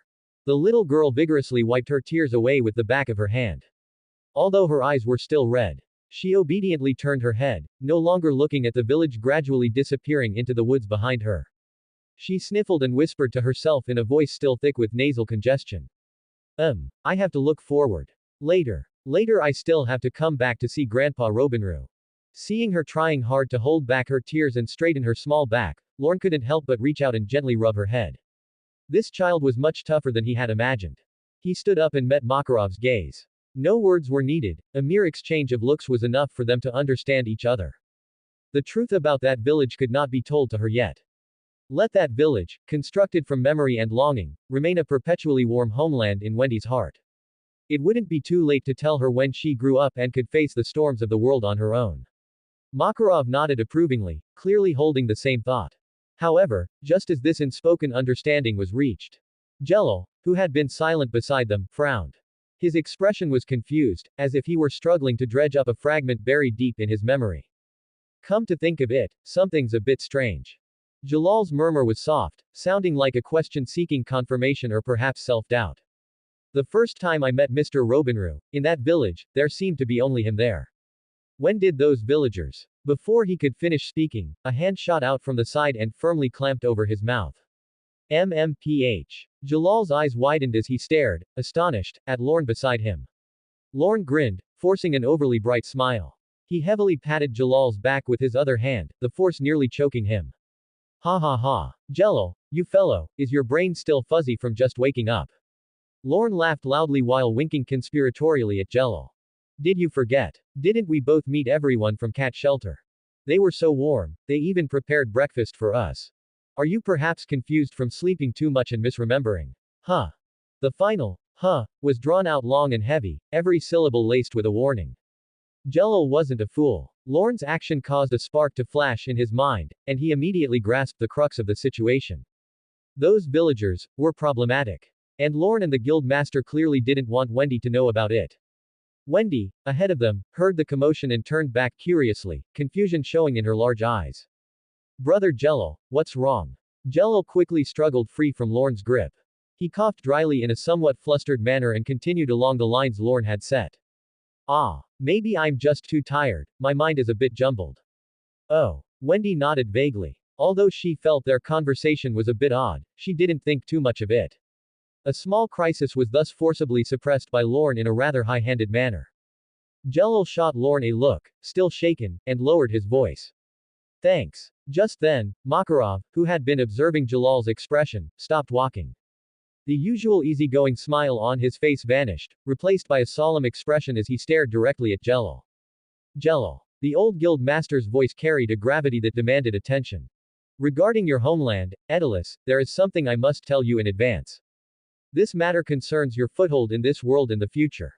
Jello stopped moving immediately, straightening his posture and listening with complete focus. Makarov's gaze was calm as he slowly began to speak. Daedalus is not simply another world. It is in a parallel world relationship with Earth-land, where we reside. Parallel world. Jalal's face showed complete unfamiliarity and incomprehension. This concept was something he was hearing for the first time. That's right. Makarov nodded and explained. You can understand it as an existence that is the inverse and the two sides of the same coin as our world. The structure of the world, the continents, and even the existence of many people correspond to each other. This means. Makarov's tone intensified slightly. In Earth-land, there is very likely to be a person who looks exactly like you, and like the others from Daedalus. But, you must remember this. The old guild master looked around at the two young men and warned them word by word. Looking the same does not mean they are the same person. Their personalities, experiences, and stances could be vastly different. You must never make a false judgment or place trust in someone just because of a similar face, do you understand? These words caused ripples within Jalal's heart. So that was how it was. Parallel worlds. He suddenly looked up at Makarov standing before him. That familiar yet different face, that iconic beard, that short stature. Didn't this look exactly like the king of the kingdom of Daedalus, that ruthless man who sacrificed his entire nation pursuing eternal magic? That man was his father, Faust. And the old man before him, despite possessing unfathomable power, was willing to run around for a child he didn't even know. He would fight danger for the sake of his guild members. He was even willing to accept him, an invader from another world. They had the exact same appearance, yet they were two completely different people. A huge sense of rupture surged in his heart. Jalal's lips moved, but in the end, he said nothing. He didn't want to, nor was he willing to mention the name that brought him endless pain and guilt in this warm place that had just accepted him. After a long silence, the confusion in Jalal's eyes faded, and his gaze became clear and resolute. He looked up and spoke solemnly to Makarov and Lorn. Guild Master, Lorn, I have a request. I wish to change my name. Since parallel worlds exist, this world likely has a Jello as well. I don't want my existence to bring him any unnecessary trouble or danger. He didn't want the name Jello to be associated with the forbidden disaster of Anima any longer. Hearing these words, recognition for the young man shone in Makarov's eyes. This child was both thoughtful and kind. Makarov stroked his beard, a hint of a smile entering his voice. Oh. Then what new name do you wish to take? Jello showed no hesitation. He looked down at the few spare magic wands tucked at his waist. My magic requires tools to be cast. Magic like hypnosis, illusions, and sleep suits me better. He raised his head, and an unprecedented light shone in his eyes. It was the light of breaking free from the past and achieving rebirth. From today onward, I shall be called Mistogen. Mistogen. The name passed between their lips, and they all felt it was exceptionally fitting. It was both mysterious and perfectly compatible with his magical characteristics. Good. Mistogen, an excellent name. Makarov laughed heartily. From today onward, you are a mage of fairy tale, Mistogen. Lorn also stepped forward, heavily clapping him on the shoulder, grinning widely. Welcome, Mistogen. Having shed the heavy name Jello, he felt an unprecedented lightness throughout his entire being. Jello, no, he should be called Mistogen now. He looked at the sincere smiles before him, and the tension in his facial lines finally softened. A genuine smile bloomed on his lips. Lorn looked at his relieved expression and smiled even wider. As if ignited by an interesting thought, he leaned close to Mistogen's ear and asked curiously. Hey, Mistogen, what kind of guy do you think the me from your world is? Lorn's sudden question caused a ripple in the recently calmed atmosphere inside the carriage. Mistogen's smile faded. I think so. You people over there are probably two completely different kinds of people. This answer made Lorn raise an eyebrow, but he did not press further. Parallel worlds, opposite sides. The topic ended there. The group set off again. They passed through the last layer of shadows in the woodland. The view ahead suddenly opened up, and a dirt road leading down to a town stretched out before them. We need to go to the city ahead first, and then take the magic train back to Magnolia.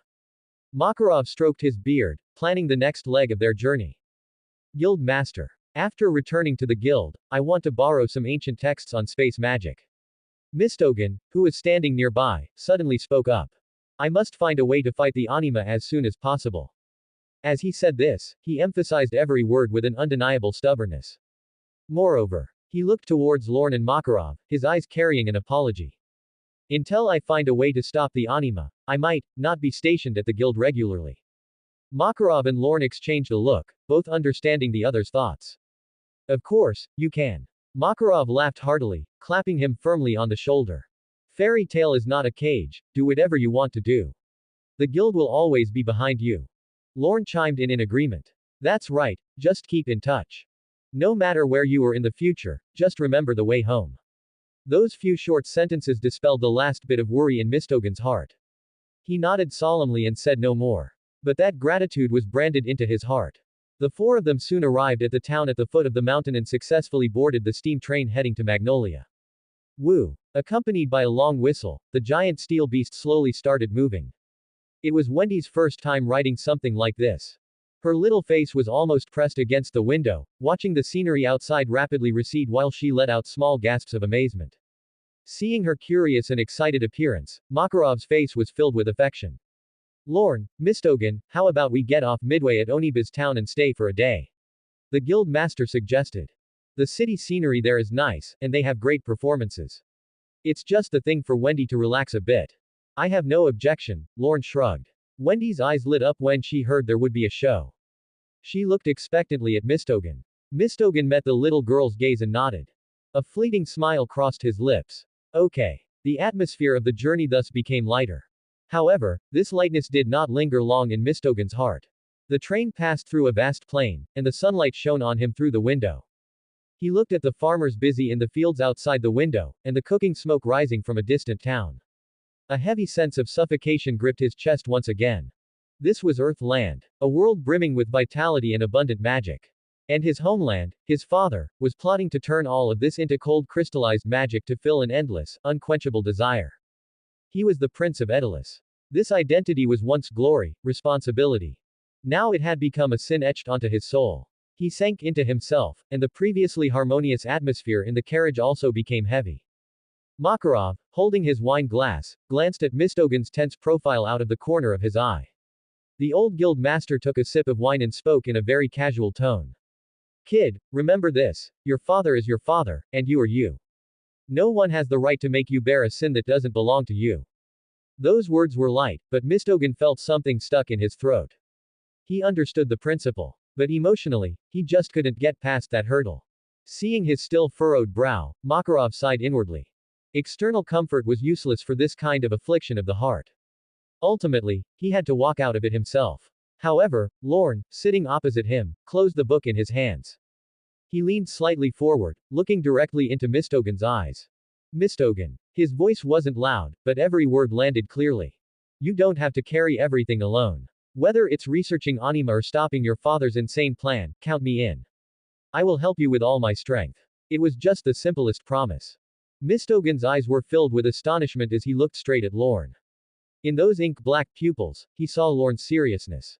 That gaze was like a wedge, driven into the darkest corner of his heart. It forcibly pried open a crack, letting the light leak in. Mistogen was stunned for a long time. Finally, his tense shoulders slowly relaxed. He nodded solemnly to Lorn. The atmosphere in the carriage warmed up again. Wendy was already leaning against Makarov, beginning to look forward to tomorrow's performance. The train moved steadily forward amidst their individual thoughts and conversations. The next evening, the train arrived at Oniba's town. This was where Lorn had previously accepted the commission to hunt monsters. Guild Master, Wendy, Mistogen, I'll be getting off here. Lorn shouldered his bag and stood at the carriage door, speaking to the three of them. All right, head back to the guild soon. Goodbye, brother Lorn. Wendy pressed against the window, waving her little hand vigorously. Yeah, goodbye. Lorn responded with a smile, watching the train start moving again and gradually disappear over the distant horizon. He withdrew his gaze, turned, and stepped off the platform, Lorn blending into the ceaseless flow of people at the station. Onibus truly lived up to its reputation as a famous tourist city. The streets were bustling with traffic, quite lively. Lorn followed the address on the commission letter, walking unhurriedly toward the outskirts of the city. Walking alone, he finally had the time to calm down and examine the rewards he had received from the previous sign-in. Besides the incomplete magic called Words Become Law, that needed research. The system had also given him 2 other card-related abilities that he needed to master. When Lorn's consciousness touched these 2 skills, a massive stream of information instantly washed over his mind. His fingertips generated an illusion, as if he could feel the cool, smooth texture of an invisible deck of playing cards. Countless dazzling shuffling and cutting techniques flashed through his mind at high speed. He even felt that even a fallen leaf in his hand could be turned into a blade sharp enough to cut iron. This was no longer mere trickery or proficiency. This was fundamentally a crash course for an ace killer, from beginner to burial. Interesting abilities. Lorn stroked his chin, a clearer path for his future fighting style vaguely forming in his mind. And the card trickery was an even bigger surprise. The execution methods for various techniques made Lorn feel like he could achieve the effect of a god of gamblers. He just didn't know what kinds of magic existed in casinos to counter cheating. Just as he passed through a secluded alley and his mind was pulling away from the system space, Lorn's pace faltered with a nearly imperceptible pause. The expression on his face didn't change, but the muscles under his clothes instantly tensed. Ever since he left the station, a gaze had been clinging to his back. It was a scrutinizing stare. Lorn glanced sideways toward the street corner behind him. There was no one there. But he could feel that the other party was still there. And in the direction where the gaze originated. An extremely faint trace of residual magic was drifting out, thread by thread. If he hadn't intentionally tried to sense it, it would have easily blended in with the chaotic aura in the air. That's the end of part 2. Part 3 is coming soon. Thanks for watching. Please subscribe and support our channel for more stories.